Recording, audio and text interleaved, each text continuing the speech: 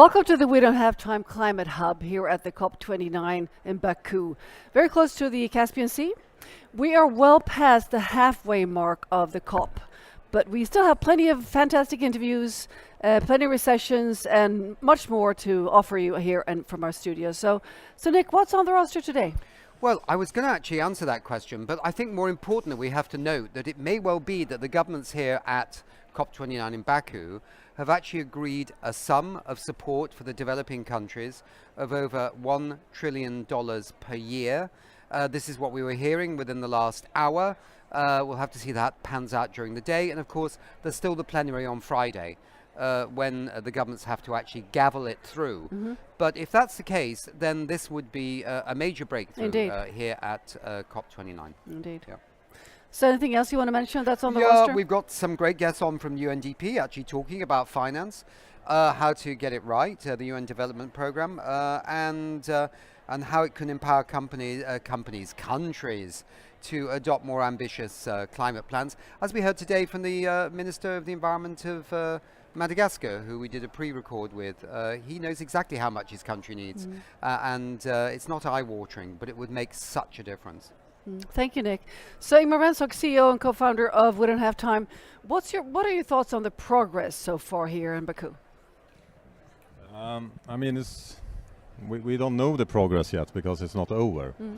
But I'm first, when I came here, I was very optimistic because I thought this would be a very depressing gathering where people were kind of in a low bottom mood. The US election didn't go in the climate direction, and we have a lot of problems. But it was actually positive energy and action. People are just carrying on as if the US election didn't even exist. That is, of course, in one way very positive. But now when the kind of negotiations are getting a little bit stuck, we're not progressing, we don't know where this ends. Maybe it ends in some very good way, doesn't see yet. We see now that some climate ministers are coming back to Baku to get the negotiation moving further. I miss something, and I miss it from the people here, also on our own show, etc. It's not the optimism I'm talking about. It's I miss the crisis mentality. We are just living like this is going in the. It's not going well. There's actually a report that came out yesterday, or if it was this morning, saying that we're not flattening out the emissions. Still rising. It's still rising. We're in the mid-century. We need to halve the emission before 2030, and the emission in the year 2024 are still rising. We have a president in the United States that will probably leave the Paris Agreement for a second term, and the emissions are rising, and people are not in a crisis mode. I mean, I want to see a little bit more reaction here. You need to face the reality in order to solve the reality. We can't ignore it. Last COP, I was talking about the elephant in the room. That was the fossil fuel discussion. We had that. The elephant came out. Now the fossil fuel are discussed at those meetings. This COP, we have Donald Trump. And people are just avoiding the topic of talking about him. And it's also this narrative that the big COP will be in Brazil in COP30 next year. We don't have a year, and the world will not look the same 1 year from now in politics. It will be much harder. So we have one chance here to really do something when we have all countries still in the Paris Agreement. We must take that chance. And in order to do that, we need to be a little bit more crisis mode, I believe. Good. So, one thing we have been doing, though, and we're trying to move the needle on climate action through the lens of methane and through a lens of a campaign called Buy More Time. And Ingmar, briefly, Buy More Time for the viewers that haven't yet tuned in and this is their first day. Yeah, so Buy More Time, it's about realizing that it will be very, very hard to halve the emission before 2030. And if we don't do that, we will risking the tipping points, we will risk the 1.5 degree target, and it will be very, very hard to solve the climate crisis. So we really need to figure out how we can do it. And Buy More Time is actually a solution campaign whereby we can also focus on the short-lived climate gases. And if we cut those short-lived climate gases, we are buying more time to do everything else. So we are in troubled political world right now.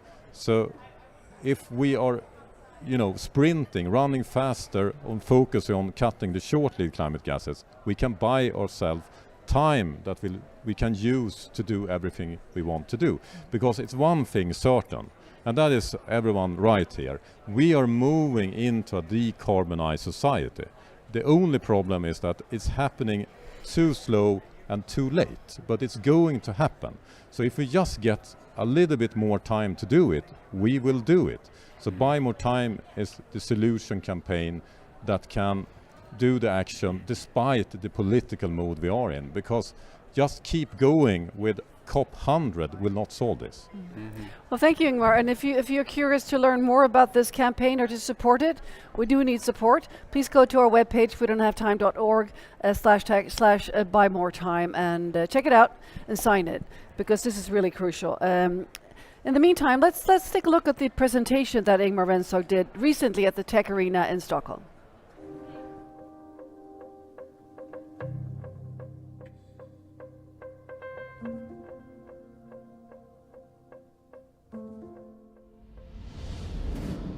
This is the climate crisis today. We're kind of leaning backwards. And the more emission we put up there, the more we're leaning it. But we can still do this, right?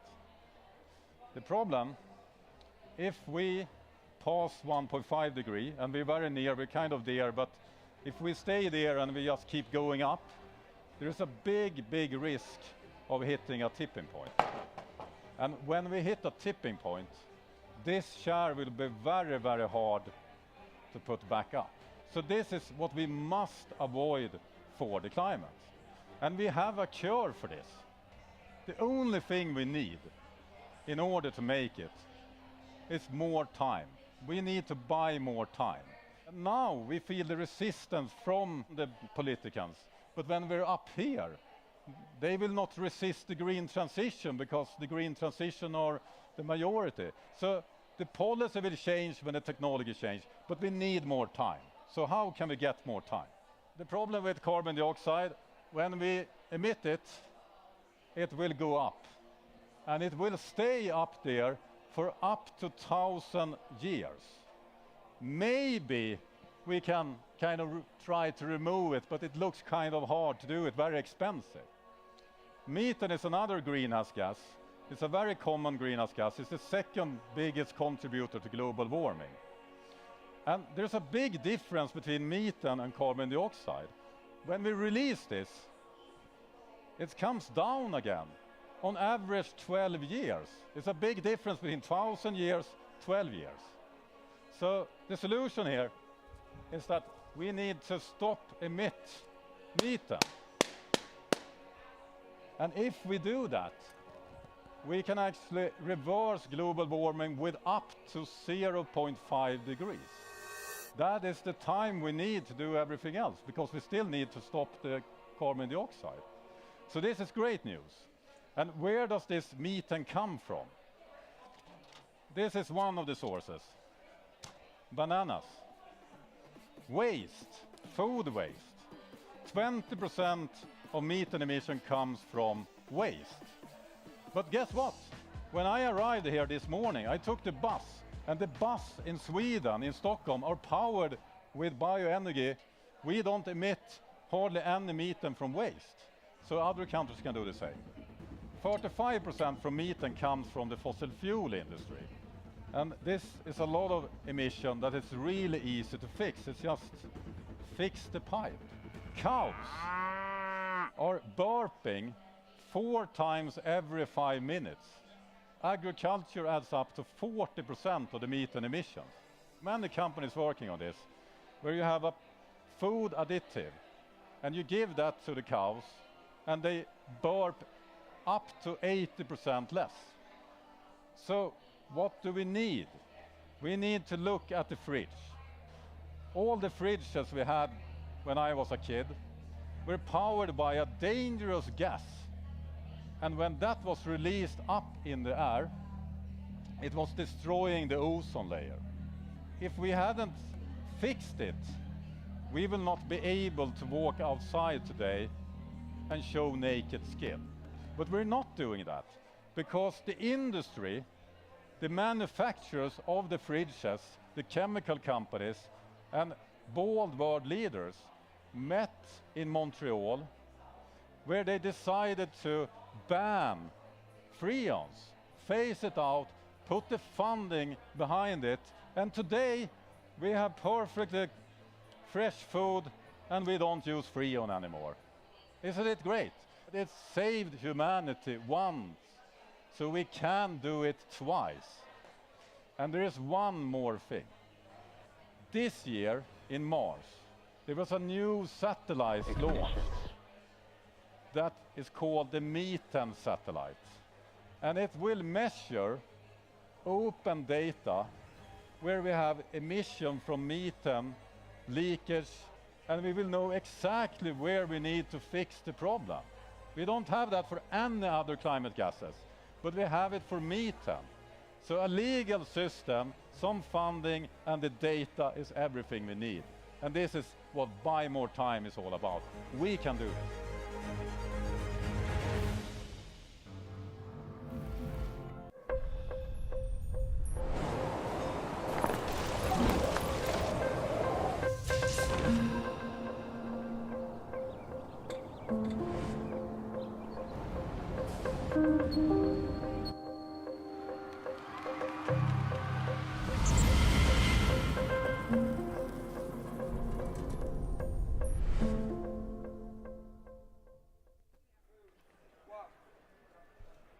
The agriculture sector, both crops and livestock, is responsible for over 10% of the global greenhouse gas emissions that are causing climate change. Importantly, it's the largest source of man-made methane emissions too. We need to get those down fast, and there have to be ways to do it, like reducing burps from cows and adopting more sustainable farming systems that rely less on intensive fertilizers, for example. On the flip side, agriculture and the farmers who produce our food are highly vulnerable to the impacts of climate change, from floods and droughts to long-term changes in local weather patterns. So we need to build resilience into farms and the food systems fast too. There is also a new initiative launching here at COP29 that might help, and we're going to hear about that today. Okay, it's a massive topic, this whole issue of agriculture and climate change, and we can only take a peek into it today. But it's sure to be a huge issue at the next UN climate conference, COP30, taking place in Brazil next year.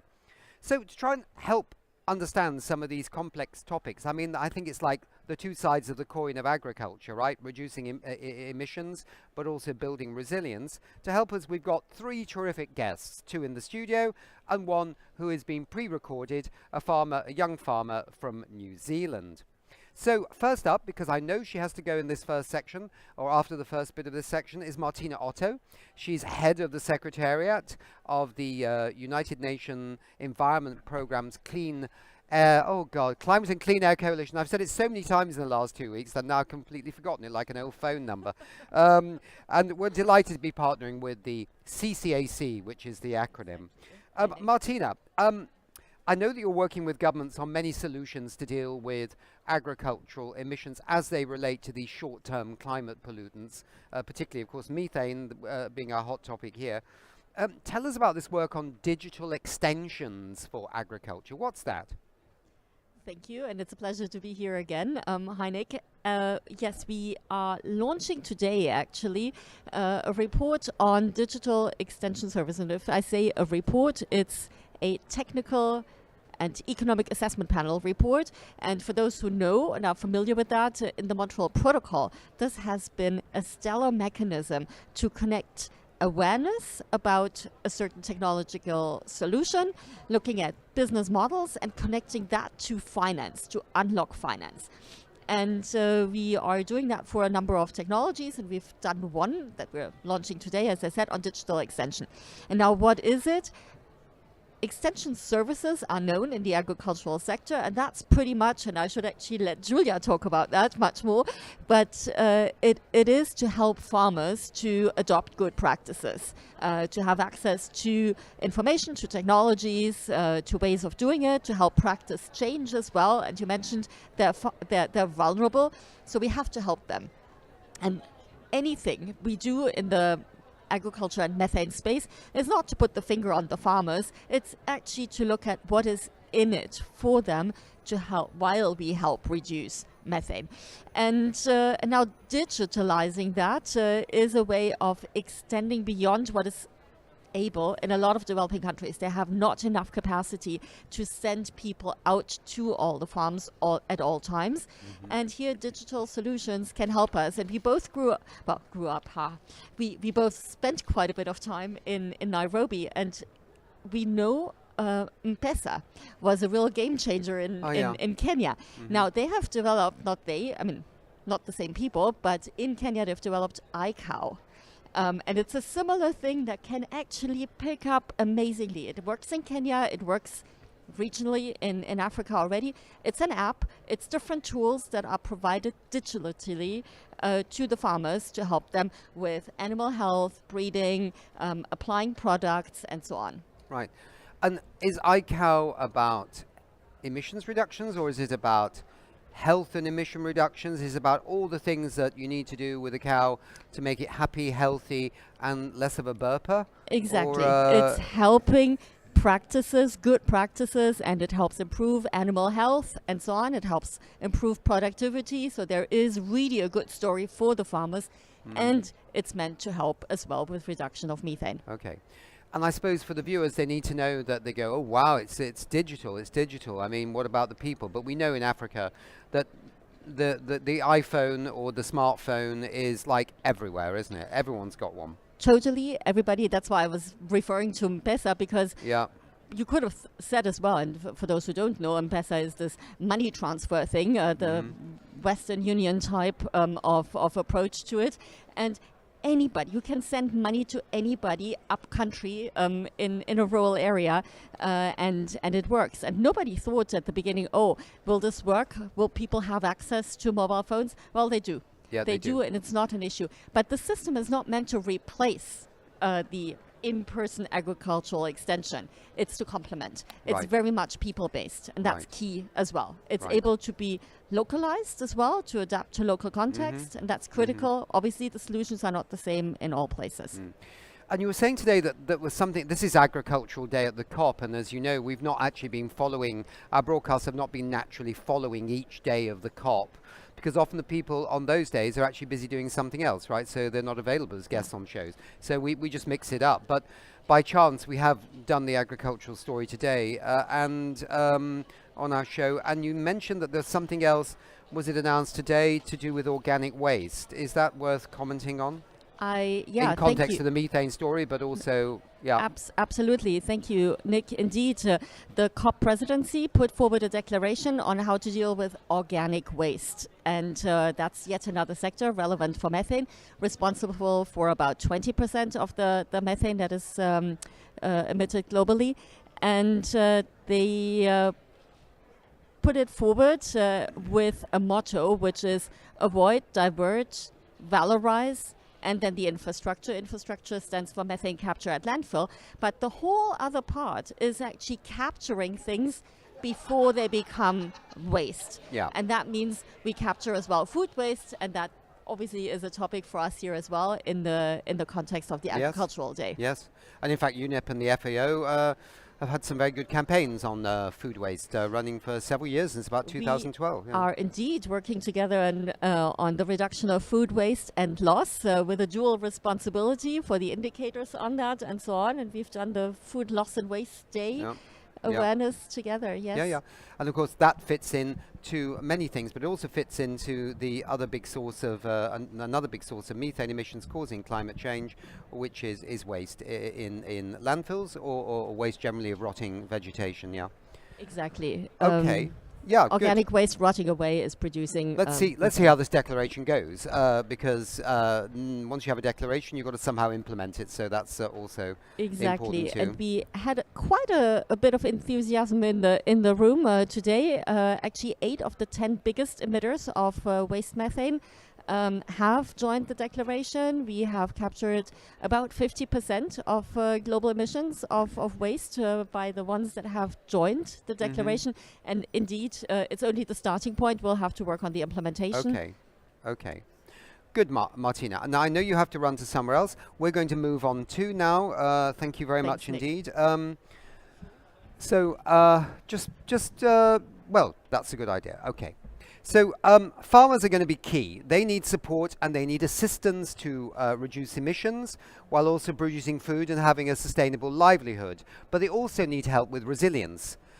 We will hear now from a young farmer from New Zealand whose family have transformed their farm from being an emitter of climate gases to being a climate positive farm, a resilient farm too, and in doing so have achieved something called B Corp certification, also working with the government of New Zealand. Let's hear from Finn Ross. So I'm personally really passionate about reducing methane emissions because I love food and fibre, I love farming, and I really think globally agriculture, it contributes around 25% of global emissions at the moment, but there's a huge opportunity to switch agriculture from being part of the problem to the key part of the solution globally. So I'm really excited about trying to champion agriculture as a big solution to climate change globally.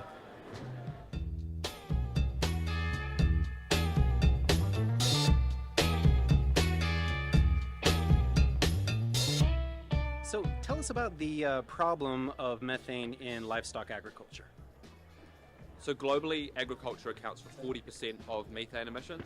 Methane's, I think, quite unique in that it's a short-lived gas. So there's people on both sides of the argument saying that, hey, we don't need to lower methane emissions as much. They're advocating for this GWP star metric because it's short-lived and it's degrading after around 12 years. But on the flip side of that, there's also a massive opportunity with methane emissions to have a real profound impact on global emissions reduction in the short term because it is such a potent greenhouse gas in the short term. So, cuts to methane emissions globally can have a really profound impact on total warming around the planet in the short term. What new exciting technologies are coming up in this field to address this problem? There's a number of exciting new technologies coming out when it comes to methane reduction. There's methane vaccines being developed, still pretty early days in the labs. There's synthetic methane reducers. These are, chemicals that are produced in the lab that you feed to livestock that inhibit methanogenesis, which is the process by which methane is created in the gut of a ruminant. It's an enzyme that inhibits the enzyme in the gut. There's also this Asparagopsis seaweed, which is close to my heart, given my PhDs on seaweed as a climate change solution. So there's this seaweed that has this bromoform compound that inhibits methanogenesis in the gut. So there's a number of really exciting new technologies coming to the table. None of them have yet been scaled up, and it's unclear if we can scale them up on pastoral farming. So easier to feed these things to livestock in feedlot situations, but a little bit unclear on how we could scale them up in pastoral farming. But there's some solutions to that as well. Like, could we put these methane reducers in salt licks or in water troughs or in bolus, which is like a slow release capsule in the ruminant's gut? So you could give a bolus to livestock to a cow, and it would slowly release these compounds into the ruminant's gut, which would inhibit methane producing. And the great thing about that is it not only cuts down on emissions, but it also is good for the livestock because it means livestock gain weight faster, and so there's animal health benefits as well. Yeah. What needs to happen in order for these solutions to scale? Funding's the big one. We need a lot of funding to go into R&D for methane reduction technologies. We also need funding to allow to finance this onto farms around the world, to scale it up so farmers are receptive. They see that not only cutting methane emissions is good for the planet, but it's also good for their bottom line with weight gains that will happen in livestock as a result. So yeah, funding this technology onto farms for farmers so that it's not a cost to them to introduce this technology on farm. Do you see any role for regulators there? Do we need to be making rules that farmers should follow? Yeah, so I think there's a really big role for regulators to play, both with the carrot and the stick. I see Denmark has just announced they'll be the first country to introduce methane pricing, which will, I guess, as a stick that'll really motivate farmers to introduce methane reduction technologies. But we also need the carrot as well. Payments to farmers so that they can adopt this technology to scale it up, and I guess that needs to come from the big food companies, but also from regulators as well. So what does this mean for the consumer? What should they have in mind when they go to the supermarket? Yeah, so the question of how much consumers will drive sustainable consumption in agriculture is really interesting. I'm proudly wearing all wool today, and from my family farm as well, which is really important to me. And most consumers don't know where their clothes come from, and where their food comes from. So consumers certainly have a big role. I have this debate with my dad quite a bit, actually. He thinks that consumers are going to drive the majority of sustainable transformation in agriculture. I say that the majority of the world's consumers are purchasing purely on price, so we certainly need everyone. We certainly need consumers to pay more attention to their clothes and their food, but we also need government and business to play their role as well. And what are your hopes for COP? What would you like to see coming out of these negotiations at the conference? Across the board at COP, I want to see deep, meaningful, systemic change, I think, like we all do. I guess specifically at this COP, Article 6 progress, I think Article 6 can facilitate really meaningful change for a lot of farmers around the world if we can be pragmatic about the way we implement these carbon markets through Article 6. So it allows small-scale farmers all around the world to access new revenue for nature restoration on farms. That's what I would really like to see. Well, Finn, thank you so much for coming and talking to us. Thanks very much. Great to be with you guys.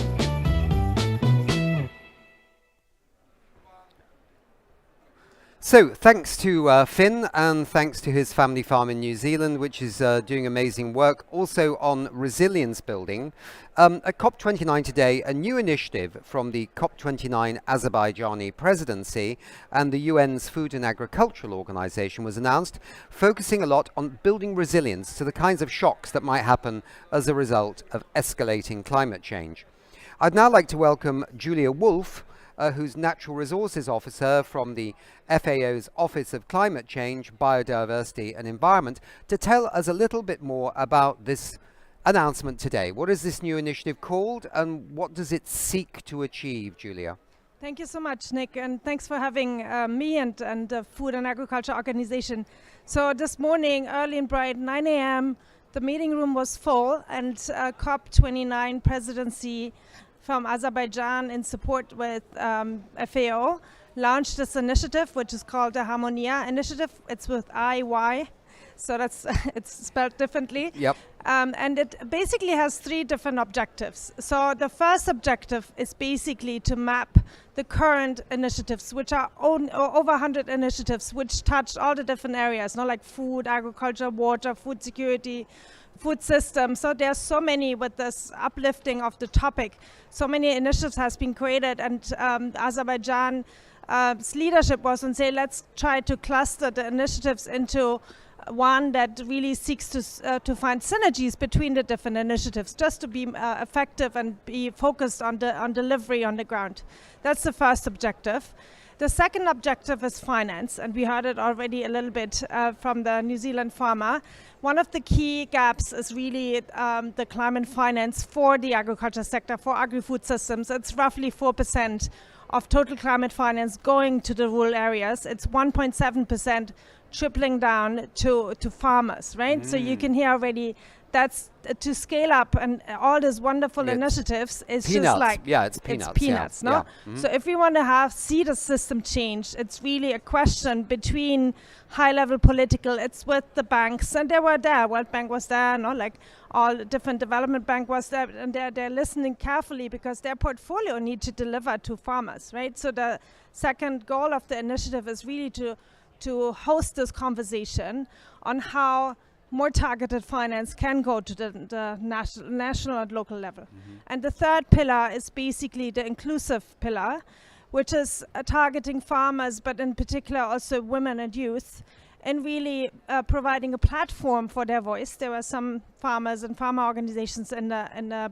a room, and it's also preparing. There will be in 2026. There will be an annual year announced of rural farmers and women farmer in particular. So that's kind of preparing the ground already for 2026. But it's really trying to not leave them out, because often in these political processes they don't have sufficient voice, including also other vulnerable groups like indigenous peoples, etc.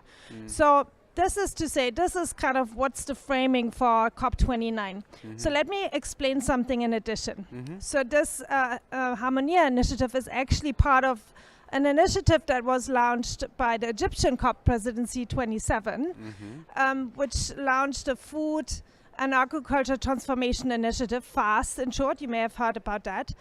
And so to avoid yet another initiative, right, because otherwise you would defeat your own purpose, this Harmonia would become a key flagship program, right? So it will continue from COP to COP as a flagship program under the FAST initiative to do what I just explained in the 3 objectives, and to really bring together a multiple set of stakeholders. So let me name them again. Also, it's the governments, the parties who are negotiating here, agriculture in the different negotiation tracks. It's the banks and the foundations, no? I mean, Gates Foundation. They're big foundations putting a lot of money on the plate, let's say, for the research, but also for food system transformation. It's the research organizations, it's the farmer organizations, it's the local representatives and indigenous people, which are also increasingly having a voice. So it's really trying to have like an all of society approach for agriculture, which is not just like a sector topic. It's yet a topic that concerns everybody, because we all eat, and it needs to be thought about transversally. So, I mean, it's interesting that there are many initiatives. It's bringing those initiatives together so that people can understand what is available, financing as well, connecting different stakeholders in a kind of common cause. I suppose when you think about going back in time over the last 20 odd years, there's been a fantastic amount of research, hasn't there? Actually building the case for how to more sustainably manage farming, obviously in different circumstances. I mean, if you compare a farm in Germany or a farm in the UK or even the United States, which can even be very different as well, with, say, a smallholder farm in, I don't know, Togo. I mean, these are different circumstances, but it seems behind all this is, I suppose the question is, do we know how to create sustainable farming systems? And then is the missing element finance to actually scale those up? In your experience, do you think we have a really good handle on what to do? I think so. I mean, there's the IPCC report, which is really clear in terms of the different adaptation and mitigation options, right? There's plenty of initiatives, but it's not just finance. It's also a lot of governance questions. And let me mention another topic that is really key here. So, and FAO just launched a global analysis on the national determined contribution, which are the Paris Agreement pledges, right? And these are like the 3rd generation of NDCs are coming now to bear. These are the ones they're doing now, isn't it? Yeah. Exactly. So there's this deadline in March 2025. There's like this high mobilization in the rooms here, also through Simon Steele, saying, okay, we really need to look at ambition setting, right? So in theory, you need to pair the ambition setting of agriculture targets, both on adaptation and mitigation. We cannot think that in isolation. In the NDC, so that's the expression what countries want to do, and the reality check on the ground in terms of what is really already in implementation, scaling up existing. There's plenty of existing great initiatives, but often they don't reach the negotiation table. So this is why I talk about governance, because ultimately to really move that to a larger scale, you need to have planning, finance. The agriculture friends need to be invited to the table. Sometimes it's diverse ministries. No, it's on forestry, it's on water, no, all the subsectors. It can be on genetic resources, right? So all of this has to come together, and that's very diverse, as you can imagine, in the countries, right? And often countries are also understaffed, no? And that's, we have the challenge here in the negotiations, but also like in particular least developed countries, right? They need a lot of capacity support, and they're asking for it here. No, there's a separate leg group here in UNFC, the least developed country expert group, and they're very clear that they need more support on agri-food systems, etc. Right? So it's not just throwing money at anybody. It's really like a process of, but it needs to be accelerated. No, I mean your topic is we don't have time to waste, exactly. right? So our vision, FAO and the different initiatives, in particular in Harmonia, is like, let's make it a focus, no? Because it's beyond just agriculture production. It's about society. It's about livelihood, and it's about keeping peace in some way as well. Because it's really important that everybody has enough access to food, so healthy food, healthy diets, and means of accessing finance, but then also technology. And capacity building support, like extension farmers. No, in many countries you have like one extension advisor for 2,000 farmers, right? So there needs to be like a technology leap as well, right? That to really get the advice to the farmer and enable the farmer to really perform what he's able to do within his livelihood. I suppose some people always say, you know, farmers are very conservative, but then one can understand why, because if you get it wrong in a poorer country, nobody's got anything to eat. And if you get it wrong maybe in, say, the USA or something, your farm might go broke, yeah? Exactly. And, but I mean, we had some shows with Unilever about 2 years ago about, you know, regenerative agriculture and bringing lots of people on to talk about it. This seemed a very good way of bridging the kind of gap between those that are very keen on organic and those, say, from the industry are quite keen on, you know, pesticides and intensive fertilizers. It seemed that the regenerative area was where everyone could kind of come together a bit and not throw stones at each other, but, you know, kind of feel a bit calm, you know. And so, but that takes about 4 or 5 years for a farm to convert to regenerative, or it takes a while for the soil to heal, I suppose. That's the term. But it seemed that many farmers that we talked to were actually getting economic benefits from that. Less fertilizer use, good quality crops, and they were feeling quite good about things. So maybe just on that, it's interesting you named regenerative agriculture. So from a farm perspective, in the end, it's the farmer or the country who picks the approach, no? Like in the past, we had like climate smart agriculture a lot. It's still done by a lot of countries. Like Kenya is very keen on. They have strategies on climate smart agriculture. There's agroecology, right? So I think there's all these different principles. For us, it's really important to look at sustainability of farming systems. It's about reduction of harmful, like mineral fertilizer, right? So and partly also which would on also repurposing. reduce methane emissions. Exactly. Exactly. So it's not like the one approach fits the bill, right? So that's really important to also not impose approaches. I think it's rather important to speak about principles and how the practices should be like not harming nature and bringing like livelihood and sustainability to. And whatever system works, as long as it can be implemented quickly and has the benefits of producing good quality food, and is sustainable, it doesn't necessarily matter as long as it's good for the environment, it's good for the people, and it's also good for the economics. Then this kind of brings everything together. That's what we need. Yeah? Exactly. Okay. Good. Well, well done working with the COP29 presidency to get the Harmonia initiative, is it, or declaration? Right. Initiative. It's an initiative. Okay, under the belt. So a win for the presidency, hopefully, at the COP.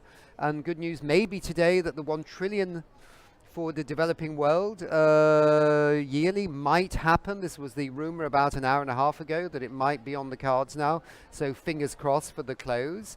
And thanks very much indeed, Julia, for being with us. Thanks, Nick, for having me. Okay, thank you.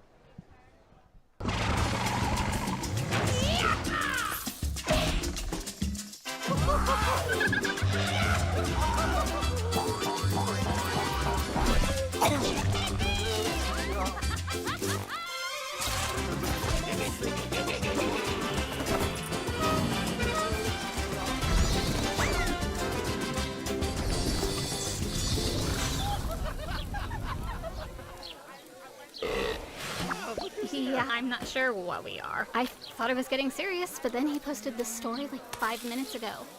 Weird. That's so toxic. Like, who is she?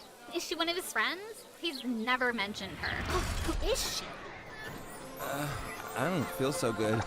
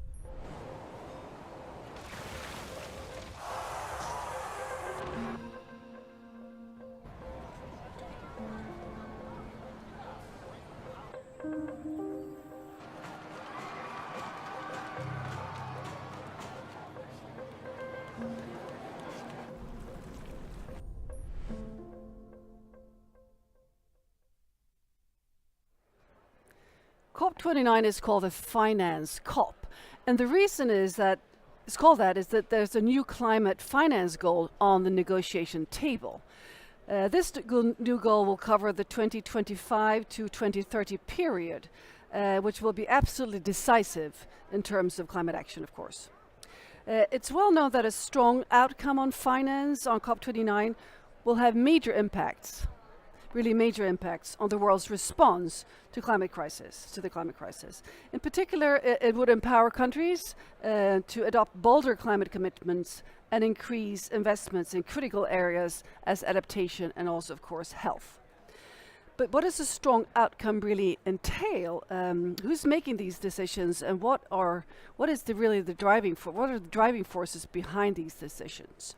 Lucky for us, we have 3 experts here in the studio from the United Nations Development Programme to help us understand these fairly complicated topics. So please welcome to the studio. We have Susanne Olbrich, Global Climate Policy Specialist at UNDP, and Rohini Kohli, Senior Advisor Adaptation Planning and Policy at UNDP, and Natalia Linou, Deputy Director HIV and Health at UNDP.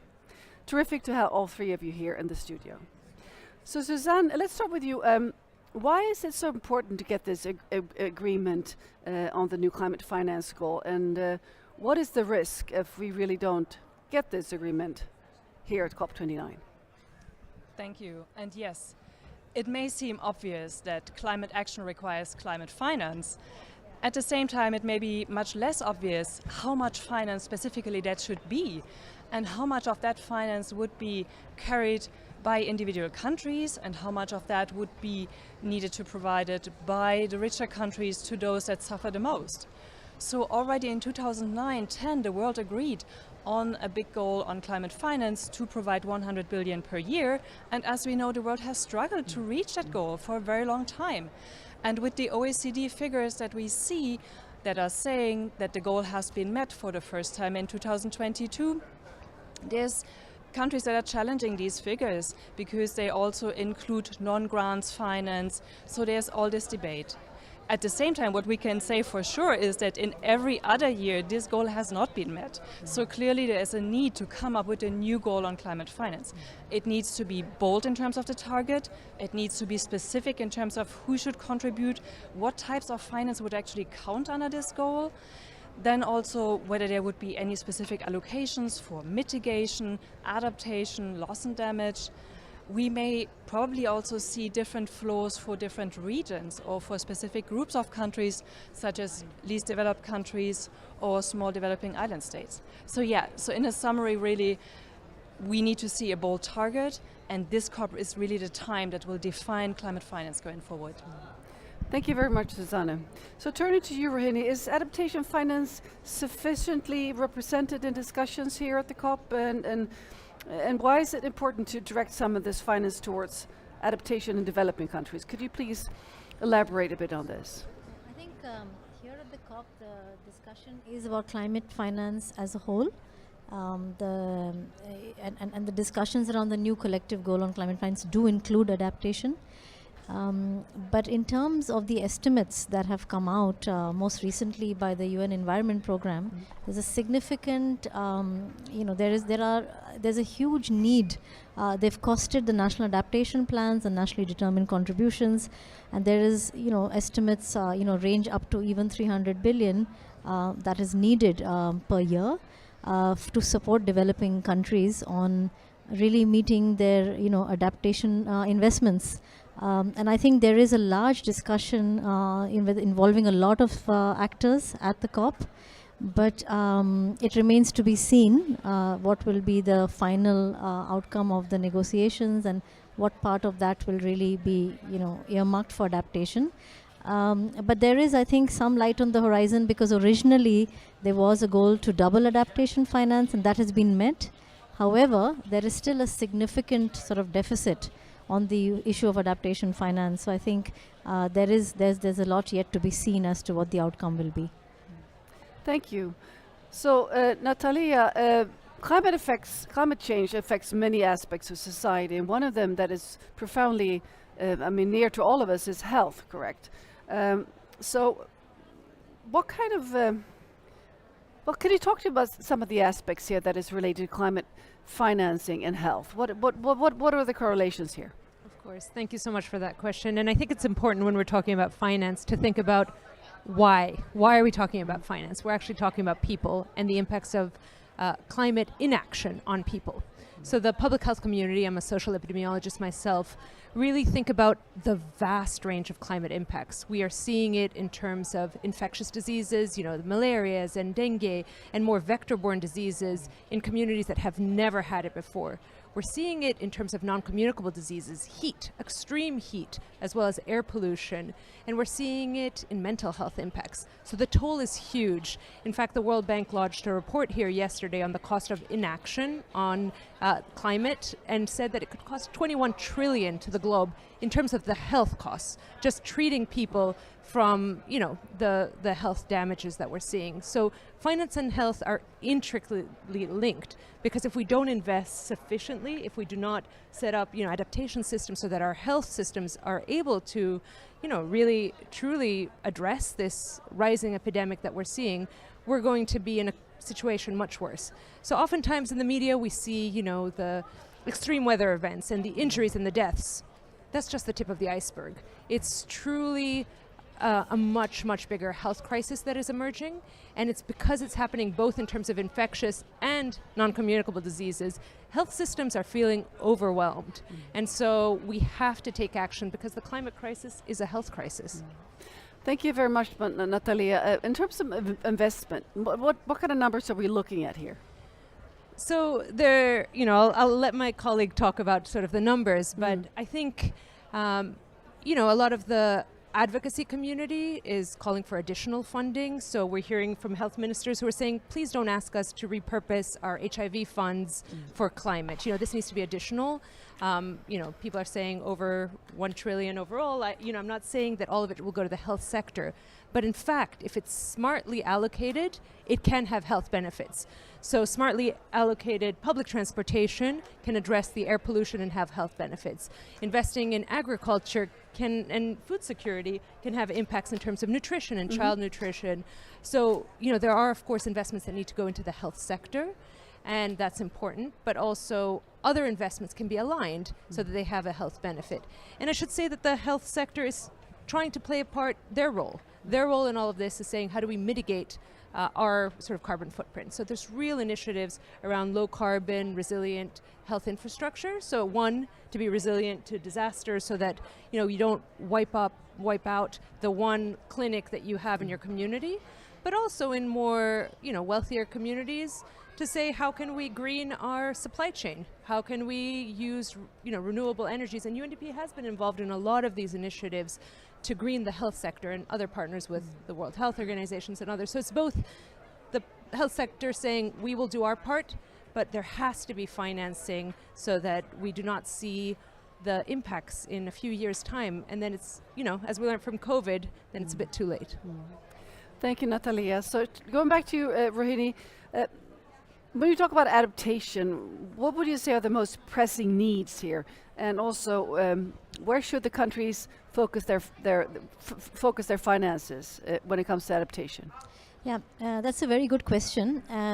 Adaptation needs are kind of context specific, but yet we know that there are lots of sectors which are really at risk due to climate.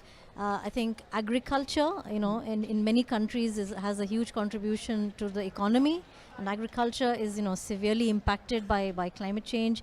As Natalia mentioned, health, is another area which, in many of the countries around the world, there are vector-borne diseases, there's heat stress, there's issues of cooling. So that's another key sector. But, we are increasingly seeing that there are actually, it's almost all the sectors of the economy, particularly the economic sectors, but there are also a lot of social sectors which are impacted. And ultimately, the impacts are felt by communities on the ground that don't necessarily think of this sector or that sector. It's actually their livelihoods, it's health, it's, so there is, I think, even energy systems, which are seen as in the climate change world, energy is a mitigation issue. It's actually very, very major adaptation issue because hydropower, energy systems, all of those are greatly impacted by climate change, and these are very, very strong adaptation priorities for countries. And I think what and clearly there is a huge amount of support required, not just in terms of financing, but also there's technology, there's capacity building. So where should countries really invest their scarce resources? I mean, we know that there's a very large percentage of domestic budgets that are already going towards adaptation. In fact, UNDP is working with several countries to kind of tag and track those. And also because of the vast needs that are there are also initiatives, working with at the national level, with the integrated national financing frameworks, with the national adaptation plans, the NDCs, there are financing strategies being developed. There are also green taxonomies being developed, to help, make sure that the private sector can start coming in. There are also, different financial instruments, bonds, there are also, there's a discussion about, debt for nature swaps. I mean, so there's quite a lot of work that needs to be done by countries on the financial part of this. So it's not to direct investment into those sectors, actually the financial system itself needs to be fit for purpose, which means working across the whole of government, across the whole of society. So to direct investment, in the critical areas. And these critical areas are earmarked often in the countries, increasingly in the development plans of countries, but a lot of the detail or the priorities are actually coming from the adaptation plans, in the case of adaptation, and the NDCs themselves are identifying those key topics where more investment will need to be directed. And it's, I think, important to say that when you ask the question, where should investment be directed? I mean, the investment has to be really seen also in a development sense. It's really to climate-proof the development sectors of the country. So I think it's very, very context-specific, but these are some of the key sectors, food, agriculture, food, health, energy systems, water. I mean, these are where the critical investments lie for adaptation. And these are actually the hardest to reach sectors because often it's public budgets that are funding a lot of that action. So, and that public budget tends to be very scarce. And that's why the discussion in this COP is also about, what is the provision of public finance globally? How much will it leverage private finance? So it's a very live discussion, but so countries can't just think about investment, but our SG has said, the UNSG, that every country needs to have an adaptation investment plan. So it's not only about identifying the priorities, but where should the investments go, but also what are the financial instruments? I mean, we have to think about new financial instruments to really tackle this challenge, along with the very traditional sources of finance which are being discussed. And I think a range of these are being discussed at the COP here. Thank you. So in terms of best practices and just in general progress and advice how to tackle these different, very diverse topics, how are these pieces of information and knowledge, how are they being shared from your perspective? I mean, because I guess that is key, that we really don't make the same mistakes in different parts of the world, that we really learn from each other's mistakes and also share the successes, correct? Yeah, well, I think there are different forums, there are, the COP is primarily about negotiation. but there's also a huge gathering of, countries that are also sharing their experiences. There are, civil society voices. It's across, so there is a lot of sharing that happens on the sidelines of the COPs. There is also sharing that happens on the sidelines in the main lines of the climate weeks, and UNDP is very much a part of those climate weeks along with the UNFCCC. There are regional forums, there are even UNDP is working with a coalition for finance ministers. So they are, sort of meetings of finance ministries. So, I mean, from UNDP's point of view, I think we are actually part of, sort of really supporting different communities of practitioners to share these experiences. So it's happening at the global level, the regional level, and often, also between, I think with our workshops on the NDC 3.0 this year, there were there was a lot of regional sharing on the NDCs, on the NAPs, and also around the financing around these. So there are quite a lot of forums where countries are able to share their experiences outside of the negotiations, to learn from this. Thank you very much. So Suzanne, what's next now in terms of this conversation? How will this conversation in the area of climate finance evolve in the future, and let's say over the next few years, and what should we keep an eye out for? Yes, we'll certainly see very, very high demands for finance. And the thing is, finance exists. It has to be spent in the right places. We do see that there's a large number of countries, developing countries, who are spending a considerable part of their national domestic budget on climate-related activities. And imagine how much more we can free up if fossil fuel subsidies were abolished.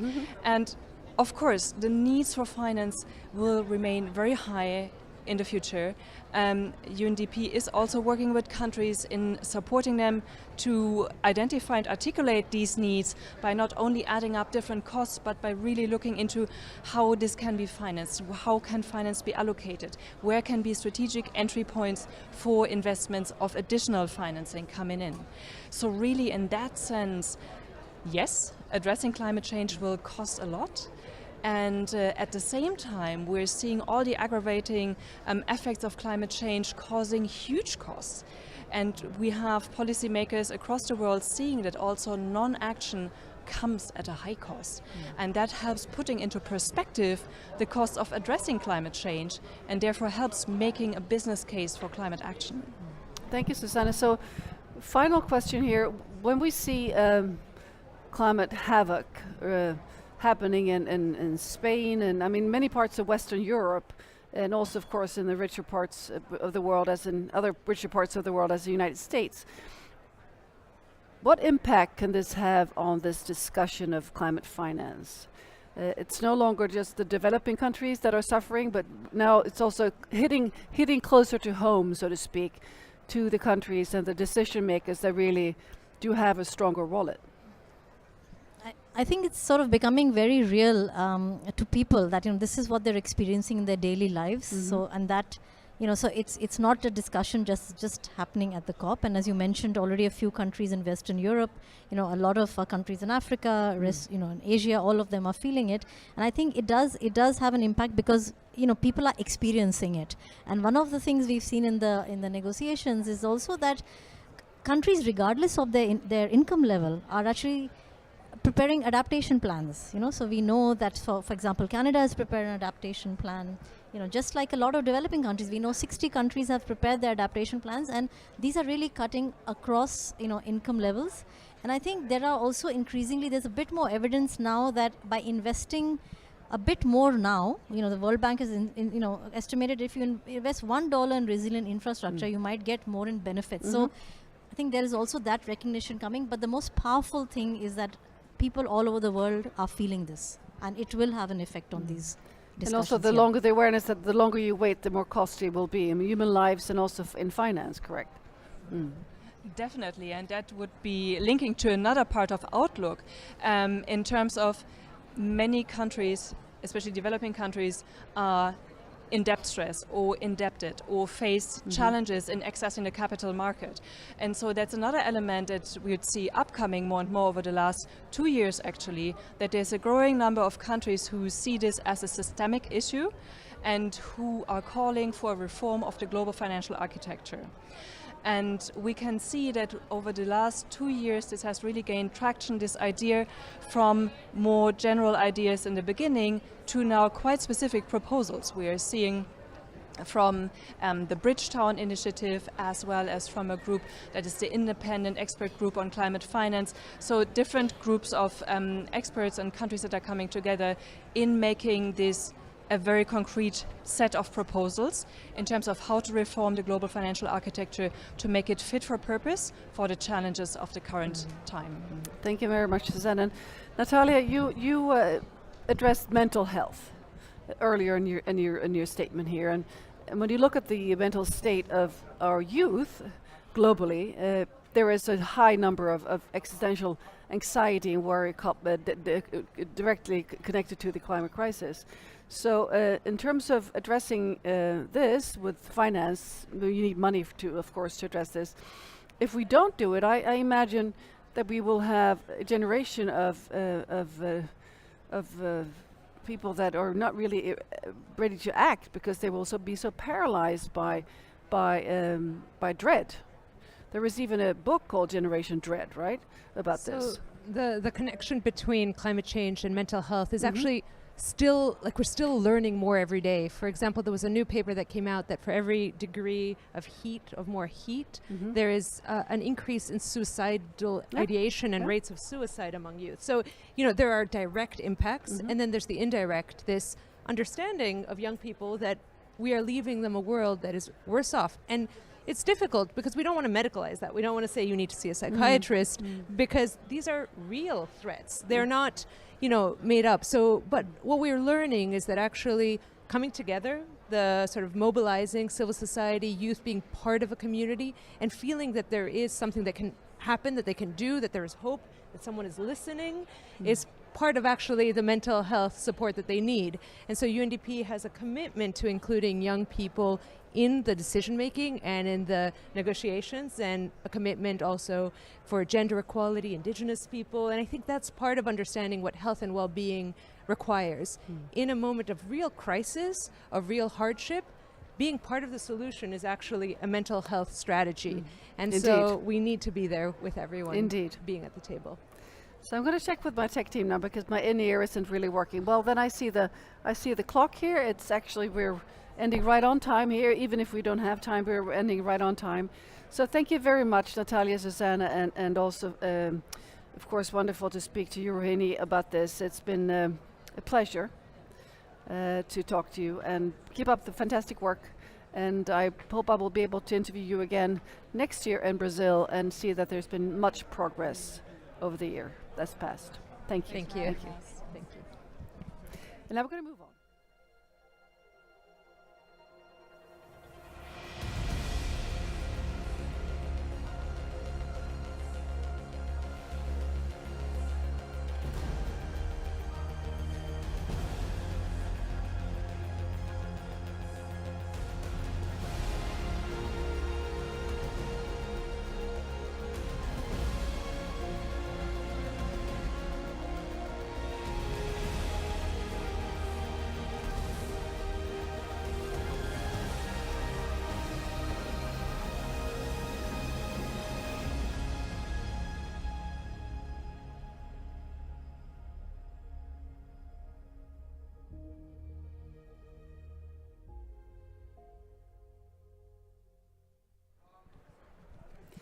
So national climate pledges must not only reflect the real needs of different groups, from indigenous peoples to women to young people, but must also capitalize on their strengths and expertise to ensure climate action that it's really successful.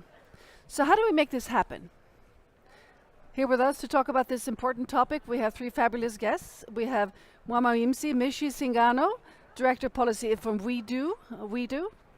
And we have Nikki Becker, climate communicator and activist, Jóvenes por el Clima. Is that a correct pronunciation? Thank you. And Christina Koch, is that correct? Yes. Policy and Advocacy Coordinator, Indigenous Peoples' Rights International. Terrific to have all three of you here.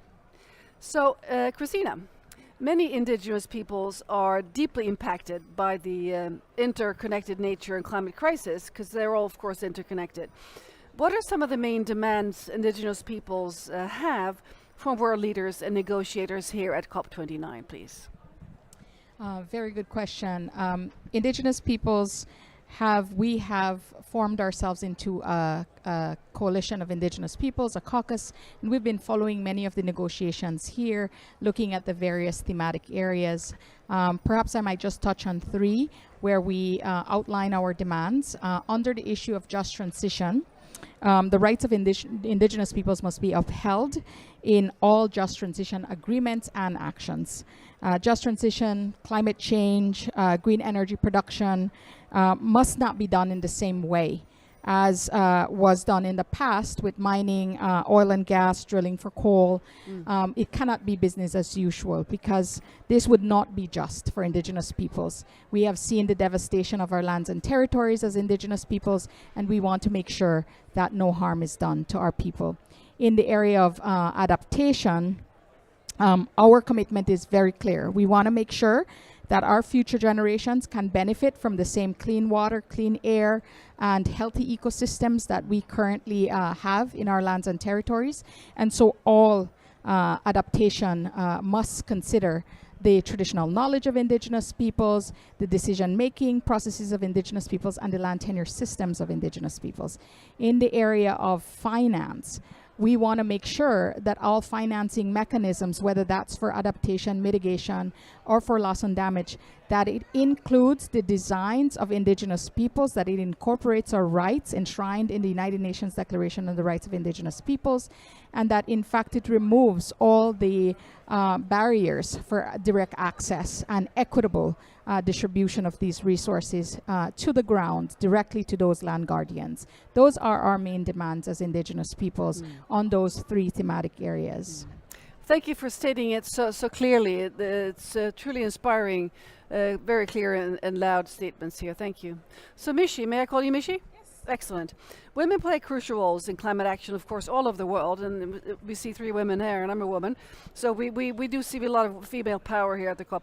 So even if we are here, we're really not fully represented on equal terms as the men here. We can see the family portrait of the COP negotiators or the representative countries. How do you find the women in that image? It's not really easy. So how can we increase the representation of women here in these negotiations, Mishi? Yes, I think as you've said, our representation here is not equitable, and there are some of the problem, which is the UNFCCC problem, but most of it is also cultural problems. That's why it's cultural and national problem, and that's why for us it's really important to understand that we cannot have climate action without gender equality. So one, we need to address gender equality issue and gender inequality issue in our own context, because if, for example, you need head of a delegation to be the head or a minister, that definitely the country that doesn't appoint women to be ministers, then they will never head it, even though we might have policy here to say we need gender equality. Or, as you've said in the family picture, there are a lot of countries that they cannot see themselves appointing women as the head of the government. And if we don't have women at the head of a government, the family picture of UNFCCC, it will always be majority men. So there is a direct link of the work that we need to do to address gender inequality, stereotype, biases, and structural inequality that are ingrained in the society, so that women have their position and have their space in the decision making, like in the UNFCCC. But also we have other problem. For those women who, for example, have already attained certain level of education, they have access to resources, and they came here, this is complex process. So women need more support. So they need, for example, support in training. They need support in accessing finance. We have a lot of women, for example, from either civil society or the government, who keep on telling us that our government doesn't prioritize us for funding when it goes to COP. So they need to seek their own ways to find resource to mobilize to come here. And when they come here, they also need support to understand the mechanism and how that it works. So there is work, there is a lot of work and the intersection of climate and gender, and that's why we are here to address it. So Mishi, are you finding that there is progress here, or is it stagnant? The progress is very slow. So, for example, the UNFCCC launched composition report, which has shown actually there is a progress in terms of the civil society between last year and this is the SB. Civil society has a representation of more than 50 of female delegates. Also, in their leadership of the NGO, there was also almost parity of 50 or 48, depending on the either it was SB or it was in the COP. But when it comes to the government, the problem still persists. We have almost 34% women. When it comes to head of delegation, number going down. So there is systematic challenges that need to be addressed, especially with the government. And I think civil society has demonstrated that if you put effort, resources, and work, we can flip the coin. It's a lever. Yes. Thank you. So, Nikki, you are founder of the organization Jóvenes por el Clima, and it's a leading youth movement in Argentina. And you focus on climate education and also advocacy. Impressive work you do, by the way. So, young leaders as yourself are not very well represented in these meetings. What should genuine youth inclusion look like from your perspective? I think since 5 COPs before this one, we are seeing more young people participating and coming to COPs. But the thing is that maybe they invited us to be here, but not to have a real participation. And we don't have a real influence in what is happening inside negotiations. Our expectations in general are not fulfilled. And I think that's a problem because, for example, well, I will not talk about my country because the government from my country decided to withdraw all of our delegation last week, which is a disaster. But you're still here. Yeah, I'm still here, and there are a lot of Argentinians here, and we are still in.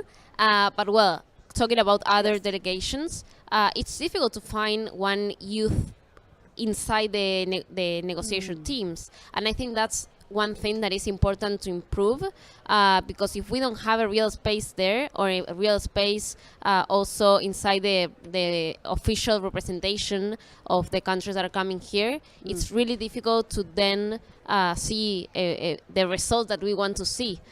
So in general, maybe they think that our role is to be, organizing only protests or giving interviews, but that's not it. That's part of what we want to do, but also we want to be part of that conversation, which is the real one, and where in which we want to have an influence in.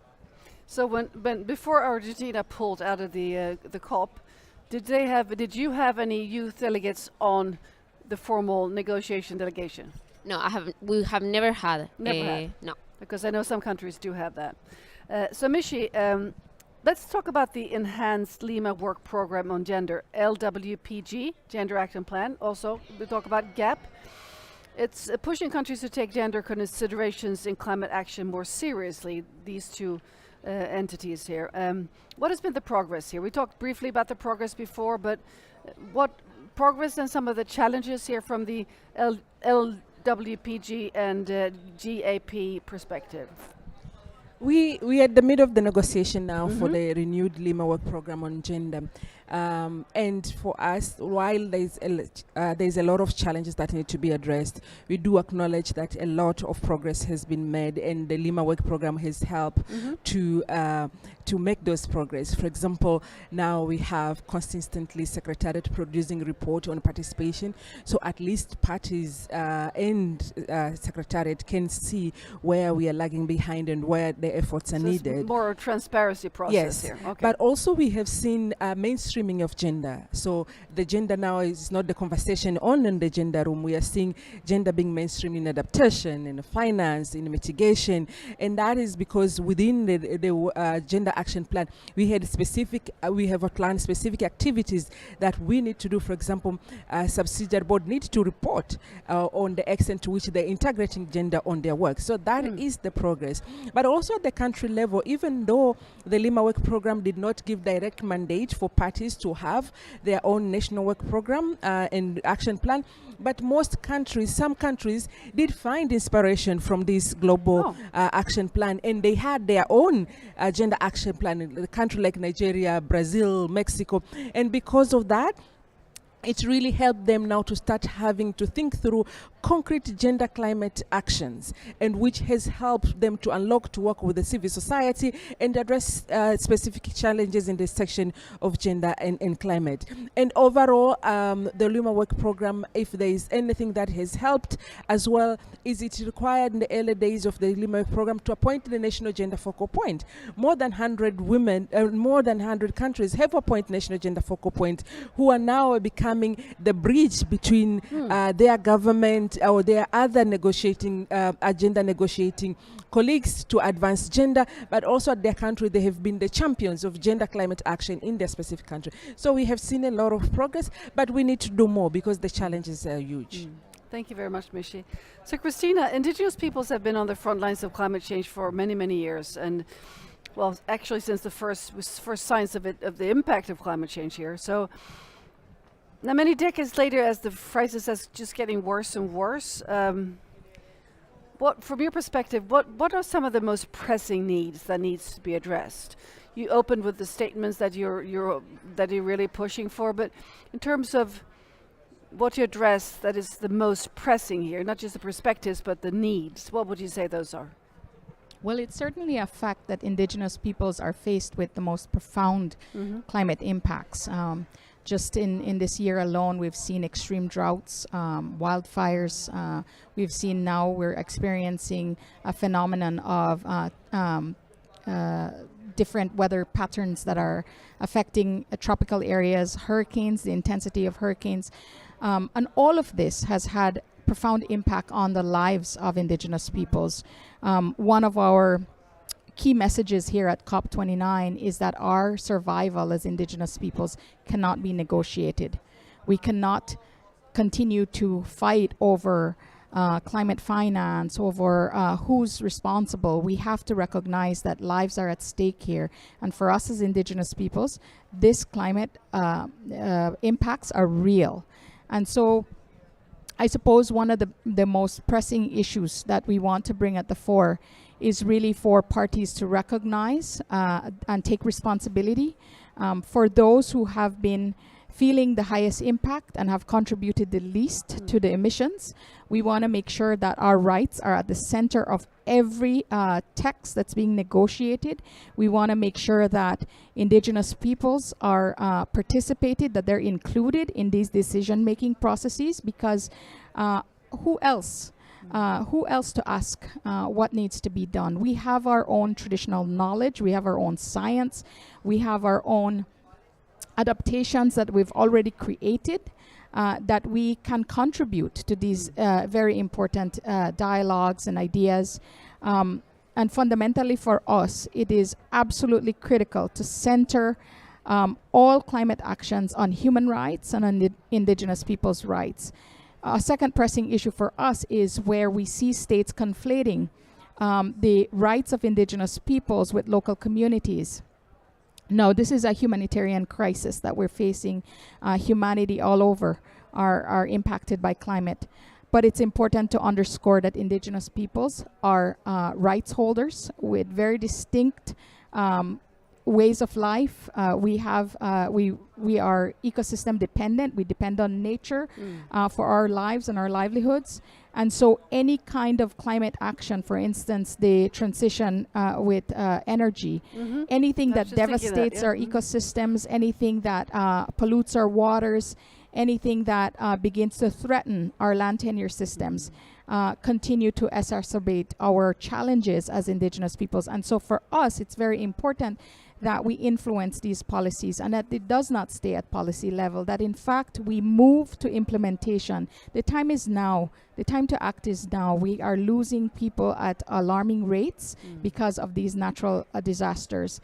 And finally, my third point in terms of pressing issues is the situation of indigenous land defenders. Our lives are sometimes the price we pay for defending our forests, our lands, our territories, in particular indigenous women who are targeted, whether that's through the expansion of protected areas where lands are being grabbed or whether it is through projects that are being implemented, renewable energy projects even, that basically begin to then deprive and violate indigenous people's rights. We've been documenting the criminalization of indigenous peoples all around the world, and we see an increasing number of violations, even with climate action, pursuing climate actions. And so this, for us, this is really important. We are calling for all states to protect indigenous peoples' land defenders and to protect our land tenure systems.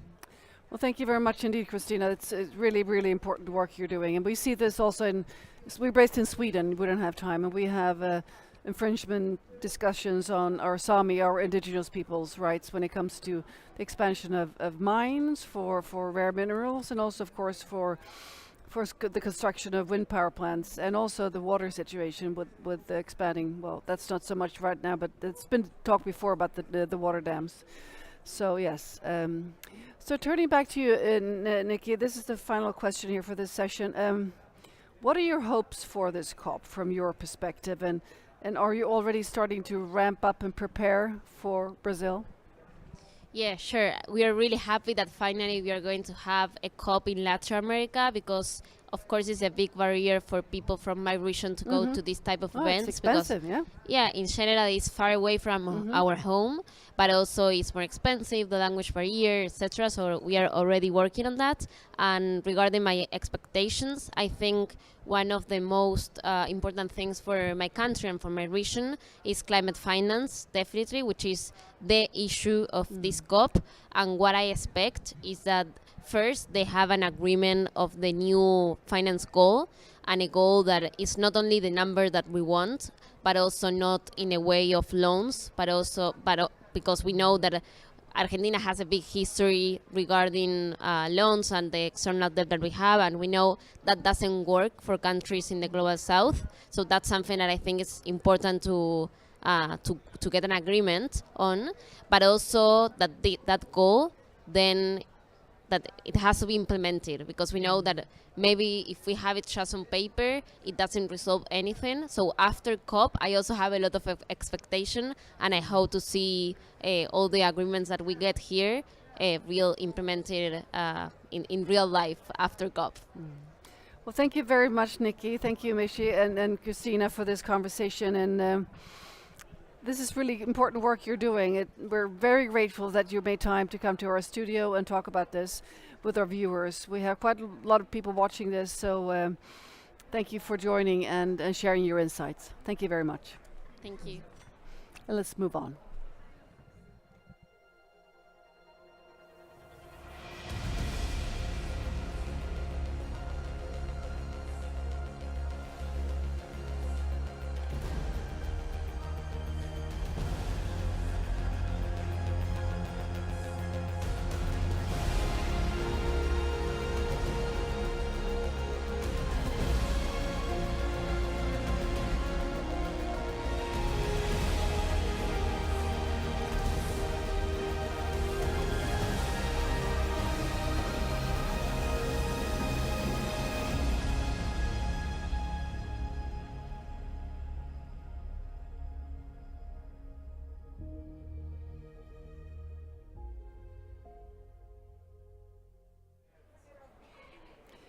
We're now going to revisit a very interesting panel on food and food production. It was hosted by the Moleskine Foundation. This panel explores how creativity, local engagement, and innovation in food production and our approach to food can be indeed connected to the larger macro-level challenges in transforming our food system. So the panel is led by Claudia Giampetri, Director of Healthy Food, Healthy Planet, who works to create change from the ground up. And the panelists are all creativity pioneers, so this is really exciting. And this session was recorded at the Creativity Revival 2024 in Milan, and this was last month, so please enjoy. Great. Welcome, everybody. And welcome to you all as well. Clary, Adriana, Marco, and our amazing translator, Julia. Welcome. So, food systems. I need to stand up. Maybe take a moment to think about the last meal you had. No. Maybe think about a typical meal that you would have at home. I don't know, last time you were at home, went to your market, supermarket, grocery store, you bought some food, you went home, you cooked or somebody cooked for you, or you cooked together with somebody else. How much do you know of the journey that that food has taken to get to your plate? What do you know about how it was produced? Who worked in that supply chain? How much do you know about, I don't know, for instance, how much water it took for it to be produced? How many pesticides? How much the workers were paid? How do you know about how healthy it is for you, for the planet? I find myself that often when I ask myself the question, I don't know all the answers. I don't always know. And there is a system at place that makes it very difficult for us to really know and really make good choices. So if I say food system and the need for a transformation of the food system, what comes to mind? What are the few things that comes to your mind? What do you associate with the problems that we attach to food systems? Just open the floor to anyone. How about like capitalizing food and the branding of food? When we have like this at communities, that we create some farmer markets and we can buy stuff from there, and we know where they came from, or we go to the supermarkets and buy like the brand and all the ways they're happening. So yes, always I'm thinking about community and how like smaller farm markets are working better. This is what comes to my mind. How communities stay trying to keep their own food systems with farmer markets and indigenous things of food and etc. And related to that, I'm always thinking about how many very natural produced food is now wrapped in many plastics that they are not necessary. I mean, for example, I see peeled oranges that they are now wrapped because it's too much work for us now to unpeel it. Yes. Sorry, just to say how unhealthy the food that we have available is now. When you see the ingredients, how much you cannot recognize anything that you read over there. And where do we actually have our biggest lever for impact? So is it the packaging? Is it the production of the food?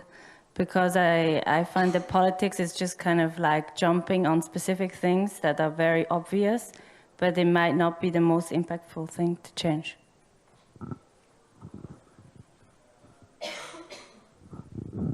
The gentleman in front mentioned branding, and that's the whole thing, branding, communications, what we're being shown in media, what people in influential positions are telling us, what should an apple look like, how should it be packaged and branded. So there's a lot of that is shaping consumer perceptions. Sorry, one thing that comes to mind is seasons. I'm very conscious of which season I'm eating a food in. And if it's not in season, I'm wondering how it got to me. Indeed. So the food that is made available and affordable to us is a disaster for us and the planet, which is per se a very disruptive concept. Because eating healthy, just sustainable, justly priced food is not for everyone, which is incredibly unfair and unjust. It's a justice, it's a rights issue. you said something, a bunch of you said, you know, made me think about one of the issues is the relationship with food and the fact that we have transformed food in a commodity. It's a product. And the experience that our colleagues here are going to share are experiences that actually bring us on a different journey, in a different direction, where we change our relationship to food, and food stops being a commodity, a product, but it's a shared responsibility. And if it's shared responsibility, then it's about the people rekindling the connection between us and rekindling a connection through food with the planet. Now, let's go on the journey together. You are all working in very different contexts, from Greece to Spain to Italy, very specific contexts within the countries. And I'd like first to set the stage on what are the challenges that you face? What is the context that you're working in before going into the superpowers that you use to sort of ask questions that get the creative juice going in your own work. And let me start with you, Marco. What is the context that you're working in? You have the mic there. Okay, thank you. I'm Marco. I'm the president of social cooperatives that work on the south of Italy, in Puglia, in a small town near Brindisi. And I'm not so comfortable with the English, so I will read my intervention. So our main project is called the X-Farm. X-Farm project starts from the consideration that the rural areas could return to have a centrality in the development of territories. Imagine to have a land where represents many bad things. We start from macro lens, and we have climate change, desertification, and less soil fertility of the lands, the impact of the industrial agriculture on the ecosystem, like less biodiversity.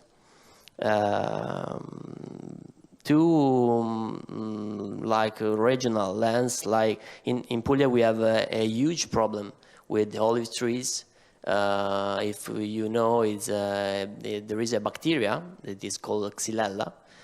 That is destroying the entire landscape of olive monoculture, because we have a monoculture in the south of the region of the Puglia. At this moment, we have about 20 million of trees dead for this problem, and many of these trees had more than 100 years. So you can say how big is this problem. So in Puglia, we many times talk about exploitation of the workers in the agricultural sector. And mafia and organized criminality uses farms many times like a money laundry. And there is a big problem with the lack of a generational exchange. So our vision is to transform all these bad things in a manifesto of good practice in ecological, economic, and social and cultural way, using the farm like a big school for the community in which we are, and the territory, in experimenting new models of farming, but with a strong connection with traditions and memories of the farmers of our territory. So in 2017, we start to manage 50 hectares of a confiscated land owned by the municipality of our municipality in San Vito de Normanni, without any competencies in agricultural sector, but with a strong vision that want to create a learning process for the community, to start thinking about a new protagonism of the rural area. At the same time, the great challenge was to make this process sustainable economically, demonstrating to the local that farming is possible in other ways. So before this work, we managed a cultural center in the same municipality, transforming an old winery in a social innovation center for the growing of the ideas of the local younger. So we use the same tools to start the managing the process of the farm. And the first tool is opening. So we don't have a strong idea in how to manage the agricultural process. But we try to create an open process where people could be protagonists of his own ideas. The X-Farm vision is constantly changing, influenced by the people that decide to be part of this process. The second tool is multifunctionality. If we want that a social enterprise have to be sustainable economically, we have to mix activities, targets, and economic sources to be resilient and not depending by only one kind of revenues. And so the third is mixing innovation and tradition. So we don't have to be, we don't want to be an alien for the local community. We want to talk with old people and explain them that they had a very important knowledge that they didn't use anymore after the Green Revolution. So today we are 12 people in our cooperatives that works on the regeneration of the lands. We organize events and festivals to attract people and share vision, producing many products. So we do a lot of things to transform these bad things in a manifesto of good practice. Thank you, Marco. Adriana, tell us a little bit more about your context. And are there any connection or bridges to the challenges that Marco just mentioned? Well, I'm Adriana, I'm part of Grigri. It's a cultural association based in the south of Madrid, in Vallecas. It's quite a popular area. So I think the context is very different. So we are facing, I think, different issues.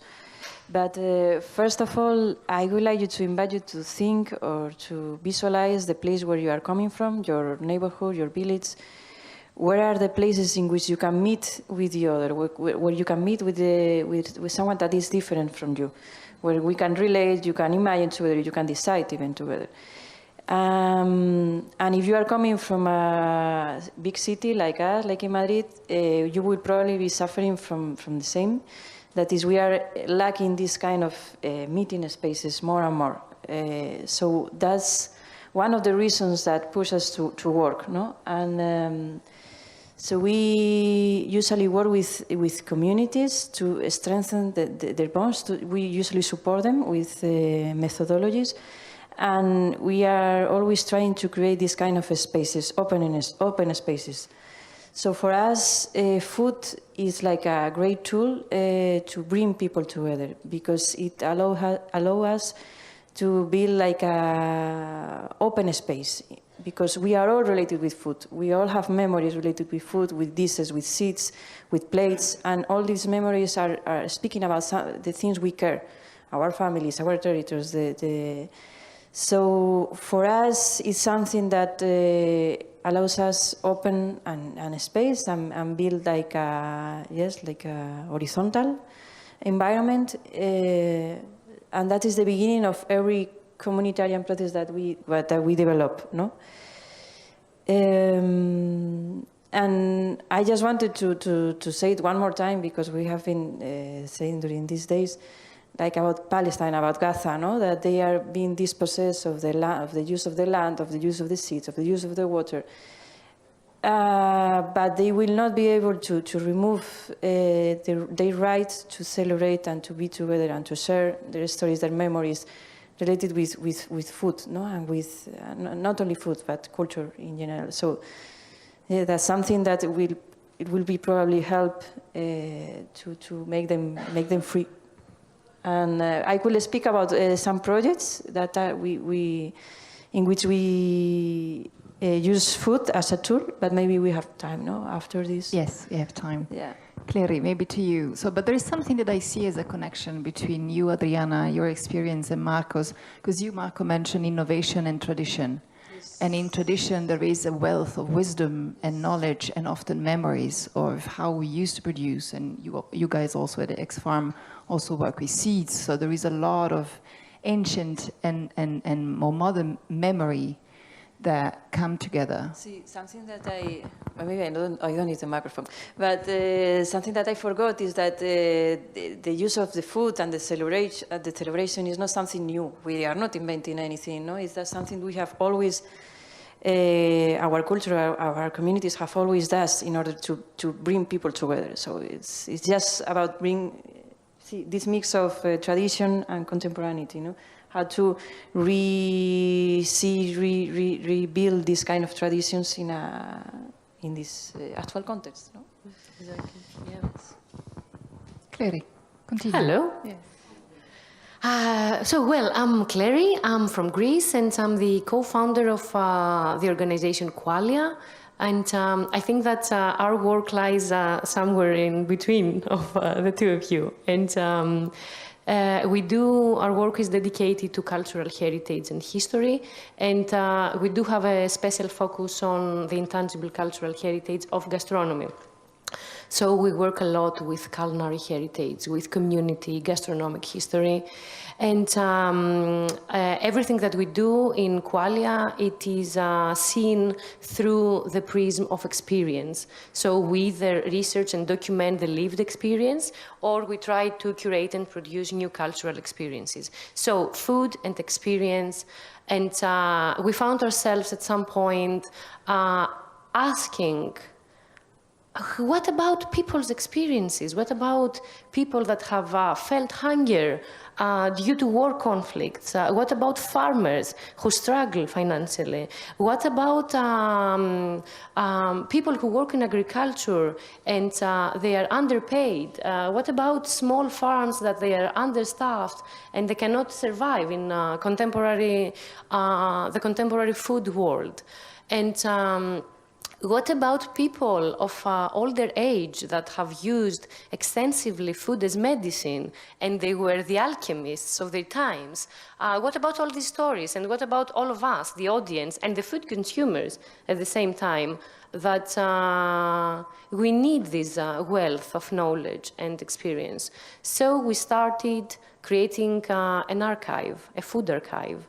We started conducting oral history interviews with literally everyone who had to share a story, with seniors who have huge knowledge about food, traditional methods of growing food, traditional recipes, people of local communities, Roma communities, and farmers who actually are the basis, are the structure of every product that we actually consume. And they are the basis also of the touristic industry, because gastronomic tourism is a huge industry.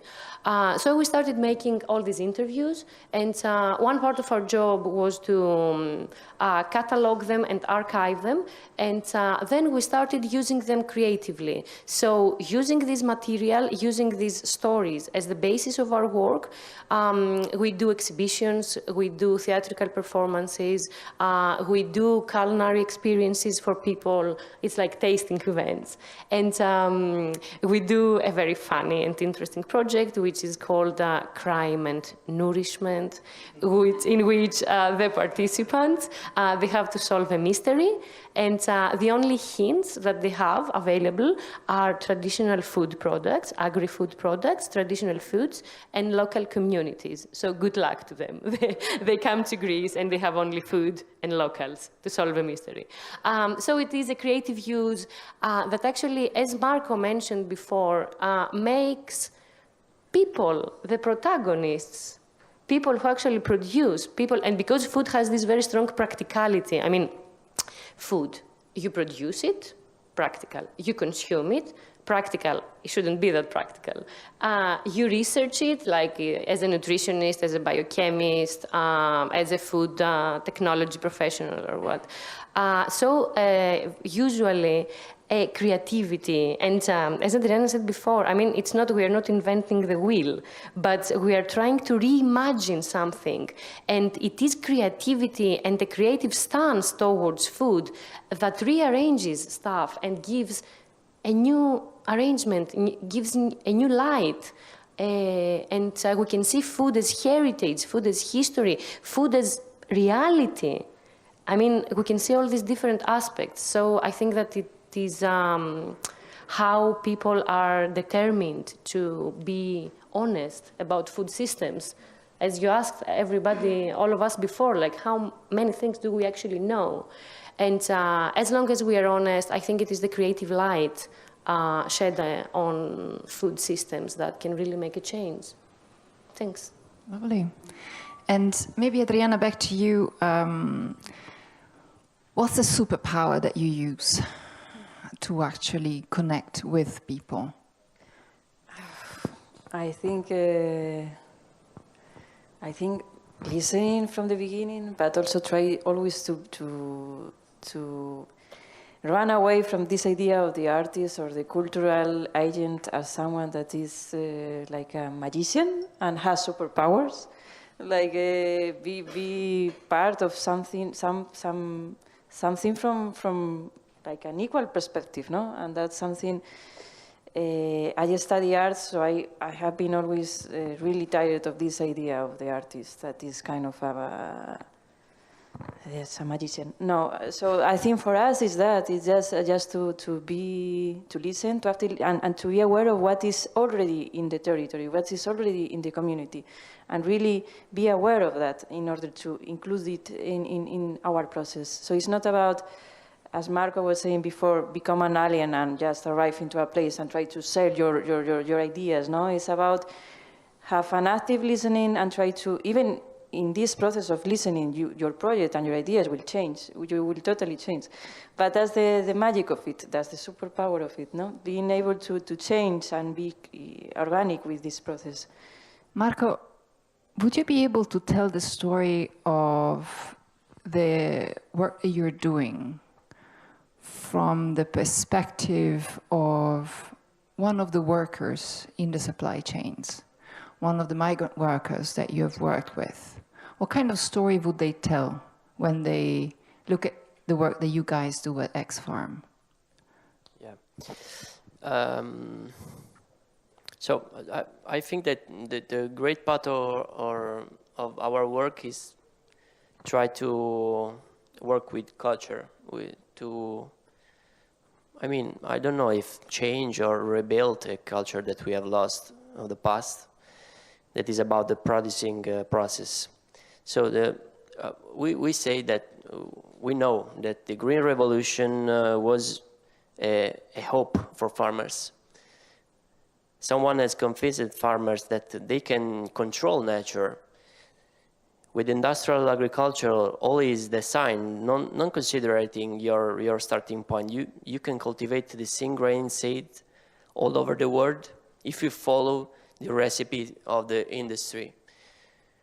You have to till the ground, you put some chemicals, fertilizer in the soil, make treatments with a calendar, with pesticide, not influencing maybe by the weather conditions. And you can harvest a big amount of products.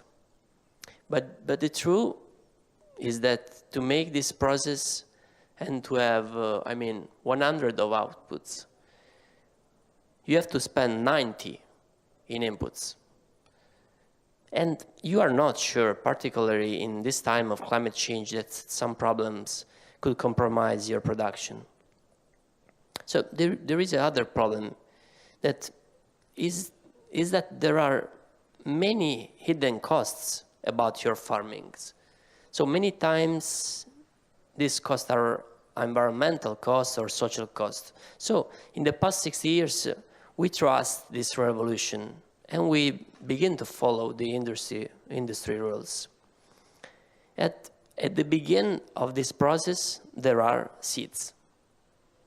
So industry said that they are working in seeds that are resistant in dryness or to some illness or are more productive than traditional seeds. So the industry works on hybrid seed, that are seed that doesn't produce the same seed at the end of the productive process. So I mean that at the end of the process, you can't reproduce the same plant by that seeds that you recover by your plant. So another important thing is that now in Europe, you can cultivate and sell only variety that are in a register, in a European Union register. So if you find a local variety that is not in the register, you can't have a production traceability. So it's almost impossible or very difficult to enhance your local product. In this way, farmers are losing all of the power that they have built in the past. Seeds and farmers were every time in a co-evolution process. So, in which selection of seeds was depending on the territories where they are cultivated, of the culture of the community, of the environmental conditions, so on. So seeds preserve all the story of our evolution in this world. Lost in biodiversity, in this case I'm talking about agrobiodiversity, so of vegetables, means lost in stories of people, lost in possibilities for responding to climate change challenge, for example. So in X-Farm, we use agrobiodiversity as a tool to rebuild a lost knowledge of the community. We plant non-registered vegetables, like, I don't know, have you ever seen a green or red eggplant? You ever seen? We have in our land. So we have black tomato. Yes, black tomato is more, yes. But we have black sweet pepper. So we have a lot of different kinds of food because we want to share the possibility that it's possible to produce different kinds of food, but to demonstrate to community that diversity is the only way to have a sustainable process of producing food. We are now working in collaboration with a research project in which we are trying to understand how to rebuild these rights of a free circulation of seeds. But at the end of the story, the truth is that if you are able to reproduce your own seed from your cultivation, you have a big power.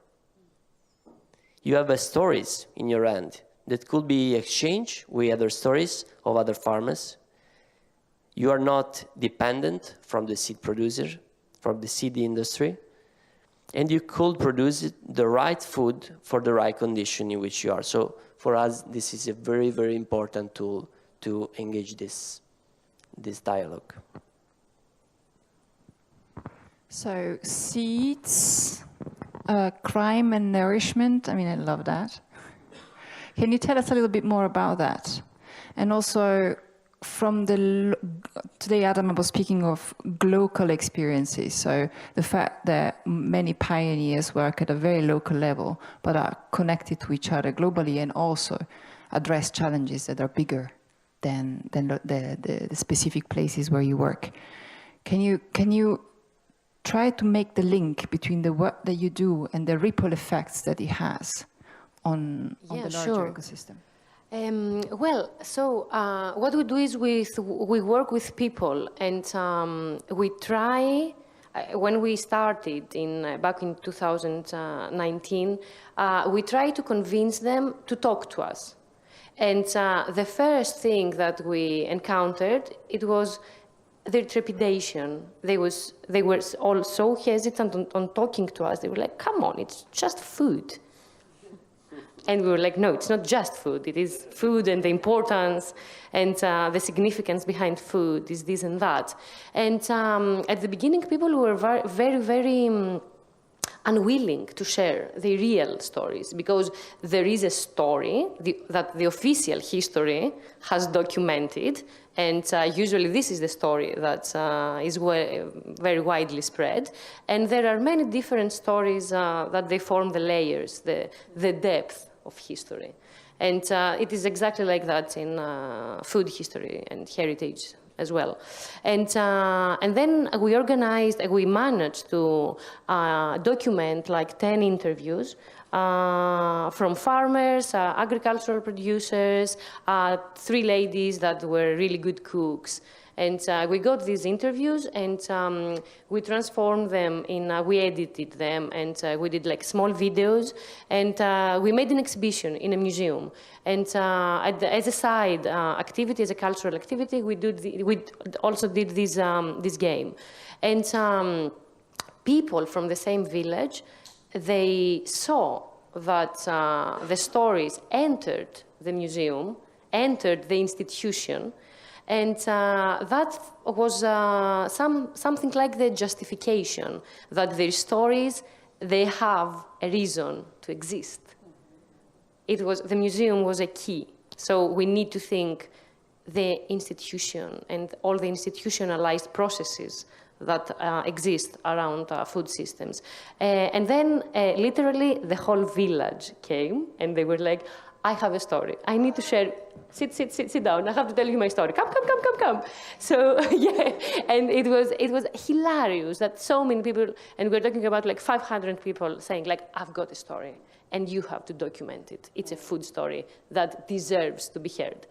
And then we translate all this material. So because language can be a barrier in our work, and I think that what it was, the first line, the first timeline, we started from it is just food, and we ended up documenting stories from people that opened up. People felt safe, and they felt that their experience is worth the documentation and the promotion. And people started expressing their opinion based on their experience. They said that back in the 70s, it was a huge mistake. We live in the region of Thessaly, and there was a lake there that the government back then decided to dry up. And people were saying on the next big flood, the region will be destroyed. And that happened in 2023 with Lake Karla. So that has a global, I wouldn't say global at the moment, but that has an effect that leaves the small region of Thessaly, a small Greek region in the north of Greece. It leaves Greece because the creative approach that we employ makes these stories reach an audience, a pan-European or maybe even international audience, because we create a cultural project, a cultural product based on these stories.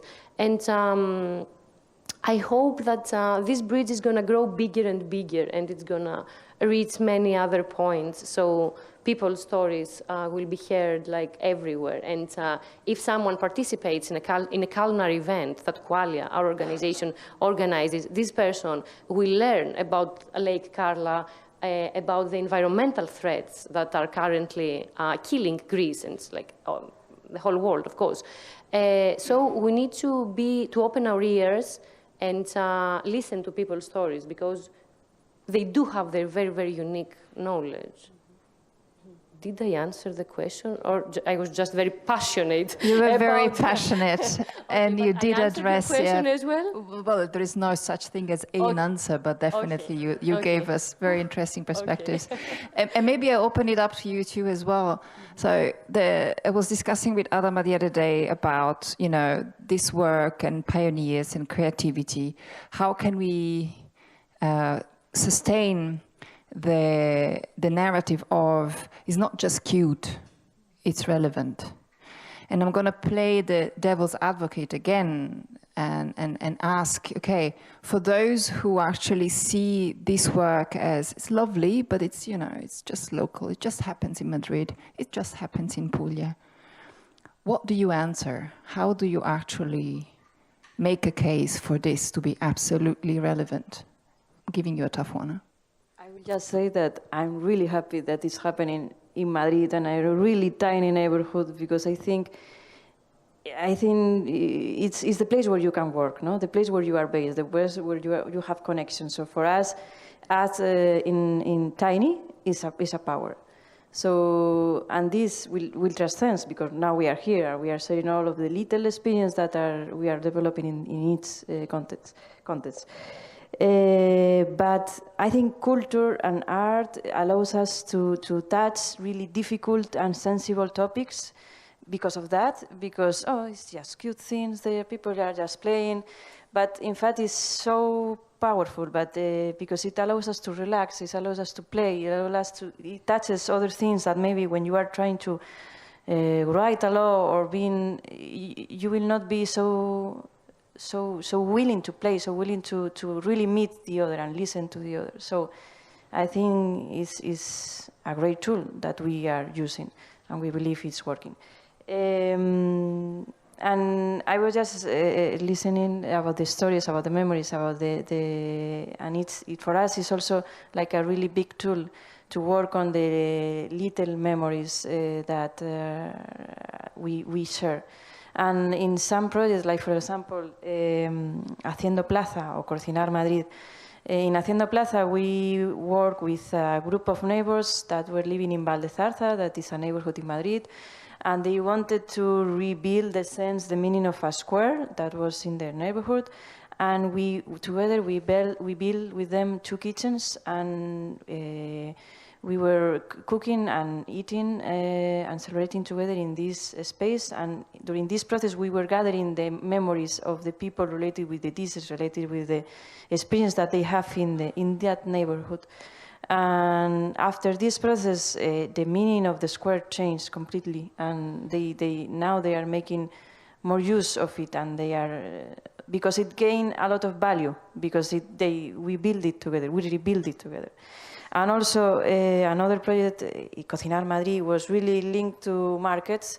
In Madrid, local markets are being transformed into, I don't know, like really places where you go to nice restaurants. That is okay. But on the other hand, these local producers are losing their spaces in the city, to sell their products. So Cocinar Madrid was a project in which each person brought like an ingredient, we bought it in the market and we cook it in the market, and was a space in which we could change the stories of the people who are producing the aliments. So it was, by playing, by enjoying together, something really magical. As I was saying before, artists are not magicians. Maybe we are, but it doesn't sense, no? So. Okay, so we are a strange organization in this context about creativity. So we use a creativity in order to approach local community. So it is very difficult to engage local people in a sector that is the one from all historically our grandparents as run away after the Second World War. My grandparents say to my parents not to work in agricultural sector. So this is a very common stories for us. So mainly younger people don't want to have nothing to do with agricultural or rural area. We are all impressed by the magic of the city, of the continuous input that the technology offered to us, while rural areas are abandoned. So we try to create processes that can help to invert this feeling. I can talk about, I don't know, Farmland Art is a co-creation process with the younger of the municipality that allow us to make a land art park in a non-productive area of our farm. Or I can talk about Manifesto Super Camp, that is a festival in which we invite people to stay with us for a week, camping, working, making learning session and concert projection, book presentation, so on. I think I can talk of many events and educational process that allow to engage local community to our teams, but I think that this is that is all tools that comes from a larger vision of creativity. For us, creativity is to inhabit the margin and trying to shift it a little bit. It's trying to create a different imaginary in which our work and our life are the same thing. It's about building an organization that puts at the center the intentionality and the dreams of its members.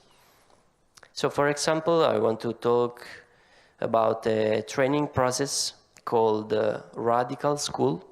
It is a process for 20 younger people from all over the Puglia under 30 age of the age.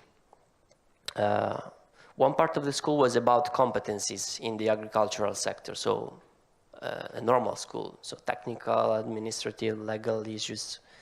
The other part that was managed by us was about their own dreams, their dreams.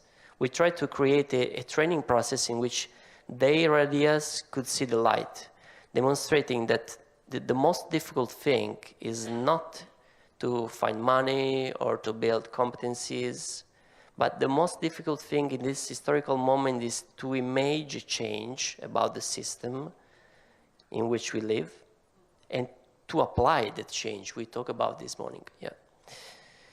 So in that school we designed, following the desire of some of the members, our first prototype of an agroforestry system, like an alternative to the monoculture of the olive groves. This project won a prize from the University of Lecce and was attentioned by University of Foggia like a system that could be a real alternative to rethinking the landscape destroyed by Xylella bacteria that I was talking before. But the most important thing is that some months later we planted that system together with the students. So today, agroforestry is one or our main topic of development in which we are investing too much. So this story is to talk about our vision is to demonstrate to community that we have to imagine a change, but it is very, very important to put the change into practice. Amazing. Thank you, Marco. So, as this is supposed to be a dialogue, I would like to open the floor for any reflections, anything that resonated particularly strongly with you, any questions that you might have to any of them, and just really have it as a conversation.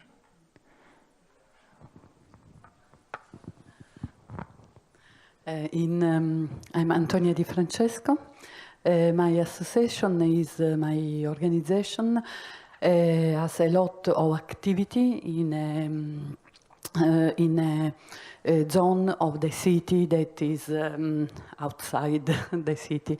And there we made a food forest and some social little land for vegetable. So the people that before has not occasion to meet them, now there is a place, this way, this little land in the city where they meet. So the organization is, for example, like Marco said, maybe once in the week to have a social lunch or a social dinner.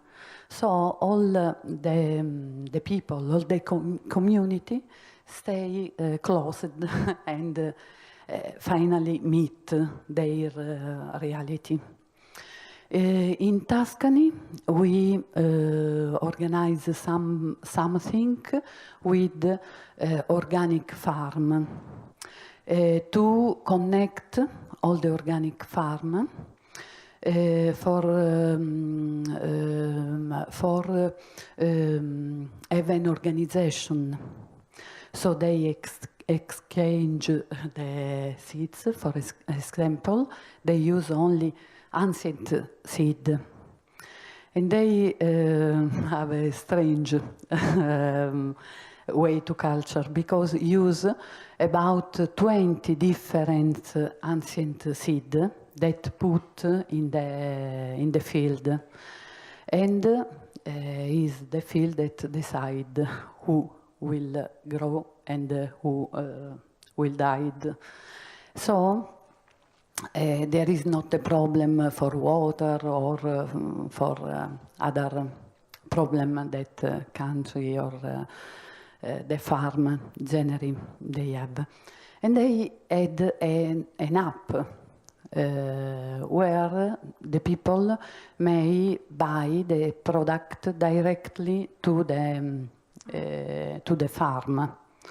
0 kilometer or some kilometer more because in the city near this place that's in Grosseto, just 1 hour and a half from Rome. So a lot of people from Rome has this organization like reference for have really food, healthy food. Thank you. Okay, and with the University of Salento, we have a lot of projects for the ancient seed or for the phytotherapeutic wild plants. So I think that we have to seems speak you have a lot together. to, yes, a lot to discuss over Thank coffee you. or lunch. Yeah. Here. I have the question in how are these projects sustainable financially? And just to give a little bit of context of the why of my question is, I do believe that this needs to scale, and to scale is not necessarily like your project needs to be huge. It's to scale, there needs to be hundreds and thousands of these projects around the world. And I come from Guatemala, and I'm just thinking, how could this work in Central America? Like, how is it sustainable? Because for it to be sustainable, you need to dedicate time, right? And time, well, when you need to eat, like time is, I don't like the expression time is money, but when you don't have the money, your time, you need to use it to have money to eat. So yes, the question comes from a very, not necessarily like how is this financially sustainable, but like, how really? Because I think that is an important element to make it scale in other places outside of Europe as well. Sustainability. Do you have a particular model of sustainability that is ingrained in your projects?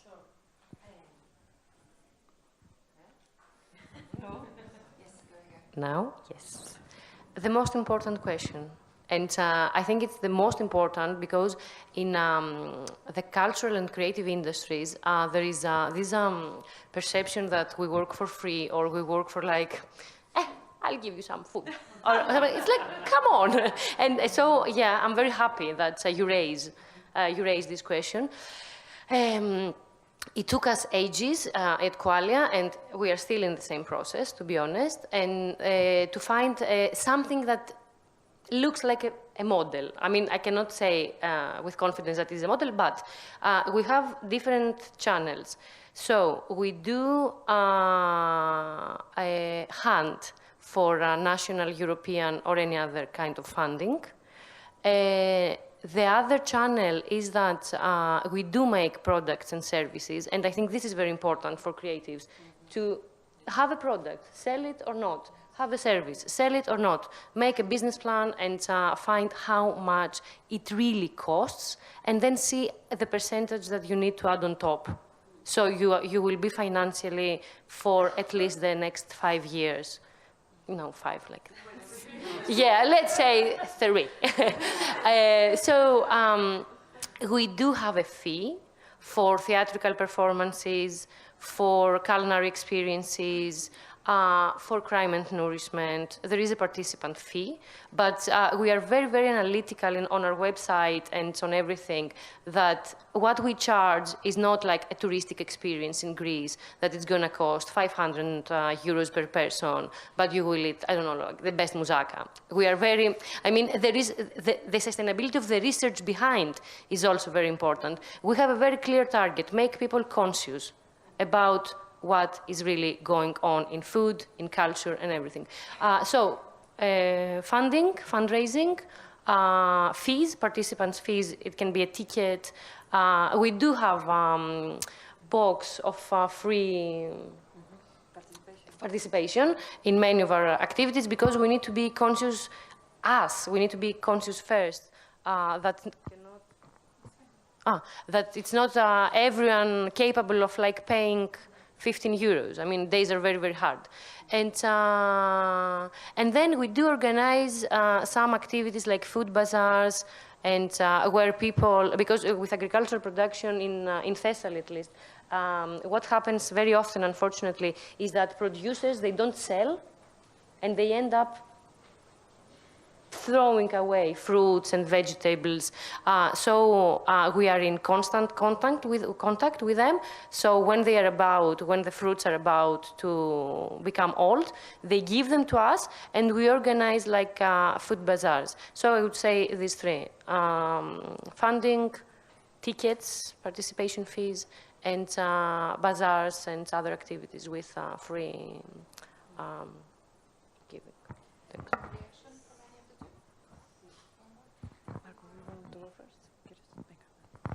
Okay, so we are a cooperative, so we are a farm like many others, but we are a special farm, so we try to mix revenues. Our balance, our budget, annual budget, we have about 300 or 400,000 budget per year, and this is divided in 2 great different parts.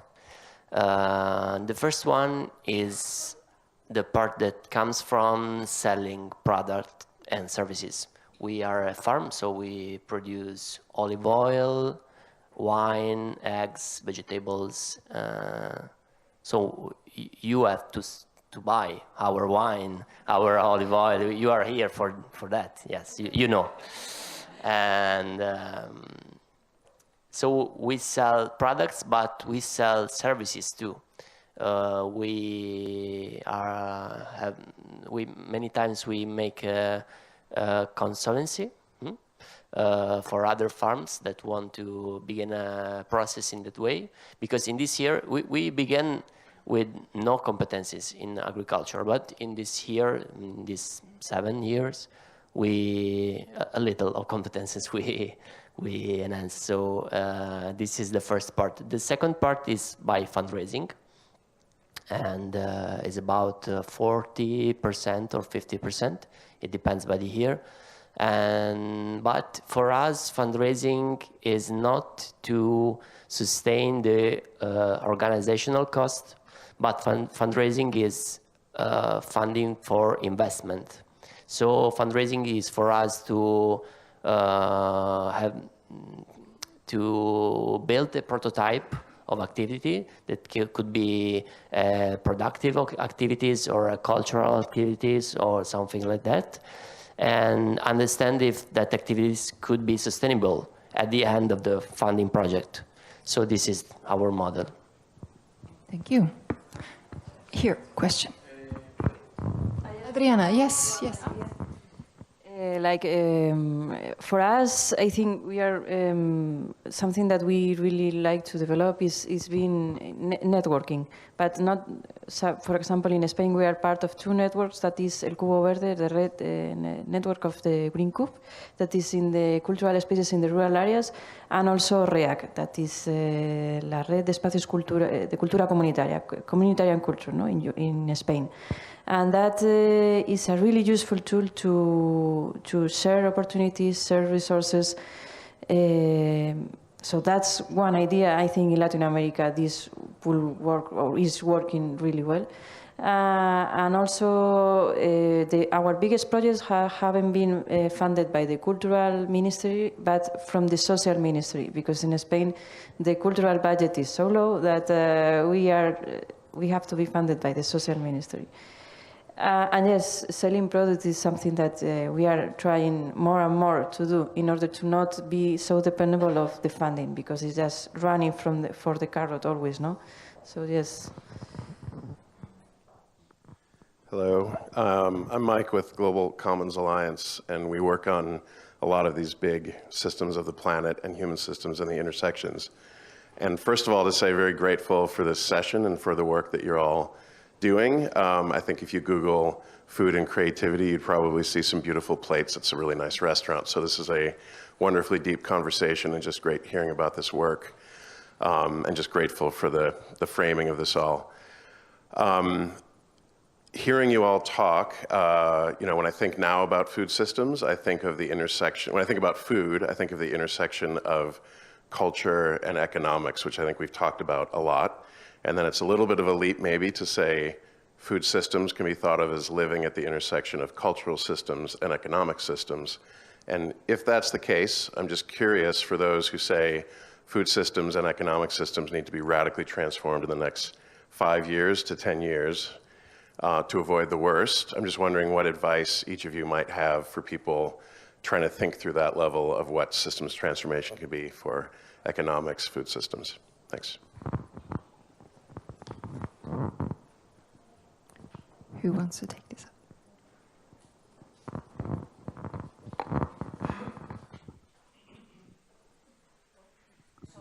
Because I was visualizing what you said, and I wrote down like food systems and then culture and economics. Can you repeat the question? I'm really sorry about that. I'm glad you like the model. Yes, I can share my visual with you later. No, I'm just wondering if you have advice for people and organizations working at the level of systems transformation for food and economics and kind of the big stuff. Based on what you've learned through your work and your experiences, what advice do you have for people trying to work at that level of sort of the whole? From our side, that we do mostly creative things, I would say what we have found out is that the approach needs to be interdisciplinary. It cannot be singular. When you design your business model, your activities, your strategic plan, when you have to narrow down your vision a little bit, the approach needs to be interdisciplinary. You cannot take a step without taking under serious consideration finance, and not only the business finance, global finance, what is going on with food, what is going to happen if sustainability wins, and then we have a new problem, which is going to be like sustainable food systems. So identify the fields and the disciplines that will inform the strategic plan that is going to serve your vision. That would be my advice. And this is the process that we are currently in. So we read a lot and we research a lot what is going on the scientific stuff of food, on how it impacts environment, how much research has been done before on the field, on culture, on culinary heritage, and how all these things will be wrapped up and form a new way. Yeah, I don't know if I covered your question, but that's how we approach it. Okay. Yes. Just to chime with what you're saying, the interdisciplinarity is absolutely key. So going beyond silos approaches, single solution, I have the holy grail, I'm chasing it. And also what you, Marco, said before, the struggle that I think we all face in simply having a vision. Sometimes it's, we have loads of ideas, but really having a vision and then having a joint vision, that's a big challenge because we all come with our own sets of interests and our interests don't align. A medium-sized farmer, a big-sized farmer, a policymaker, grassroots organizations, our interests more often than not don't align. So how do we actually get to a place where we can create joint visions? That's a beautiful but hard challenge. You wanted to continue? Yes, I just wanted to add that, as Marco was saying before, no, the fact of looking back, because the wheel, as we said before, is already invented, no. So, and all of the work that our ancestors have been doing in the territory, it's amazing, no. And there are a lot of keys in order to recover for the future. So the use of the water, the use of the land, the use of the soil. We have forgotten all, but it's about how to recover and put it in motion in a different way, no? Because we are in a different times.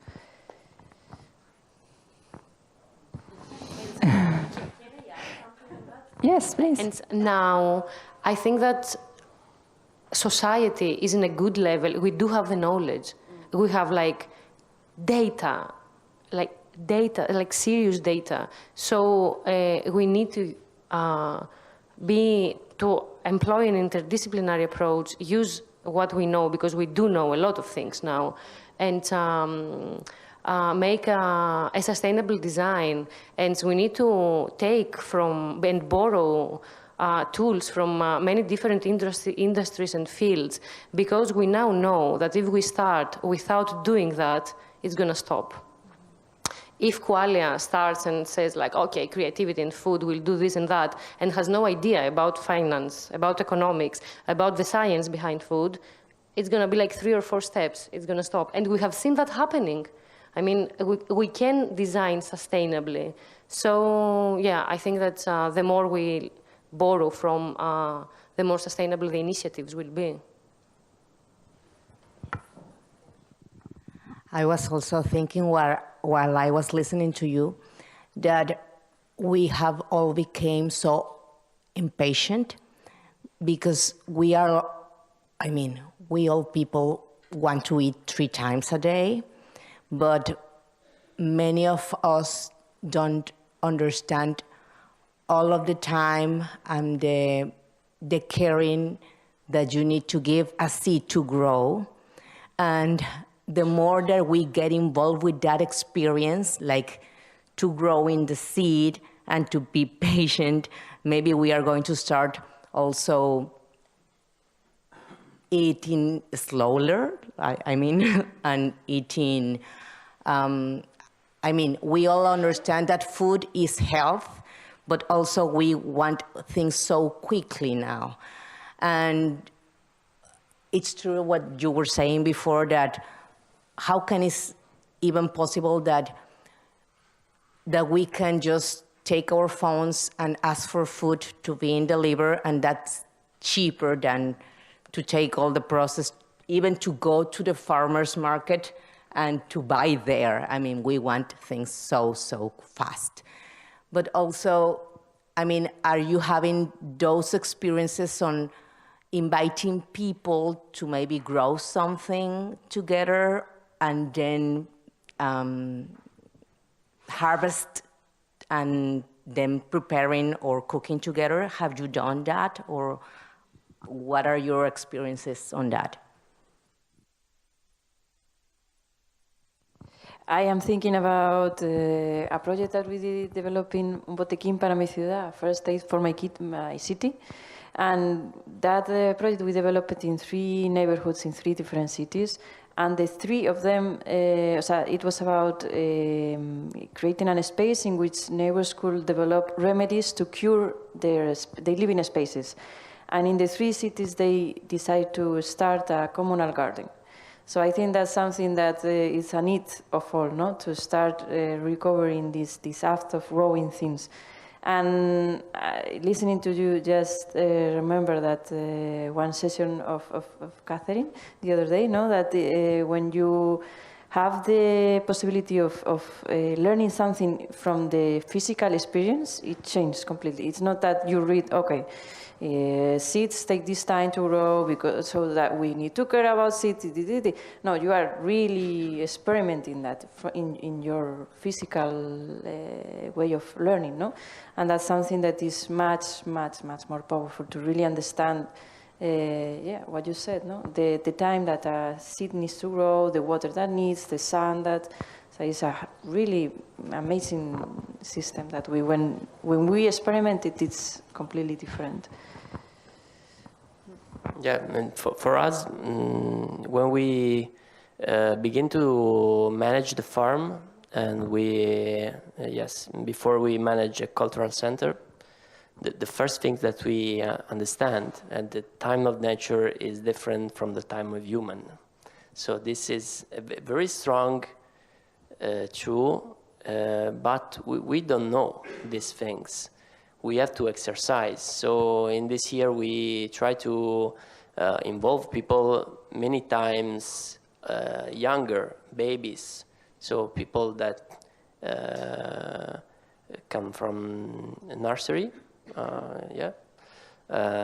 to come to us and to look at the time of the nature.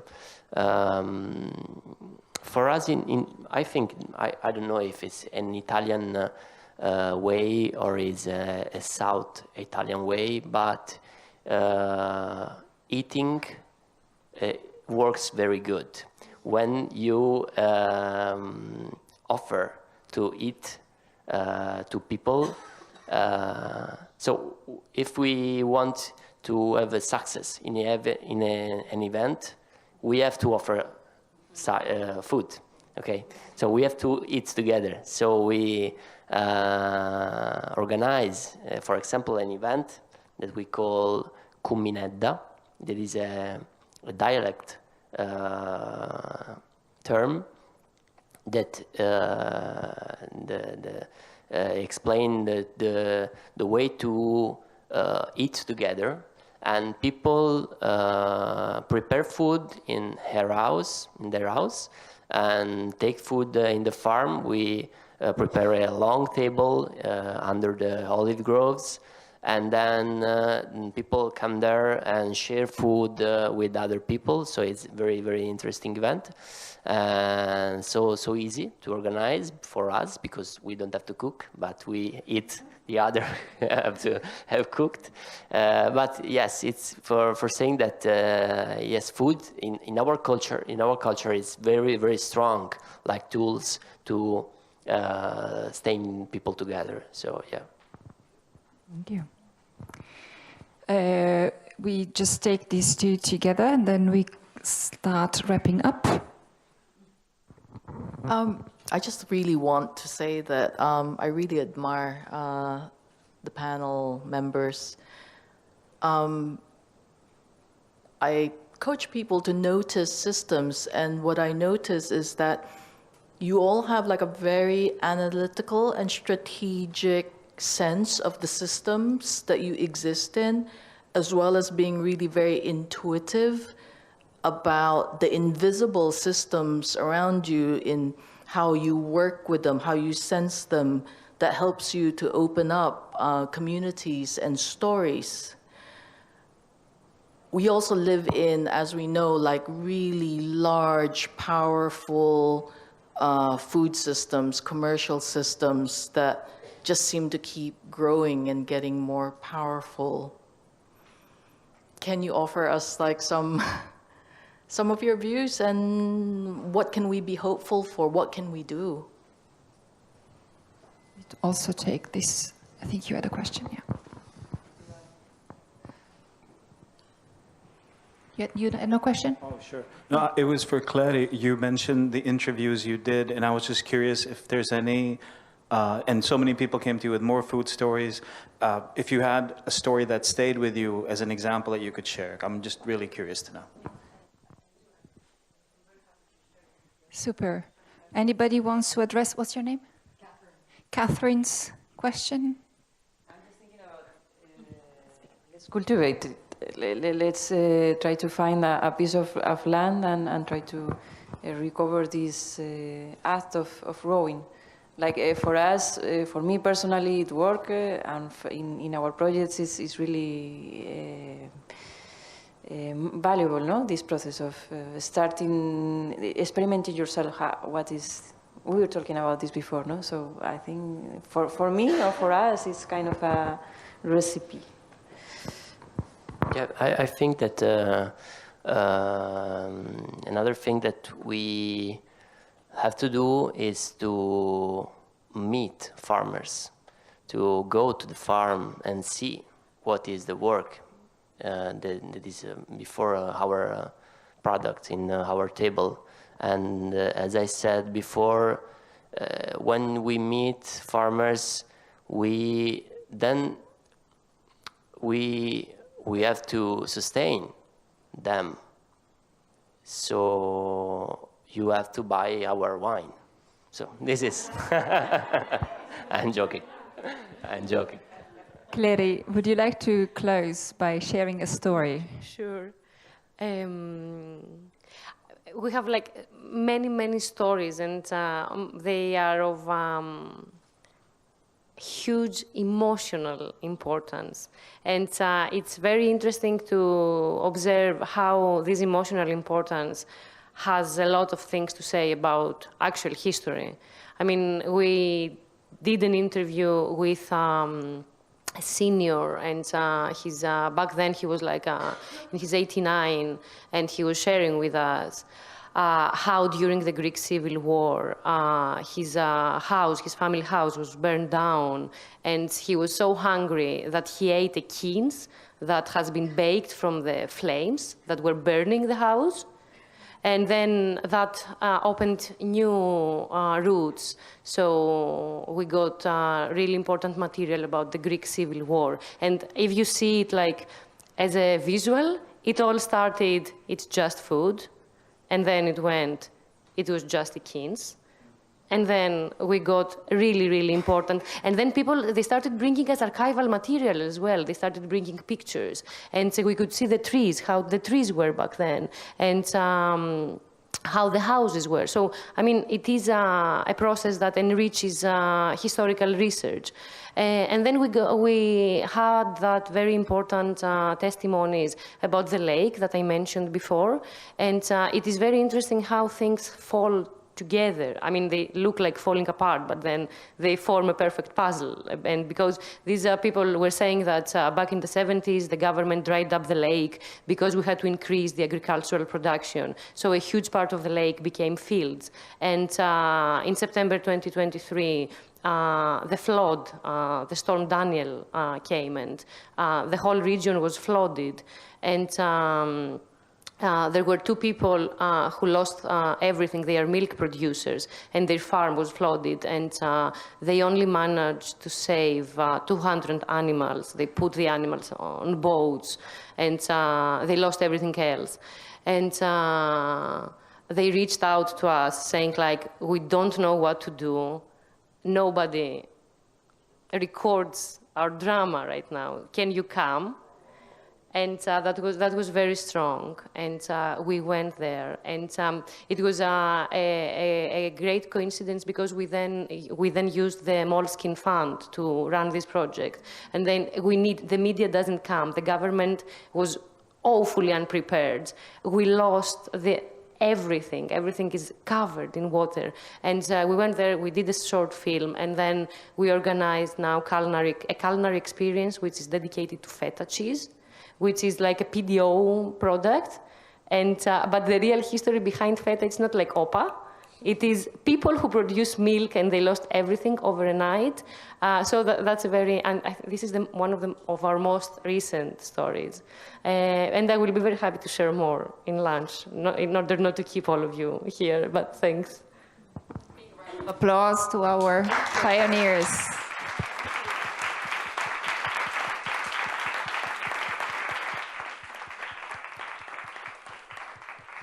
Thank you, Marco. Thank you, Adriana. Thank you, Clary. And thank you also for being prepared to help us. Thank you all for doing it in English, for staying with us until now. Enjoy your food.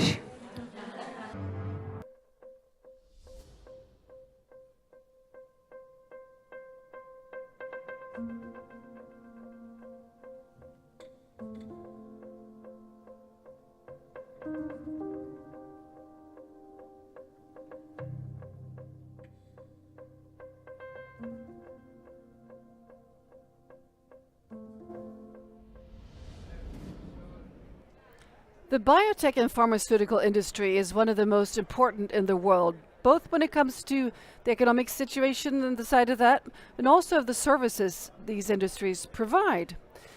We all depend on medicine and other products developed and manufactured by biotech and pharmaceutical companies. But biotech and pharma are also big emitters. They are responsible for releasing 193 million tons of CO2 into the atmosphere, and the latest measurements from 2022, so 2022. And this is according to My Green Lab, an organization we'll be talking to shortly here in this session. And what's more, the emissions are in scope 3, meaning that they originate upstream in the supply chain. So decarbonizing biotech and pharma would be having really far-reaching impacts. Well, there is some encouraging news about the biotech and pharma industry. Many of the largest companies have made commitments to decarbonize, and some have already started to make the necessary changes. Here to tell us more about this, we have James Connolly.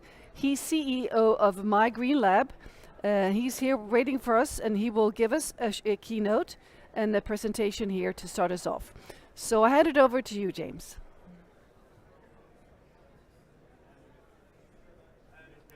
Could you unmute, please, James, because I think you're muted? Thank you very much. Yes. It's fantastic to be live from Baku to present the latest revision and update to our Carbon Impact of Biotech and Pharma report. So many people are not familiar, but laboratories in the life science industry is a significant contributor to global climate change. Laboratories are some of the most resource-intensive buildings of any kind, 10 times more energy than traditional commercial office spaces, 4 times more water, and life science and laboratories produce a massive amount of plastic and other hazardous waste. There's a 2015 study that showed that academic research alone produced 2% of global plastic waste. So we think if we scale that up to commercial, clinical, and healthcare labs, it could be as great as 10% of global plastic waste. And an update from the 22 data that was just shared in our new Carbon Impact of Biotech and Pharma report, using a broader data set of companies in both public and private companies, we found that biotech and pharma produces nearly 400 million metric tons of CO2 annually. That's equivalent to greater than 1,000 natural gas-fired power plants. Clearly, biotech and pharma has to be part of the climate solution. And our report that we originally released in 2021 was the first report to look across all 3 scopes of impact for the biotech and pharma industry. Scope 1 is the direct, if people are not familiar, Scope 1 is the direct emissions from fuel burned on site or by company vehicles. And Scope 2 is indirect, the carbon emissions from electricity that a company or an organization purchases. You can kind of think of Scope 1 and 2 as the carbon footprint from things that are under the control of an organization. But actually, the majority of carbon impacts, as mentioned previously, come upstream from purchased goods and services, all the transportation of those goods, business travel, fuel for processing, as well as downstream. Once products are made and they go out into the world, the use of those products as well as where they go at the end of their life. So you have to look across all 3 scopes to understand the totality of the impact of an industry and understand opportunities for change. So before I dive into the findings of the report, I want to just share with everyone a few key concepts. So we're here today in large part because of the Paris Agreement, which was a legally binding international treaty adopted in December 2015, with a goal to limit global temperature increase well below 2 degrees C above pre-industrial levels and pursuing efforts to limit the increase to 1.5 degrees C. So we're going to talk about 2 degrees and 1.5 really being the number that the IPCC warns we cannot cross to avoid the worst and cascading impacts of global climate change. So I'm going to be talking about carbon intensity So if you look at a company and if you look at a company's trends, it's useful to actually evaluate the efficiency of that industry of that company over time, which can be measured by carbon intensity per unit of revenue, the amount of carbon they're emitting to produce a certain amount of revenue. I'm going to talk about the Network for Greening the Financial System, NGFS, which is a way to develop climate scenarios, or a network that's developed a number of climate scenarios that allows you to look at portfolios and model them for different scenarios through 2030 and 2050. And last, although Larry's going to cover this much more than me from ICE, I'm going to talk about implied temperature rise, which is a metric that estimates the contribution of countries or companies or a group of companies, a portfolio, to global temperature rise.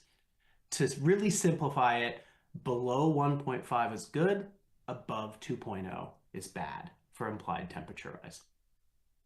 So if we look over the past 6 years of data for the global biotech and pharmaceutical industry, we actually see some really encouraging signs. The top 15 and top 25 companies, represented by this blue line at the bottom of my screen, are actually showing annual emissions reductions, about 2% on annual average reductions since 2018 for scope 1 and 2. They're directly controlled emissions. If you look for scope 3 for those same companies, the top 15 and top 25, which is the dotted line above, the picture is not quite as clear. We see some variability with increases in 2019 as well as 2022, but over the last year we have seen reductions in scope 3, and we think those peaks are often due to better reporting as the industry more accurately reports their impact. However, if you look at a broader data set, 140 companies for which we have data available from high quality data from 2018, while we did see year-on-year reductions of scope 1 and 2 through 2022, they've actually started to increase in 2023.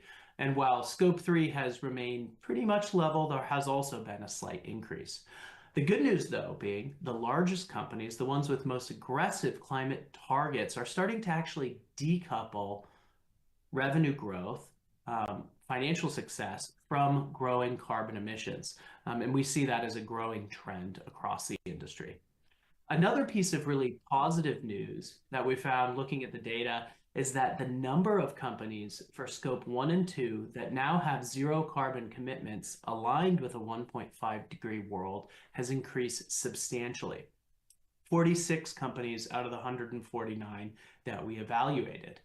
And there was only 10 in last year's report. So there's been a dramatic uptake of carbon targets aligned with 1.5 degree in that 150 company data set. And that's over 31% of those 149 companies. And what we present in this report, and one of our conclusions, is that we believe we're actually starting to cross a tipping point of transformation. Social science research demonstrates that when you get over 25% of a population to adopt a new policy or behavior, the rest of the cohort tends to follow suit quickly behind.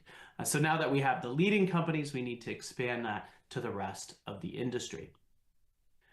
So further good news, if you take those carbon targets as well as the trajectory of impact of the portfolio that we evaluated for scope 1 and 2, you can see that we're actually meeting the Network for Greening the Financial System scenario reductions necessary for the healthcare sector.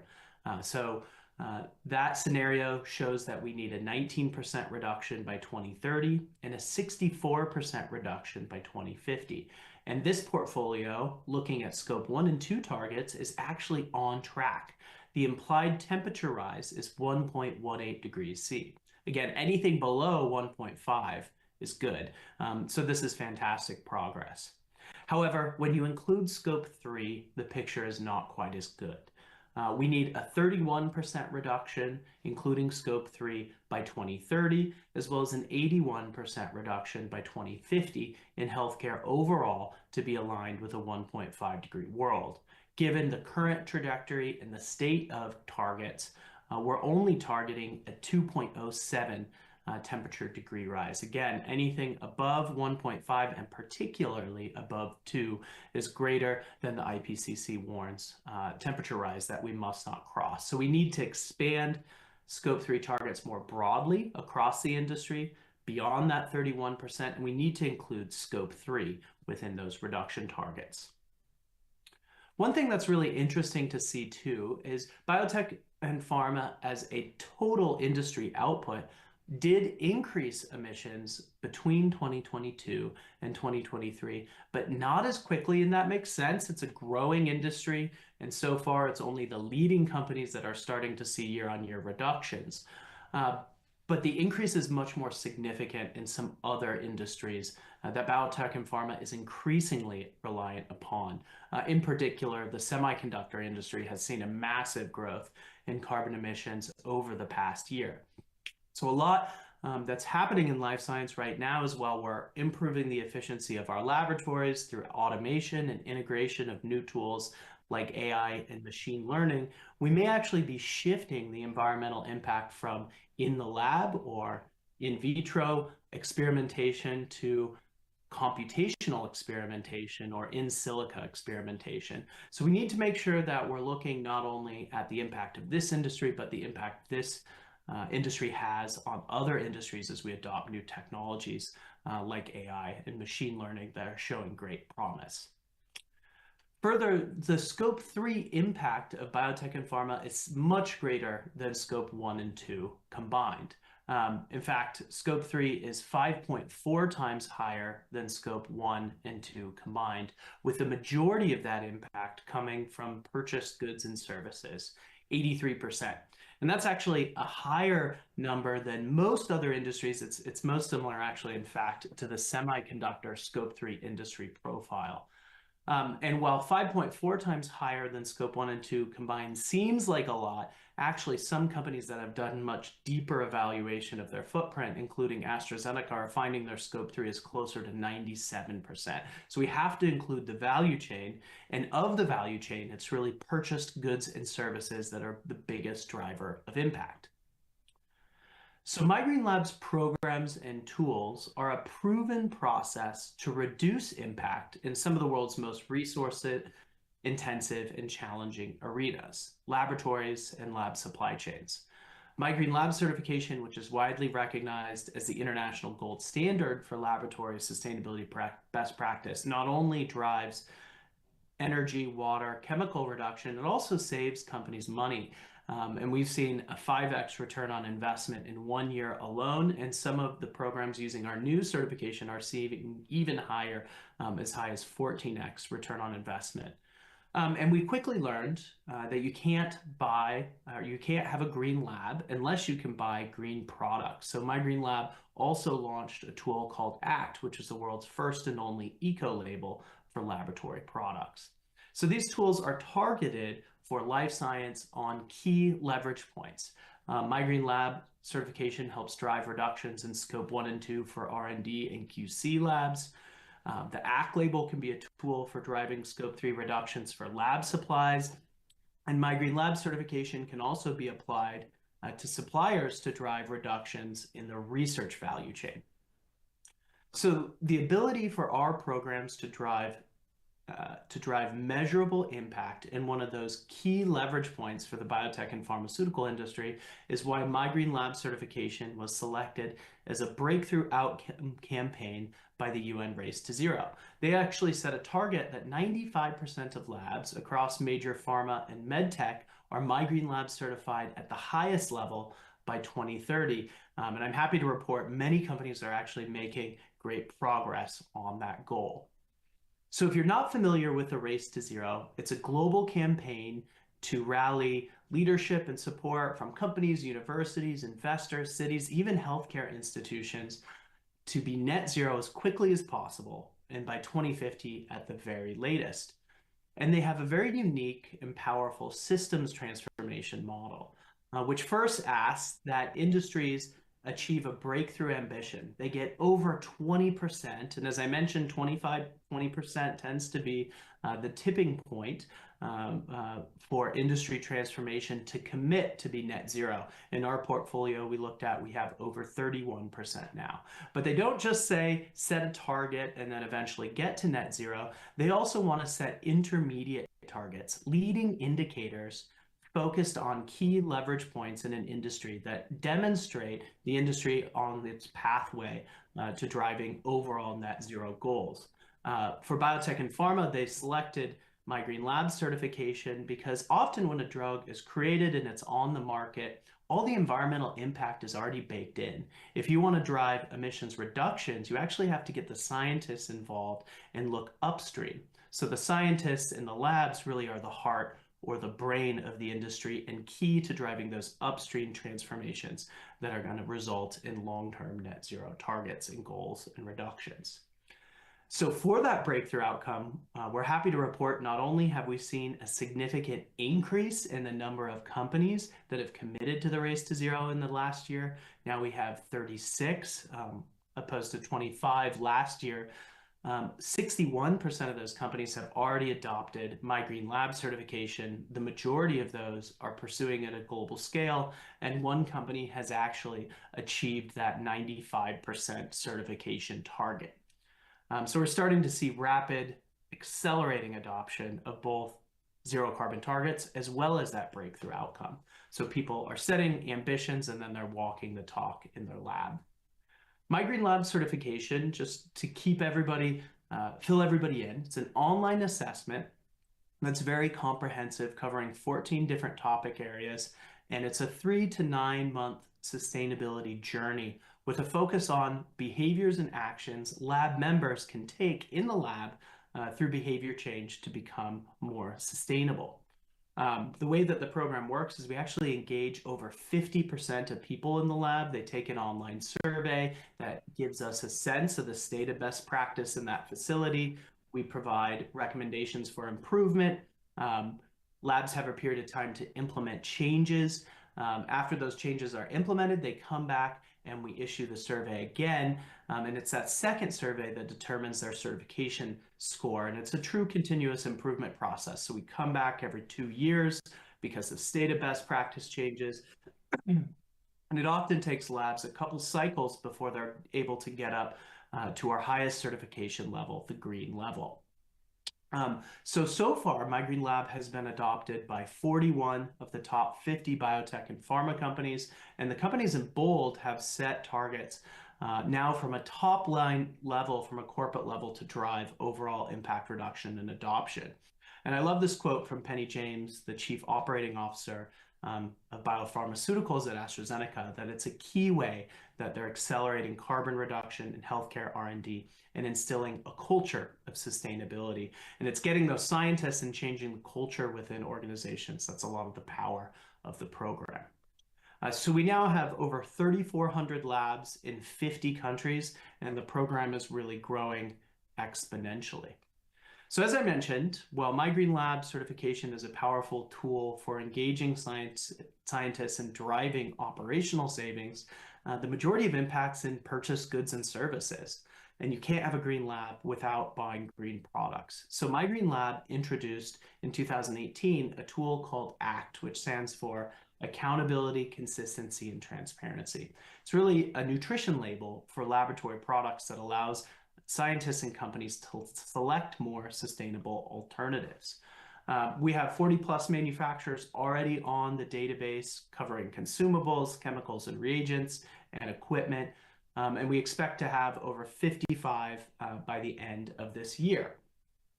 So we're making incredible progress, but if we look at the entire industry as the ultimate measuring stick of performance, we're still just scratching the surface.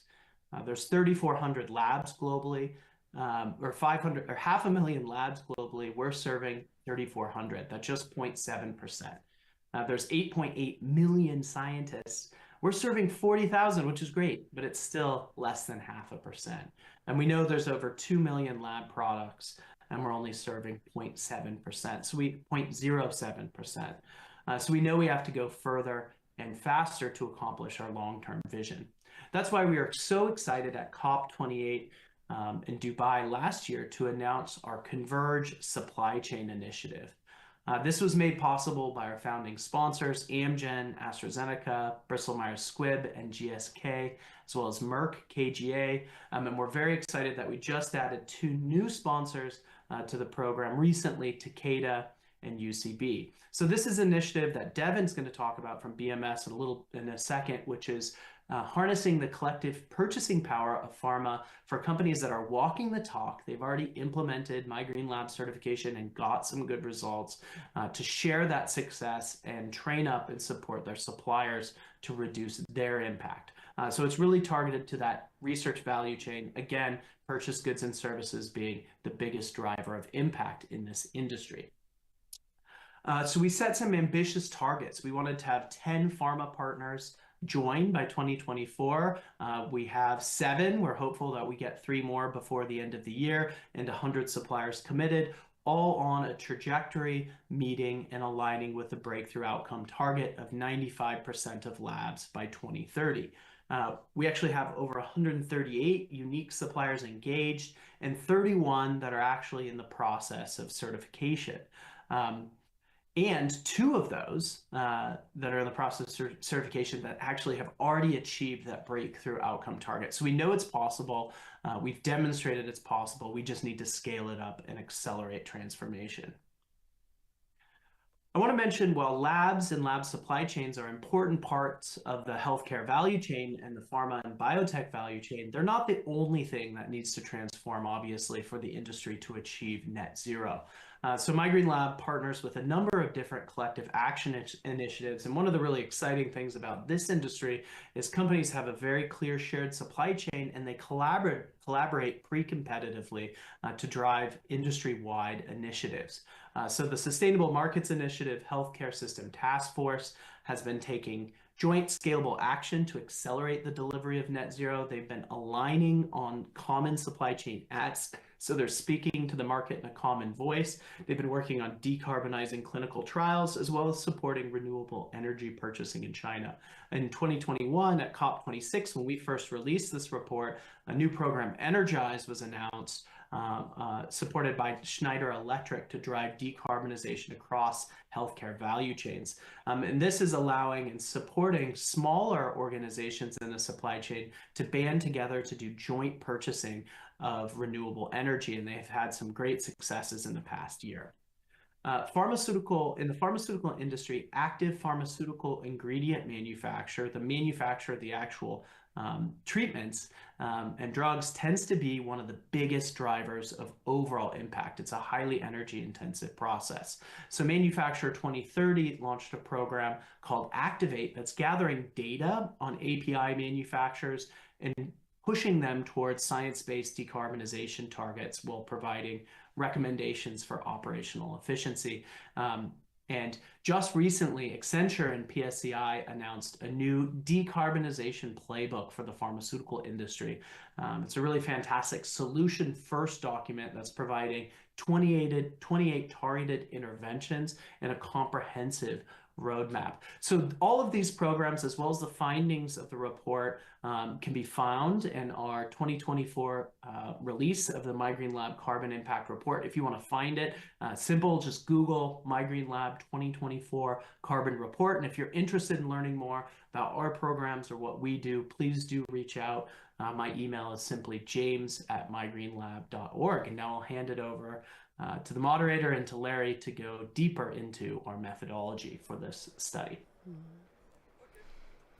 Well, thank you very much indeed, James. This was really inspiring. And as you said, we're now going to hand it over to your colleague here, Larry Lawrence. He is Vice President and Head of Sustainable Finance at ICE. And that's the Intercontinental Exchange. And take it away, Larry, and we are ready to listen to you. Fantastic. Thank you. I assume you can hear me? Yes, we can. Great. Fantastic. So let me share my screen, see if I can.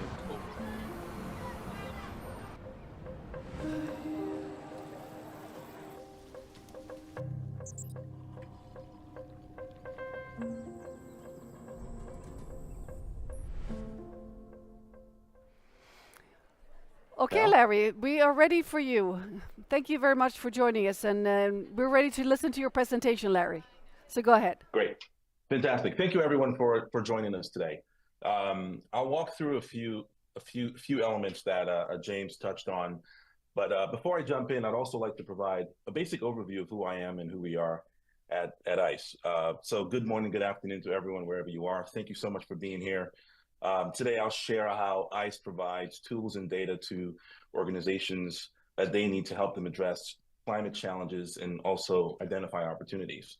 Whether you're navigating climate risks or advancing sustainability goals, our solutions are designed to support informed decision-making. Before we begin, I'd like to just say that my views expressed here are my own, just a boilerplate. With that, let's get started. So, thank you. ICE has a robust framework that integrates climate risk data into financial investment decisions.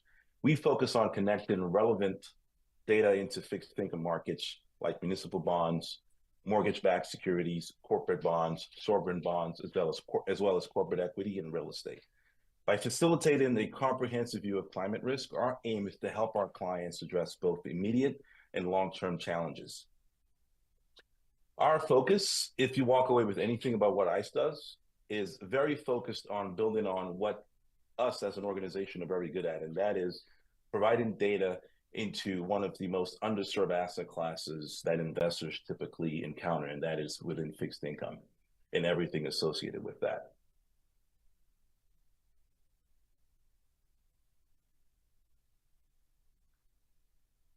Our geospatial platform is a key part of this framework. By mapping asset level data to climate risk layers, including physical risks like hurricane, wildfires, floods, extreme temperature events, as well as transition risks, it offers actionable insight to help our clients identify these risks across a balance sheet of multi-asset class portfolio holdings. For example, we help asset managers and investors. So we seem to have some sort of a technical problem here, Larry, and the viewers. So we need to just take a little bit of a break, and you'll get sorry about this. It's a problem here at Baku. So we'll get back to you and restart your presentation as soon as we get the technical details in order.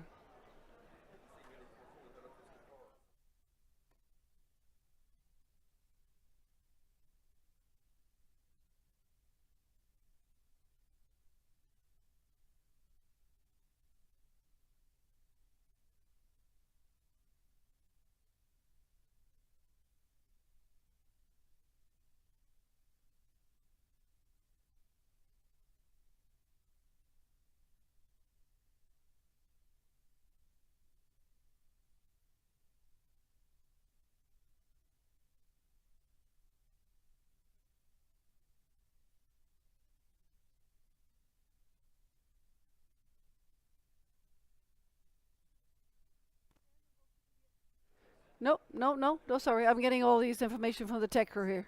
Just stay put.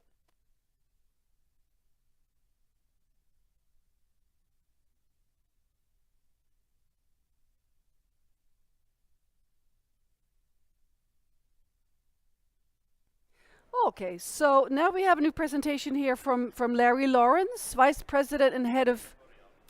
Okay, so let's take it from the top. We have Larry Lawrence, Vice President and Head of Sustainable Finance at ICE, to share a presentation about what he works with and the importance of this in this field. And you have a presentation to share with us, so we're ready for you now, Larry. All right, take two. I hope everyone can hear me. Welcome again. My name is Larry Lawrence. I lead sustainable finance data for ICE, a global company that works with many investors around the world by supplying decision-critical information related to securities, pricing, and valuation, as well as trading and other fixed income and equity data sets. James spent a few minutes talking about how he's sort of working directly with labs and pharmaceutical and biotech companies. I'm taking the opposite view. I work with investors, the banks, the asset managers, asset owners who invest in the sector and invest in these companies. So what I'll walk you through today is sort of how we serve those clients, what we do well, and I'll also tie back to what James mentioned, how our data was used in the analysis and how we've partnered with Green Labs going on multiple years now, which has been an extremely, it's a fantastic collaboration between Green Lab and the ICE climate team. So Before I jump in, just note that my views are expressed here on my own. So ICE offers a robust framework that integrates climate risk into financial decision making. We focus on connecting relevant data to fixed income markets like municipal bonds, mortgage-backed securities, corporate bonds, sovereign bonds, as well as corporate equity and real estate. Our goal is to help investors with a multi-asset class portfolio comprehensively answer some pretty basic questions. What risk do I hold? And how exposed am I across my entire balance sheet? The question that I know investors have struggled to answer. By facilitating this comprehensive view of climate risk, our goal is to help address not only short-term, immediate term, but also long-term challenges.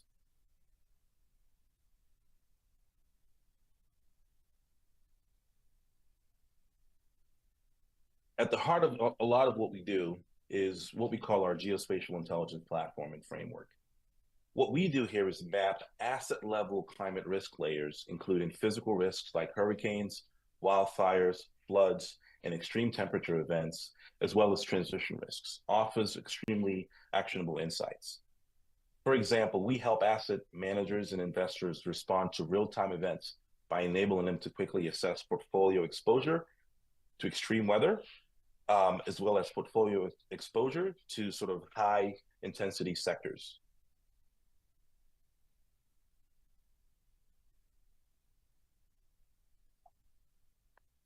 One of the big questions I usually get is like, what types of questions are you helping your clients with? And again, our clients, the majority of them are asset managers and banks, including some central banks.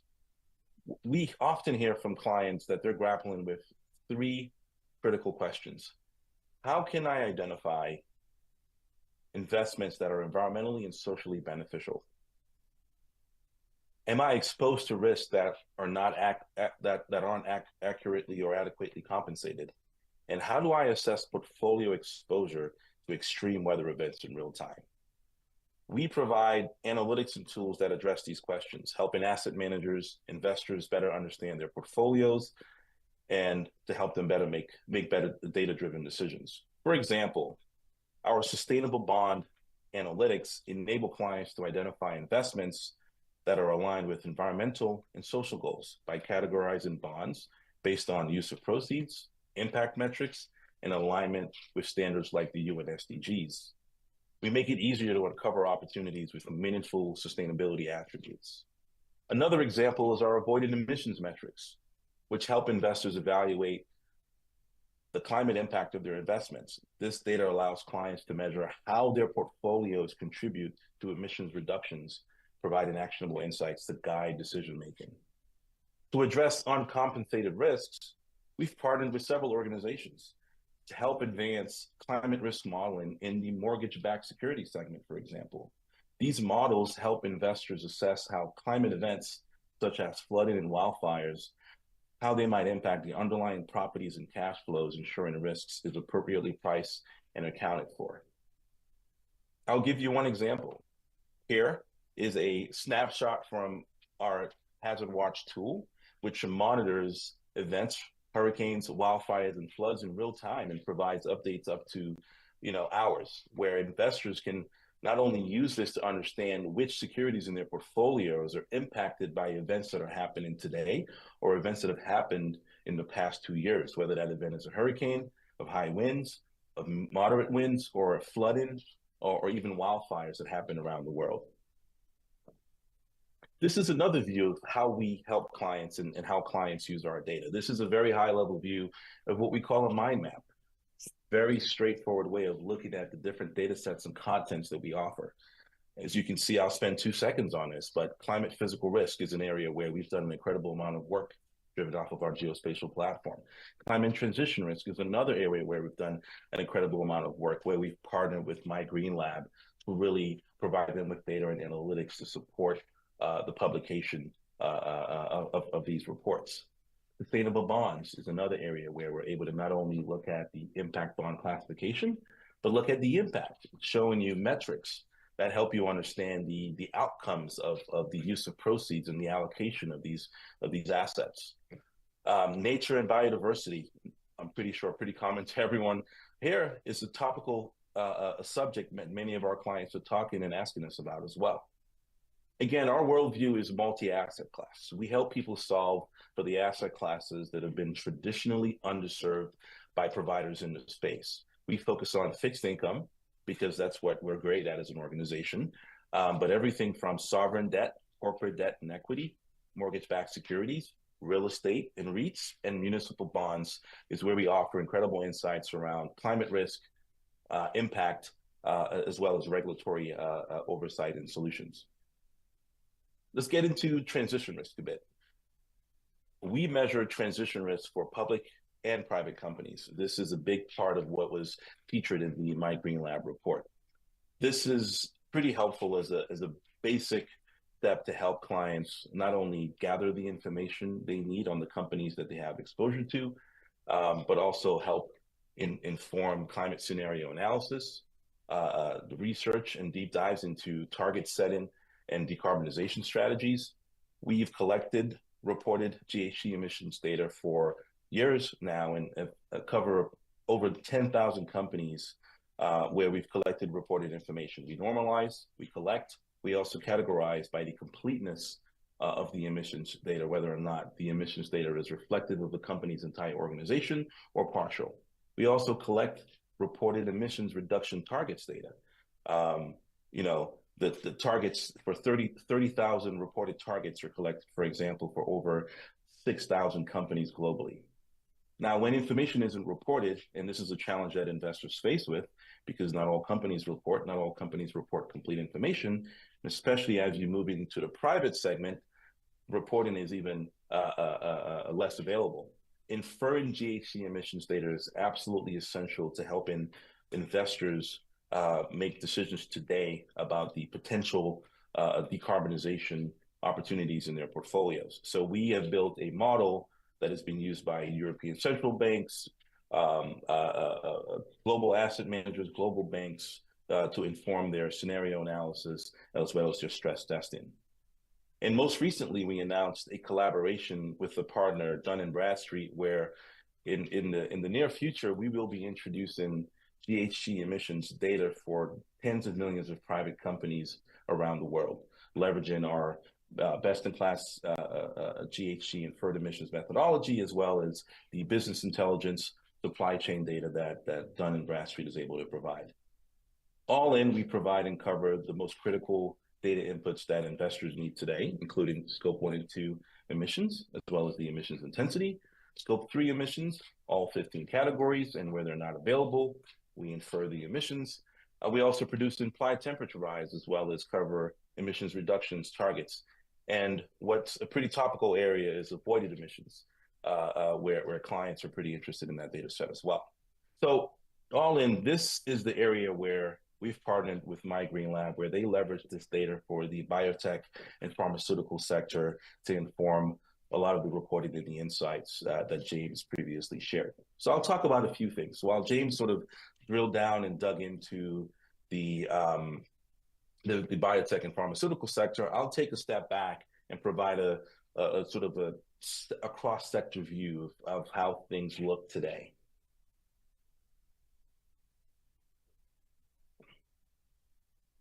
So this slide shows the sector rank of biotech and pharma against all sectors in our directly analyzed universe. So the 10,000 plus companies that we collect in emissions data for and that we analyze closely. The analysis uses the median as to eliminate any bias due to potential different sample size per sector. The analysis is based on the 2023 data set with emissions occurring in 2022. The biotech and pharma sector, as you can see here, starts pretty low or relatively low in terms of carbon intensity, both for Scope 1 and 2, as well as Scope 1, 2, and 3, and even lower than other sectors that are traditionally considered low carbon, such as tech and media. So compared to the relatively high emitting sectors, magnitude's lower, and even compared to the traditionally low emitting sectors like tech and media, biotech and pharma performs relatively well. This is consistent with our findings and analysis over the last 3 years as well, with biotech and pharma consistently being ranked lower, with slight improvements observed over the last 2 years. So kudos to the biotech and pharma industry, and I think that supports a lot of what James mentioned earlier. Now, if we look at scope 3 and the different categories and the contribution to the sector, purchased goods and services category 1 is by far the biggest scope 3 category contributor for biotech and pharma, with almost 79% of overall scope 3 emissions. For the best disclosing companies in the sector, about 149 companies where disclosure categories 1 and 2, and for data that we collect, we rank and score the disclosure quality of these companies. So disclosure categories, category 1, for example, disclosure is complete and there is sort of third-party assurance. And then category 2 is disclosure is complete. Having said that, there are a few large players in the sector for which sort of use of sold products, category 11 is the biggest contributor to scope 3. And this is due to their inhaler products.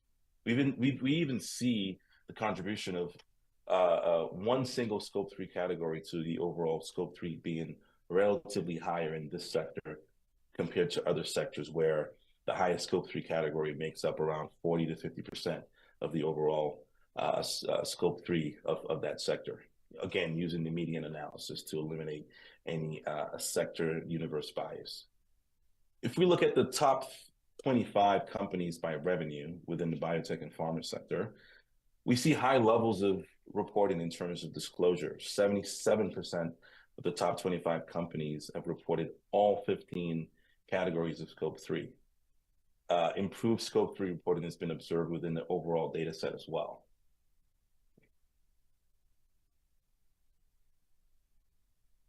Now, let's talk a bit about scenario alignment and net zero 2050. So we're looking at only scope 1 and 2. We'll jump into scope 1, 2, and 3 in a moment.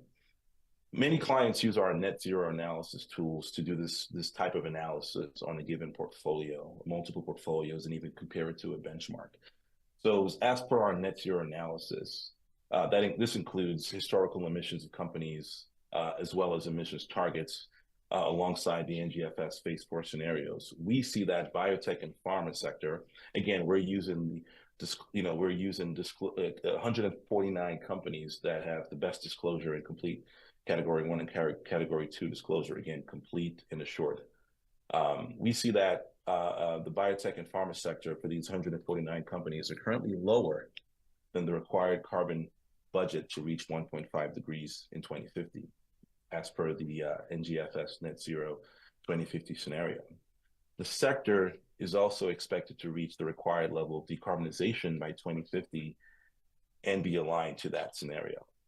This translates into an implied temperature rise of 1.2 degrees global warming by 2100. As James mentioned earlier, well below the 1.5 degree target. This means that the 149 companies in the sector have shown great momentum in terms of emissions reductions in the past 2 years. It's important to note that this relates to scope 1 and 2 emissions of the sector only and assumes that all companies will follow the ambitious targets that they're set and achieve them. We have expanded the number of companies considered for this analysis this year with greater coverage and more directly analyzed companies. However, we also observe an increase in companies setting targets, which is reflected in this pathway, in the scenario pathway and the ITR. Let's look at this and consider scopes 1, 2, and 3 for the same 149 companies. Now, same idea, using our net zero analysis tool, again, which includes historical emissions of companies as well as emissions reduction targets. We see that the biotech and pharma sector, again, these 149 companies with the best disclosure, is currently lower than the required carbon budget of 1.5 degrees 2050. Having said that, the sector is not expected to reach the required level of decarbonization in 2050 and be aligned to the scenario. So there's a gap that you can see here, 39 kilotons of CO2 emissions. This translates into an implied temperature rise of 2.1 global warming potential for 2100. This means that these 149 companies in the sector have shown great momentums in terms of emissions reductions in the past few years. Again, this is calculated in terms of intensities to reduce any size variations. So these companies have seen tremendous momentum in the past few years, as well as have set various decarbonization targets and even scope 3 emissions. Most other sectors have higher implied temperature rise when including scope 3. Just to put that in context, it's important to note that this relates to scope 1, 2, and 3 emissions of the sector and assumes that companies will follow the ambitious decarbonization targets that they're set. With that, I'll pause here and turn it back to James. I believe we're going to head over to Devin in a minute, but I'll turn it back over to the moderator and go from there. So thank you, Larry. Let's go now to Devin Carsdale, Associate Director of Sustainability at Bristol-Myers Squibb, for a 10-minute presentation before we go into some questions at the end of the panel. So over to you, Devin.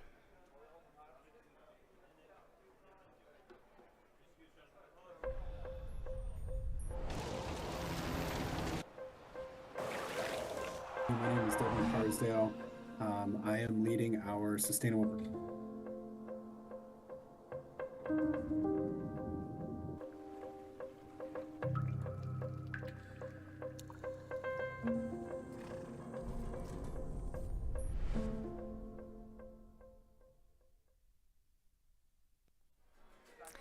All right, Devin. So we're ready for you to just fire away. We're ready for you. Okay, great. Thank you so much. So again, my name is Devin Carsdale. Thanks so much for having me, and a warm welcome to all joining across the world. So I lead our sustainable procurement and responsible sourcing agenda at Bristol-Myers Squibb, a global.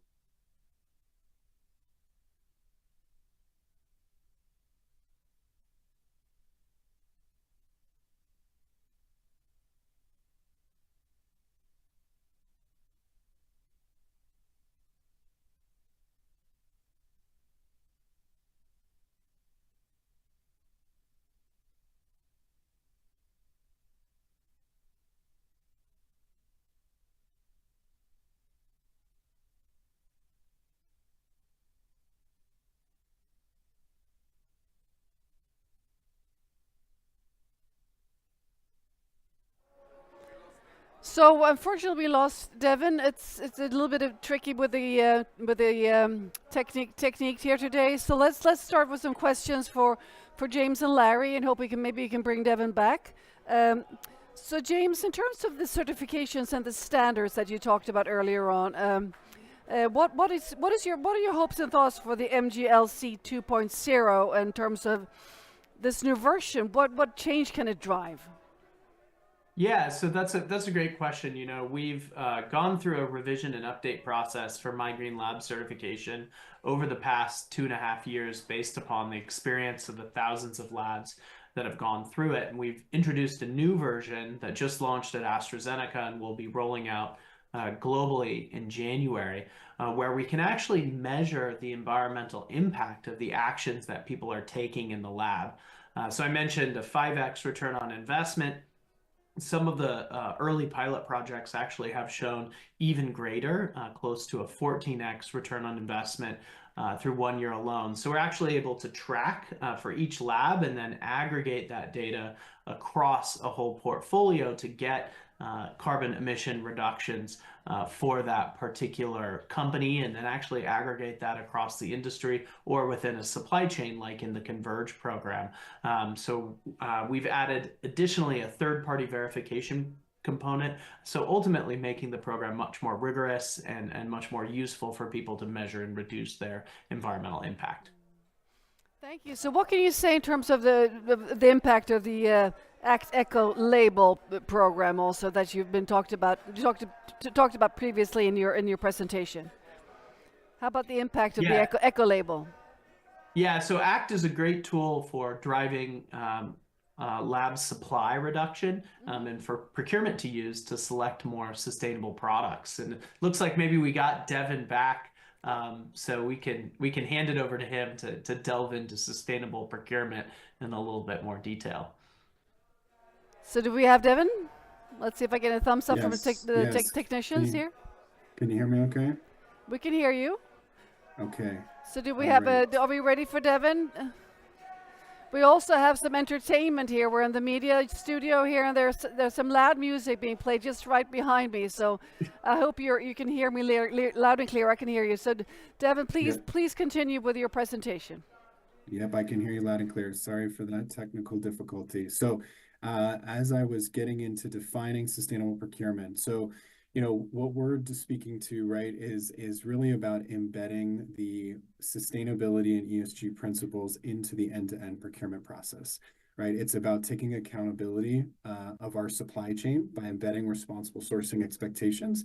And then ultimately, it's about actively partnering with our supplier partners. I think a lot of times there's can be a stigma around creating more of this stick-based mentality, that it's a pass-fail to adopt sustainability practices, and that we're creating these really rigorous expectations. And while we are certainly leveling up, I think, as an industry and as an organization in our expectations, this is very much about a continuous improvement journey. We recognize at BMS that we have a long way to go to enable our own sustainability agenda and our science-based targets. But in turn, right, we want our partners in good faith to be on that journey with us, and partners with us collaboratively, not only to decarbonize their own operations, right, but partner with us to innovate what those products and services are of tomorrow that will lead a decarbonized future.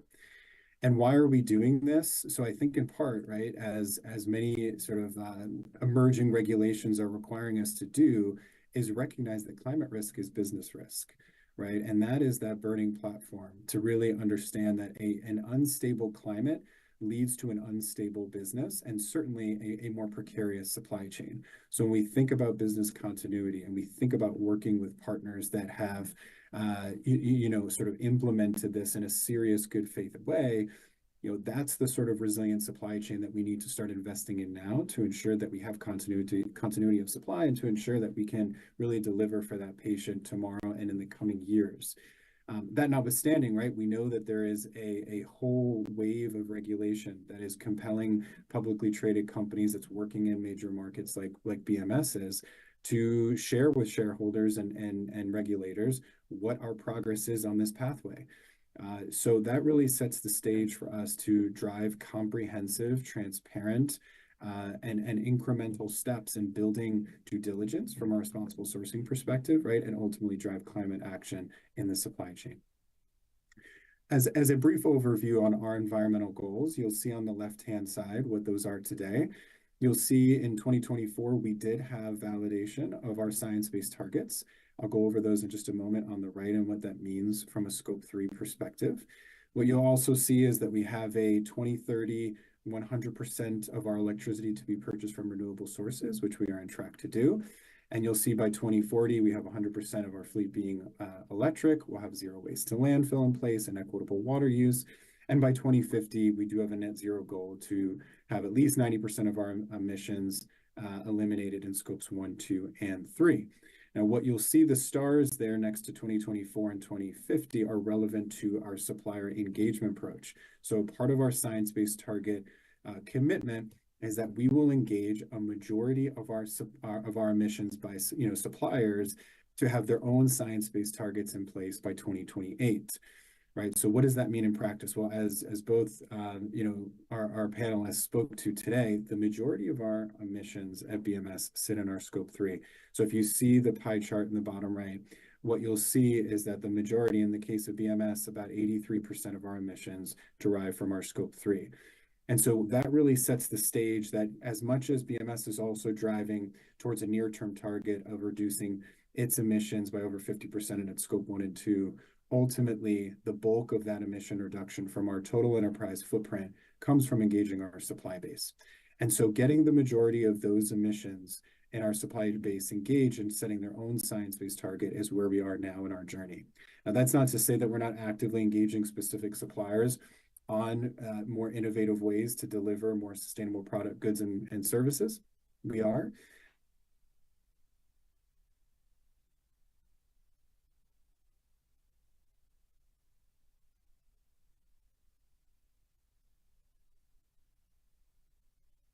It sounds like we lost Devin again. Or is that me? Switching back to so sorry about this. There's some unstable connection with Devin. So let's continue the conversation that we started here a bit. So turning now to you, Larry, how can being open about climate data actually help the biotech and pharma companies to attract investors and to find more sustainable ways to innovate? What can you say about this? Yeah, sure. I mean, again, my point of view is working with investors, so the banks, the asset managers, within those organizations, those running risk functions, the analysts who are evaluating these opportunities in these firms, and data is king, right? Like they just need more data. I think there are a few things that are top of mind when it comes to data. So obviously, more data, more transparency on data is critical. But two areas where that's becoming more and more relevant. One, investors want to know more about asset level data. Where in your organization is this relevant to? What locations? What geographic footprint? And then, as Devin sort of started jumping into, supply chain is obviously a pretty significant focus given the Scope 3 contribution to overall emissions. So more transparency into the supply chain is absolutely critical. Companies have a hard time doing that because many of them work with lots of different suppliers. On the data side, we're helping, triangulate a lot of that for investors because we can, get supply chain data, look at traffic of goods around the world, look at where all of these suppliers are located, and then link them back to the assets and back to the companies to help investors make more informed decisions. So Devin, looks like you're back. I was just talking about suppliers and how that's critical to investors in getting more information about how your supply chain contributes to your overall emissions profile and your decarbonization strategy. You were talking about this, so it sounds like you're back, so I'll turn it back to you to continue. Actually, I don't have a go-ahead for Devin yet. I don't see him on my screen here in Baku. Okay. So let's continue with you, Larry. Okay. As climate data becomes more important in companies' decisions, what ways do you see for turning emissions into metrics, like the ITR scores, for instance? What can you tell us about those? Yeah. So I think there are a few things that are critical that investors are looking for, and they're looking for answers to. And Devin, I tried. Sorry. The one thing that's critical: investors are keen to know how will this impact the valuation of a firm, and how the asset or the security for that firm is priced. And there are a couple of things that's critical there. Like, how is your investment in decarbonization or investment in new sources of energy impacting CapEx, for example? How is that going to change over time? So those are the critical things. I think what investors are asking partners like us to do is translate all of this information into terms that they can understand, that they can use as inputs and into their models and their workflows. And the big part of that is, how does it translate into price and valuation? That's a critical next step. And that's a big part of what we help investors solve for. And companies should be aware of that. Thank you very much, Larry. James, turning to you now, what would you say are what would you say are the biggest hurdles for biotech and pharma to get over in order to really fully embrace sustainability? Yeah, I think one of the programs I mentioned, Converge, really points to the biggest challenge that companies have. They can obviously set their own targets, they can drive their own emissions reductions efforts, but since they have a shared supply chain and they're reliant upon getting those suppliers engaged in order to overall achieve their emissions reduction targets, and as we saw, if you look at Scope 3, the picture is much more difficult. We're actually not aligned with a 1.5 degree world. Collective action initiatives are really the solution that can help overcome that challenge. So programs like Converge, where 7 of the largest pharma companies are uniting to drive emissions reductions, and other tools like Energize, where pharma is actually collaborating on a pre-competitive basis, are really crucial so they can speak to the market in a common voice. And as Devin mentioned, not just demand things of their suppliers, but actually help them along that journey by providing a clear path for transformation. And in that way, the whole industry can actually advance and move together effectively. Thank you, James. Larry, would you like to add to this question? I think James did a wonderful job answering it. The only thing I'll add is, you know, even with all the data that's already out there, you get two things from investors. I almost have too much information to know what to do with, and I don't have enough information to make decisions. So the question is, how do you bring those two conflicting opinions together to help them make decisions? And then a lot of that has to do with us taking all of this data, synthesizing it into metrics that are helpful to decision making, like the ITR, like sort of distilling things into climate value at risk and other components like that. I think those are critical to the conversation. Thank you, Larry. So how do you see the role of regulators and international organizations in this transition? That's a question to both of you, but let's start with you, Larry. Yeah, I mean, obviously, it's pretty critical, right, in order to sort of influence change and encourage people to move in the right direction. I mean, you know, based on the analysis that we see, and obviously pretty positive momentum from a number of the industries, including biotech and pharma, in setting these targets and increasing the reporting and disclosure. So I think that's critical. But you know, I think where regulators can play an important role is to sort of, you know, help people standardize and harmonize around the things that are most relevant, the things that are most material, because the challenges a lot of companies face is sometimes the cost to disclose and the cost to comply. It is significant. I don't think people appreciate and recognize how difficult it is for companies to meet all of these different mandates. So I think making it easier is critical to making it more readily available. So I think that's the direction where I'd like to see them go more. Thank you, Larry. And how about you, James? Yeah, I'd just add in agreement with what Larry had to say. Standards, programs like My Green Lab certification really offer opportunities for simplification across the industry and alignment behind rigorous tools that can be third-party verified. My Green Lab certification, it's interesting. It's not a regulatory-driven program. It's voluntary, just like the Science Based Target Initiative has been. And we're seeing massive adoption because companies know their investors, their stakeholders, their customers expect them to meet net zero targets. And so we're going to see an increasing growth of standards, not just at the highest level for reporting, but actually on how people are implementing changes on the ground. And that's why tools like My Green Lab certification are so powerful. While voluntary standards are great, eventually we do need regulatory support. One of the big pieces of legislation for our organization that's going to be very influential is the European Green Claims Directive. They've actually set standards around high quality environmental certifications and will require third-party verification of environmental claims from 2026 moving forward. So this will clean up and ensure everybody's following really high quality standards, which ultimately will drive faster, harmonized uptake and accelerate progress towards net zero. Well, thank you very much indeed, Larry and James and Devin. Maybe you can hear us. I'm so sorry that we weren't able to establish a steady connection with Devin for his presentation. We heard a little part of it, but it's really important the work you do, and best of luck with your continued efforts to make this field of the economy more sustainable.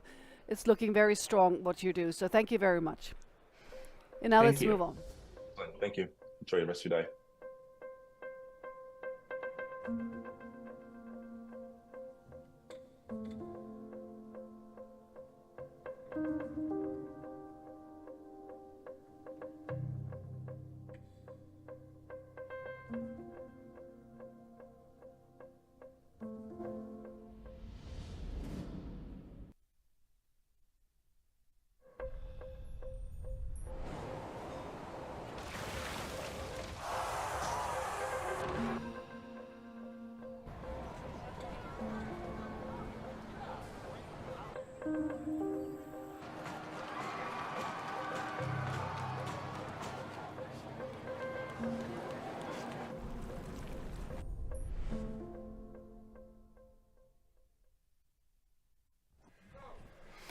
So welcome to this final session of today's broadcast here in Baku.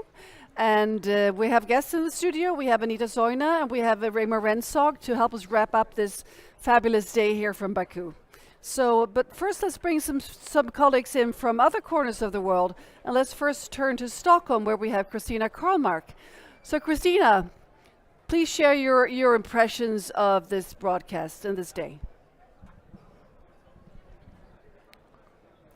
Yes, my reflections from today goes back to the sessions we had on indigenous peoples and their knowledge about nature, about the land, and about sustainability, and diversity is sustainability. And the connection to the session we had a little later, the conversation on sustainable agriculture.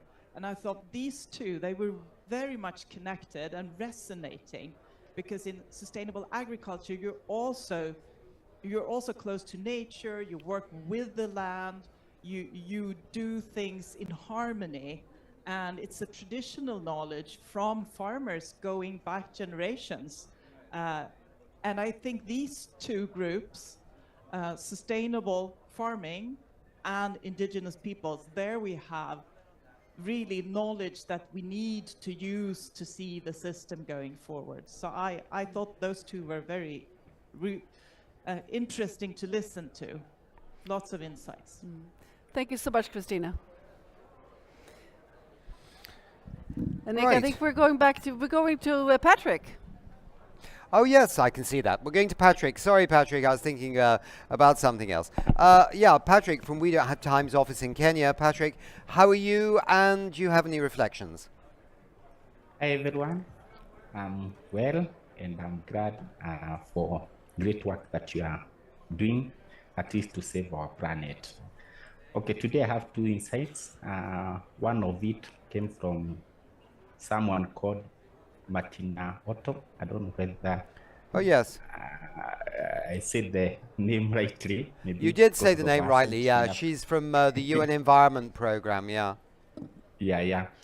I felt so much incited by her views that we need to highlight more regarding what Africa is doing, and not only Africa, the world.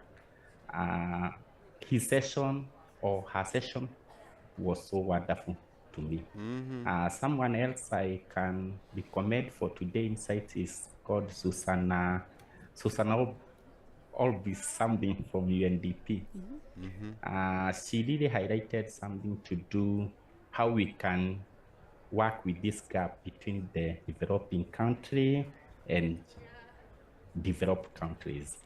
I felt she said a lot. Like actually, she said it was insightful to hear her mentioning or speaking the great importance that we need, at least to cover the gap of finance that majority are suffering on it. So those are my main message for today. And still there is someone who talked regarding the campaign that we are having, buy more time. I think it's the right time that we are having right now. We need to buy more time. At least we need to act so that we can solve the problems that are being experienced all over from every part or corner of the world. Thank you. Thanks, Patrick.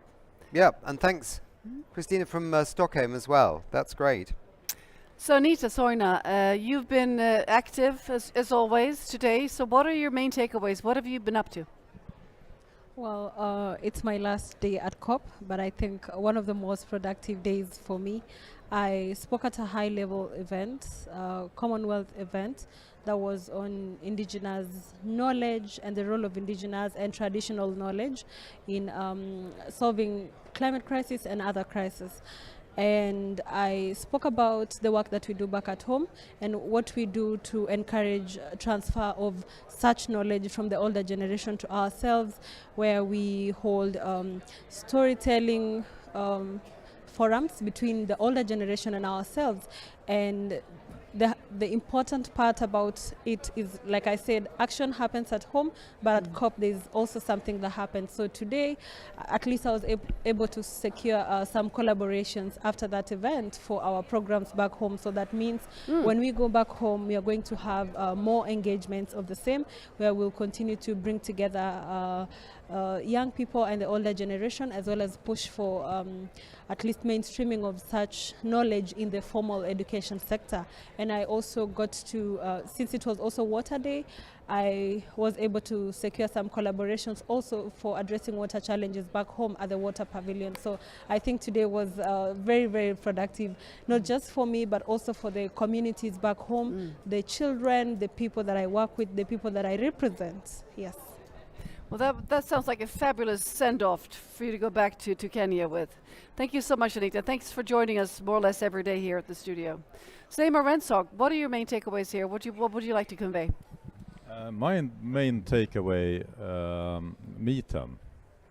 It's happening a lot, actually. And just 1 hour before now, we actually received a press release from the COP29. And it says that countries representing nearly 50% of global methane emission from organic waste pledged to reduce emission from the sector. And it's not the usual countries you see taking lead on things.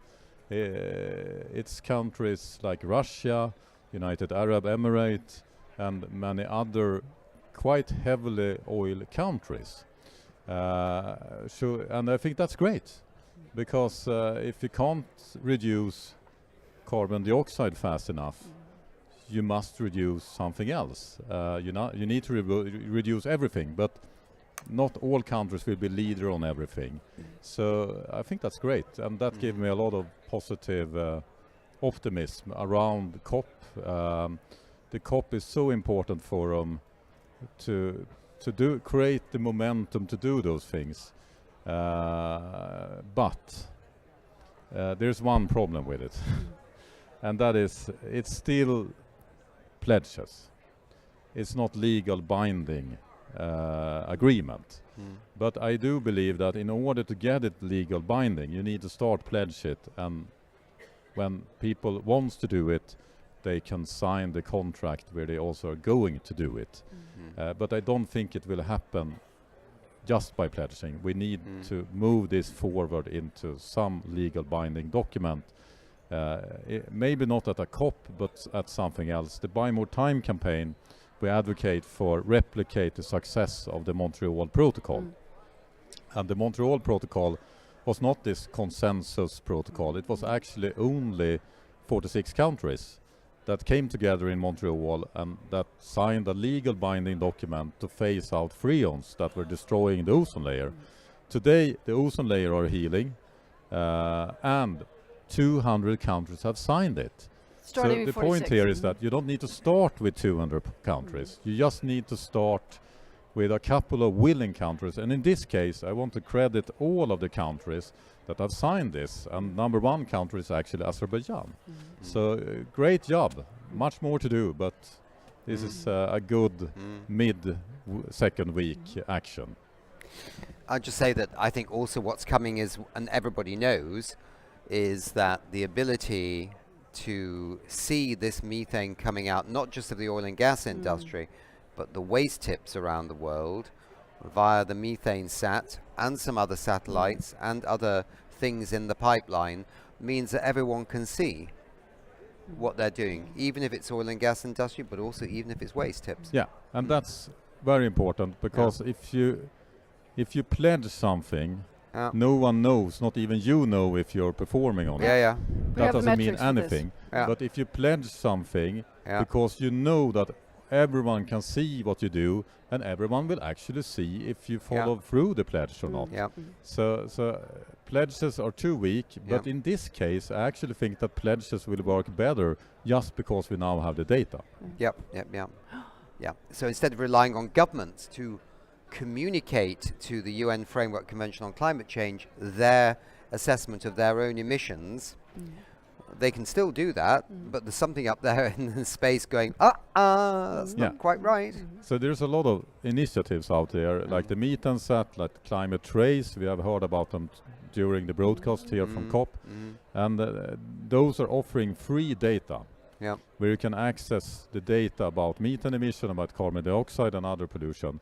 I think someone out there should build a database where they connect the pledges with the real-time pollution data, and we can track who is performing on the pledges and who is not performing on the pledges. And actually, I believe that the countries doing the pledges, they will need that because they need it in order to keep track on their own action. Well, thank you very much, Ingmar, and this is great news with methane, and thank you again, Anita, and safe travels back to Kenya. And let's move on.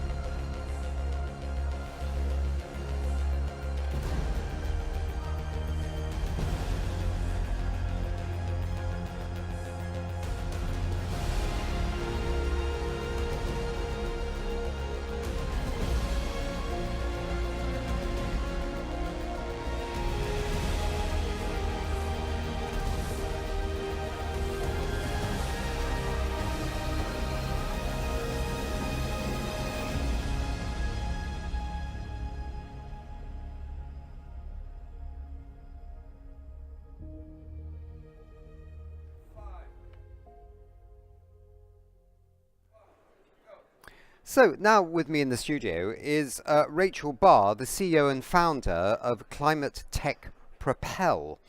And we're really pleased to see her. We'd like to have in the wrap-up an unusual guest or somebody that we haven't seen before, as it were, and or not so often. And let me say, you were previously the Vice President of Sustainability at UBQ Materials, and so maybe what was that, and then what made you quit your job and launch Climate Tech Propel? And tell us what Climate Tech Propel is. My mom asked the same question, to be honest. Why would you quit? Okay. So UBQ is a very interesting company. They take mixed household waste, MSW, and they have a process that they can make it into a novel material that's called UBQ as well. And it can go as a drop-in solution for things like hard plastics. Eventually it'll be used, I believe, at scale for the built space, because ultimately when we're talking about hundreds of millions of tons of waste, we have to put it into the built space because it has to go somewhere if we can't actually process it into compost and recycle it, because there's a lot of the waste that can't be composted and that can't be recycled. And so UBQ is a solution for what was left. So why would I leave? It was a challenging decision, but frankly, it made a lot of sense. It was after my second COP at Sharm where I realized that there weren't many people in the room who had the background that I have. I'm a climate change economist. I have an undergrad in business. I've done way too much education to be, a normal human. And so I have a very niche type of skill set. I can understand across a number of worlds in diplomacy and business, and also talk the numbers. And at UBQ, though, I didn't do much conventional sustainability. I didn't do much reporting. What did I do? I helped the PR team punch up what they were doing, the marketing team translate sustainability into their whatever it might be for the deliverable for them. The sales team understand the ESG reports of the potential clients and translate that into value proposition, and then help support the fundraising by defending the due diligence and things like that. And so when I talked to other innovators, and I was brought to COP by the state of Israel on behalf of UBQ, but because we were part of a selection of I believe 10 or 20 innovations that were considered the leading ones in Israel, I realized that a lot of the people who were there didn't know why they were at COP. They had companies that maybe were doing robotic beehives, for example, or they were doing an alternative protein. And in some cases, like in the protein space, they really didn't know why they were at COP. They had a mission for what they were going to do here in terms of policy advocacy and involvement, but most of those startups sure didn't know why they were here, or even know what to do when they got here. And what I understood was I knew why they were here. And so through speaking with them, I realized, well, these are the top 10 startups in Israel in climate tech. And Israel at the time was the leading climate tech innovator in the world. And so I thought, well, if the best in Israel didn't know why they were here, then clearly I had to leave my job and start helping other climate techs at the very tippity top of the impact scale. And so that's how Climate Tech was born. Climate Tech Propel was born. Right. It's very interesting you should say that, because I was just thinking that on our show tomorrow that I'd like to hear the voice of business. And I was kind of reflecting a little bit on why would I ask the voice of business to come on our show? And I can see on one level it would be that for some businesses, maybe the larger businesses, but also medium or small-sized businesses, that they might be here to lobby for faster action on cutting emissions because they have a product or they have a solution. Let's make it simple. They do solar energy, for example. They want to see the transition continue so that their products can be sold. But after that, I thought, okay, it's a bit of a trade fair as well these days, the COPs. They weren't like that 20 years ago, but they were just government negotiations. Okay, I can see that too. But I still kept struggling a little bit about it. And I think what you've done is just bridged something there, which is that trying to actually help those companies to know how to break through the kind of fog of these kinds of negotiations and engage with maybe government delegations or others to say, I've got a solution to your problem, you know, maybe you should check it out, because especially developing countries as well often say, well, we don't have solutions for all these things, what can we do, right? Yeah, you're right. I mean, I think you're right on a lot of different levels. So I can talk about my day-to-day. I was asked by CCAC, we're a partner of CCAC, to help them with the COP presidency declaration that was delivered on waste. Yeah, exactly, on methane-related emissions from waste, which is my passion area, by the way. So huge peak day for me for COP. But on the other hand, so I did that in the morning with my colleague Mariah. We helped there. We did a little ushering, helping people sit, shaking some hands, helping people find things, people that I know from the ecosystem, because I've been in this space for a number of years. But then I met a man who is going to become a client most likely, and he's in the mobility sector. And we went around and I said, hi, this is so-and-so. We went to a number of different countries and said, hi, this is so-and-so. You've been talking a lot about e-mobility. Is your minister around? Because this man has an innovation that's ready to deploy in your state, and they're already in X number of African nations around you, or they're already in the MENA region and they're doing X, Y, and Z, and they're interested in manufacturing, not just deploying their solution to sell a motorbike in this case.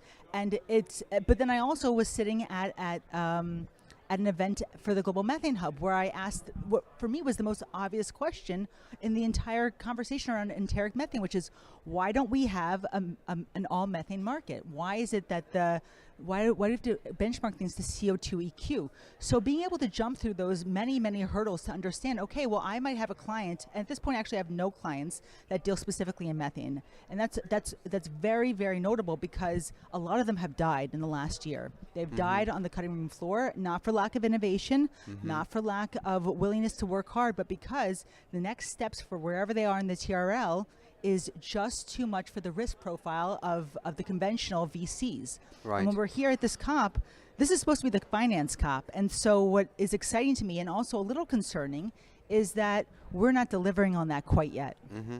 But I do think that there is a role for less in the business development space. That's not really, in my opinion, the purpose of coming to COP, although it is a really great convener of all the people you might want to speak to if you're trying to do business at the highest level in terms of impact. But I do think it's a place where you can, if you can think on the ecosystem level, where does the ecosystem have to be, and where are the holes and constraints that are causing companies to just fall off a cliff or limiting their ability to thrive? Well, then there's a conversation, because the regulators really don't know, especially from countries that aren't leading the innovation cycles. So, and that's a majority of nations. They're going to be adopters of innovation rather than exporters of those innovations. Yeah. You raised a teasing question there, and I don't know how easy it is to ask it, but you mentioned some people that have been looking at what to do with methane and you know, for years, and they didn't quite get there, and maybe they're not with us now. But then methane as an issue is now suddenly taking off, it seems, big time. So what innovations could there have been that we could see now with methane? I mean, can you do anything with methane? Well, apart from burning it for energy, what can you do? Or is it more what kind of markets you could create to actually basically see methane managed down faster because people have incentives? Yeah. I mean, to answer your question, you have to take it sectorally. So there's three main sectors that emit methane. One is oil and gas. And in that sector, it's believed that the innovations are there, but the ROIs aren't. So it's better for What these... are the ROIs? Return on investment. Okay. Apologies. The guests may not know all these acronyms. My apologies. I think like the dork I am. Yeah, I yeah. apologize. Just So imagine your grandma's out there listening to this. she would love this conversation. She really would. So the return on investments aren't there. And what does that mean? It means that oil and gas exploration is more lucrative than clogging up some sort of a methane leak. And what's going to solve that, I believe, is the satellites that have been launching over the last year and going live that are, for lack of a better word, naming and shaming these emission sources and saying, hey, the orders of magnitude might be many X above what was even believed before. And so suddenly you might say, oh, well, this big oil company, they actually have the emissions equivalent to X number of nations. And so that's going to be possible through these satellites innovations. So that's one. The other is in the ag space, and it's very complicated. Why is it complicated? Because there are 1 billion farmers. And whenever you're dealing with that many humans and their livelihood strategies, any changes to those livelihood strategies at the very basic level even cause societal backlash and risk aversion and uncertainty. And that doesn't sit well with farmers who like to have predictable crops and outcomes and be able to have yields that feed their families. So there are some innovations in the area of enteric methane, which relates to the cultivation of bovines, of cows, and it can be in the area of changing their food, changing their some of their genetics, for instance, giving them vaccines over time. There are a couple different levers in that area. And then my dorky favorite is waste. In the waste sector, there is a hierarchy. So you want to respect the waste hierarchy, which is obviously don't create waste first and foremost. That's the easiest innovation, right? And everyone can do that by attempting to save money within their own kitchens by not wasting the 30% of food that currently goes into the trash. That organic waste actually decomposes in a landfill and emits methane. And so the question becomes, well, what happens if the food does end up as waste and in the trash? Well, then ideally it becomes compost. But compost is very, very hard to make economical. It just is, for various reasons. So then the question is, well, what else is there? So there could be, it could end up in the landfill, and then you can pipe out, for instance, the biogas, right? That's so that the landfills don't go on fire. It's a safety issue. It's also a health issue as well. But there are also, and this is one of my favorite areas that I believe is very underappreciated, and this is where UBQ does sit, is in the waste material sector. So for instance, I have a client called Biotech, and they take they can take organic waste. They can also take seaweed, for instance. That's a renewable resource. They can use that as a feedstock, and they have an organism that digests this organic material, and then basically it excretes out a plastic like material. Right. And that's bio-based, and they can then refine that and make it into a polymer that's used just as another polymer would be from fossil-based sources. So that's really a quite a novel thing. I think that's such an interesting thing you just touched on there, because I also do some journalism for some publication in Germany called Climate Table, and did an article just the other day about 3 companies, one in Sweden, one in the US, and one in Finland, who are taking carbon dioxide, carbon, water, and green energy, green electricity, and making oils that mimic palm oil, coconut oil. The one in Finland's doing proteins from the same materials, and there's one in the States, I would think, which the Gates Fund or whatever have just invested in, that make fats, so butters and things like that. When you look back, actually, the Germans during the Second World War used to make margarine from the carbon coming off power stations, right? So it's not actually that unusual, but nobody's really thought about it before. So you mentioned that with the microbes turning the organic waste into a kind of plastic. Right. People making food. It's not going to replace all the food, of course, but it takes a bit of heat out of the deforestation that happens with, say, palm oil plantations in Asia, right? It does a couple things, honestly. But what you're hitting on is the relevance of circularity in conversations like these, and also with just general pragmatism. Why would you waste what you can reuse? And why not take things that are currently being considered as not even, you don't even think about them, as in the tailpipe of some, I don't know what, and turning that into an input to production to make something else. This made sense to our great-grandparents. This makes sense to biology. We see this in nature. There are natural examples, and that's why circularity, which we call more conventionally, is academically called industrial ecology. So we're looking at industry as if it's an ecological system. And in these spaces especially, I'm often very frustrated because I don't see enough discussion around circularity. Sometimes you see circularity talked about in the green zone, and this is the case now. ISWA has a pavilion. ISWA is the International Association for Solid Waste. They have the Waste and Resource Pavilion, and it's in the green zone.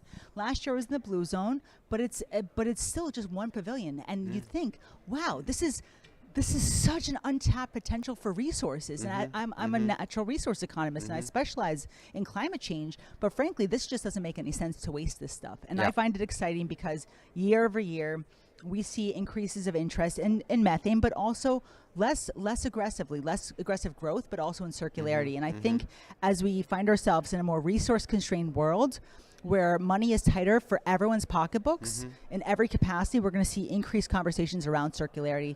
And for me, that makes me very excited because that's a world where we can be more proud of, because it mimics the world that we come from, which is nature. Exactly. No, I mean, I'm a great fan of circularity myself, and I'm also a great fan of some of these assessments that show literally how we waste, like many buildings have far too much steel in them. Why is that? Maybe it's because the regulations said you have to have that much steel, but they don't need to have that much steel. Or it's because maybe the steel companies found it a good idea to sell more steel. But, many buildings are erected with just huge quantities of natural resource in that they don't need to have to stand up. And that's a definition of madness. And then, what happens afterwards, as you know, I mean, talking about waste, I mean, somebody was once telling me that if you added together all the metal now in chargers and mobile phones and stuff that people store in their attics all around the world because they think they might need that cable in 25 years, that it amounts to some significant percentage of the world's copper, and that there's more above ground now than there is below ground in terms of metals, right? I mean, this is how we are changing the world in the Anthropocene, but at the same time a great opportunity to do something better. I think that these are great examples, and also it highlights that all of us in our own homes have opportunities to include circularity into our lifestyles. So we can donate our electronics that we're not using, including our cords and our chargers, maybe not within our countries, but to the developing world as an example, or they can be used for educational purposes, or to a new baby in the family to use as a monitor in lieu of buying a new device. I find it very, very logical. And also what I like the most is it makes sense for the pocketbook. So it's not, I come from America. So then this stuff becomes not a red or a blue issue. It just makes sense. Yes. And why not focus on the areas of climate where we don't have to worry about what political affiliation you have?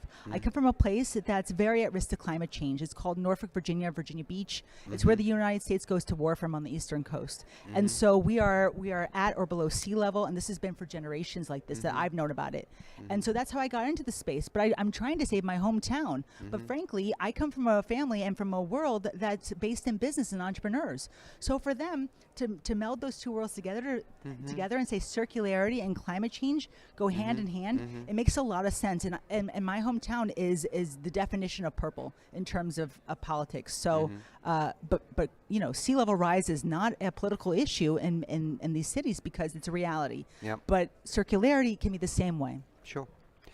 So it sounds like you're doing really interesting work, and I think we've in this conversation we've covered so many different things. But I hope the guests get the sense that there is actually a lot of intellectual stimulation and creativity in doing the kind of work you do. And obviously we need more people like you. So I hope somebody out there has been inspired by that to start thinking about what you were actually saying. And when do you leave? When do you go back to the wonderful United States of America? In 2 more days. In 2 more days. And are you expecting to see lots of smiling faces, or? My brother had a baby this week. Oh, okay, that's so a good we enough are reason. overjoyed. Her name is Colby, and we couldn't be happier. So I can't wait to meet my niece. So that's why I'm leaving a little bit early, and also it's American Thanksgiving. So I'm sure babies are part of. I'm sure babies are part of the circular economy somewhere. We can work it out. At least the circle of life, right? By the way, I'm part of the circular economy because I actually repair my own socks now as a little contribution to, in the environment, whilst I'm watching soccer matches, and it's very therapeutic, especially if your team's losing. That's a great idea. Okay. Great, Rachel. Thank you very much indeed. And we will now wrap up this day by hearing from members of the Youth for Climate Action Initiative. Just stay with us, Rachel, who have been filming and talking to interesting people here at COP29 today. And after this, we will bring you all a very special and very important weather report linked with the United Nations Development Programme, this time brought to you by young Jack from England. So we'll see you again tomorrow. Let's hear from our two delegation members, Leo and Max, as they share views on the conference, key topics, and their experience so far. Okay, Leo, we've been at COP for a few days now. We've attended events, plenaries, press conferences. What have you learned? What is something you'd like to share? Okay, so as I attended many press conferences, I heard many different opinions, different perspectives on the climate change especially. So, for example, Azerbaijan, the host country of COP29, who became prosperous and wealthy due to fossil fuel. So they have a different opinion than, for example, a state like Norway. Then we have also WWF, a non-profit organization. They want, especially now at COP29, the final fossil fuel phase out, instead the transition away. Then we have also representatives from California, for example. He's a Republican and he thinks that you need more fusion energy because this is the only solution for a clean energy transition. Okay, and is that a problem for the negotiations? Is that something we need to fix? Yeah, especially because, for example, each party, each nation has a different opinion. So everyone wants something particular. And but all in all, we have to agree on a final text. And with different opinions, so many different opinions, it's very difficult. And how will that, why is it so important that we end up agreeing on the final text and that everyone agrees? Because especially the 1.5 limit is threatened. So this is the final COP where we need to find solutions to keep 1.5 in reach. And would everyone be affected in the same way by the 1.5 limit being breached? Is everyone doing the same to stop it? No, definitely not. We have, for example, the global south, who is extremely affected by the climate change, for example, with floodings, heat waves. And then we have the global north, much more prosperous, who have the financial methods to fight against the climate change.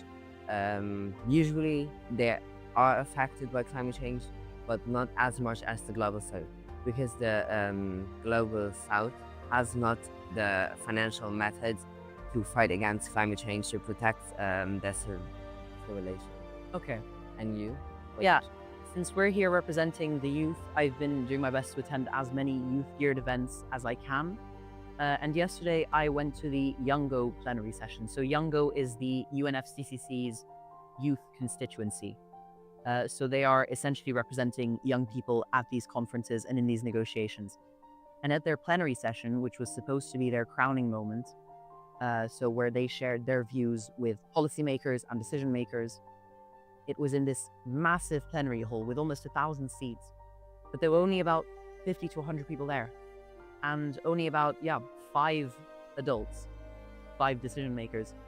And for me, that shows that these kinds of programs like Youngo, they really aren't taken seriously, and our opinions and our views aren't properly taken into account in these negotiations and in these treaties.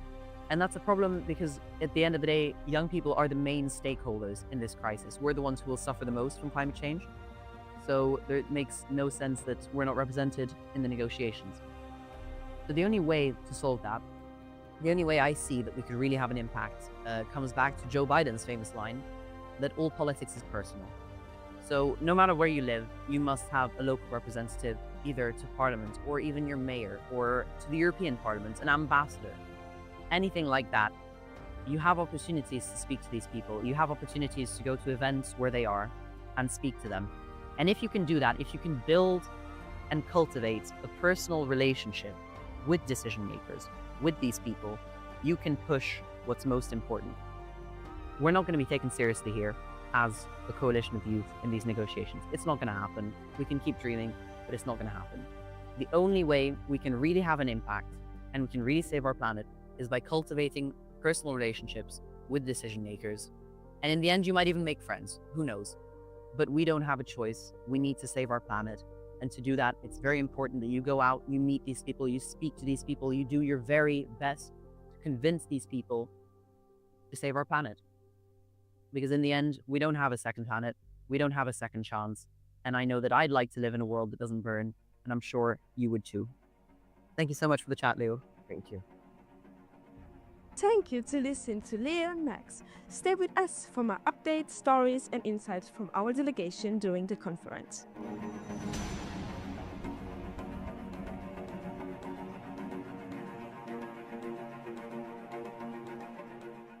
I'm Jack with a very special weather report for the year 2050.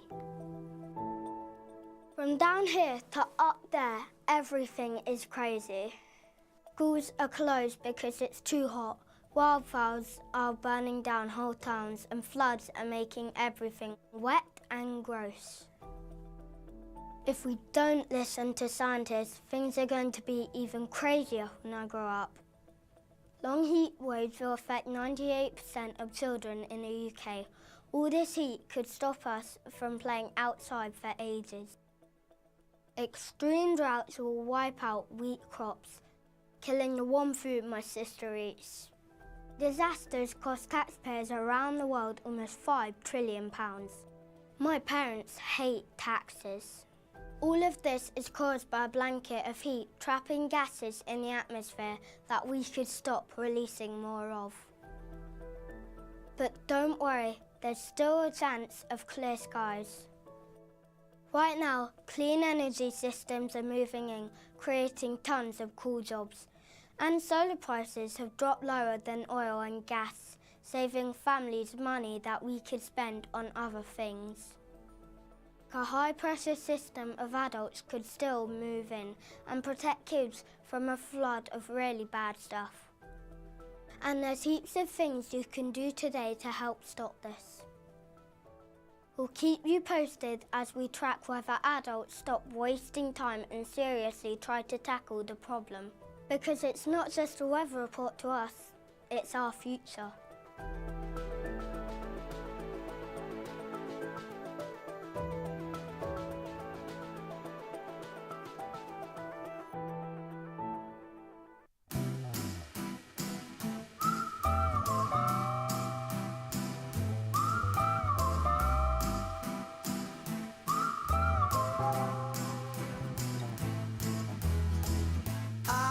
Be cool, it isn't a joke to walk in the woods, without all the smoke. I love to swim, but not in a flood. We can't grow a crop down in the mud. I want to be cool and get the job done, so we don't get left out to bake in the sun.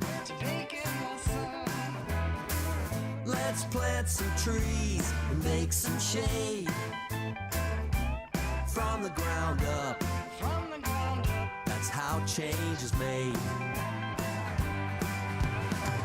I wanna be cool, how about you?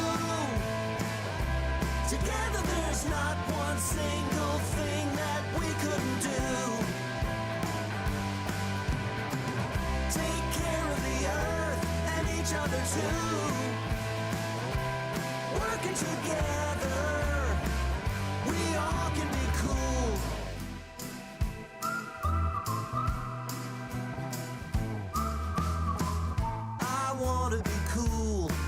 and too hot. I'm joining the movement to save what we've got. So every girl and every boy can live a good, long, healthy life and find some joy. I wanna be cool, how about you? Together there's not one single thing that we couldn't do. Take care of the earth and each other too. Working together, we all can be cool. Leaders, it's time to lead. Listen to your people in need. The whole world is sweating this out. Can't you hear your kids starting to shout? I wanna be cool, how about you? Together there's not one single thing that we couldn't do.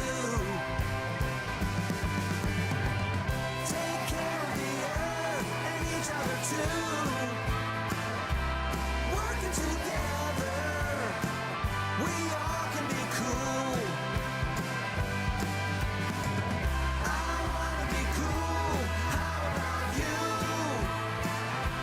Together there's not one single thing that we couldn't do. Take care of the earth and each other too.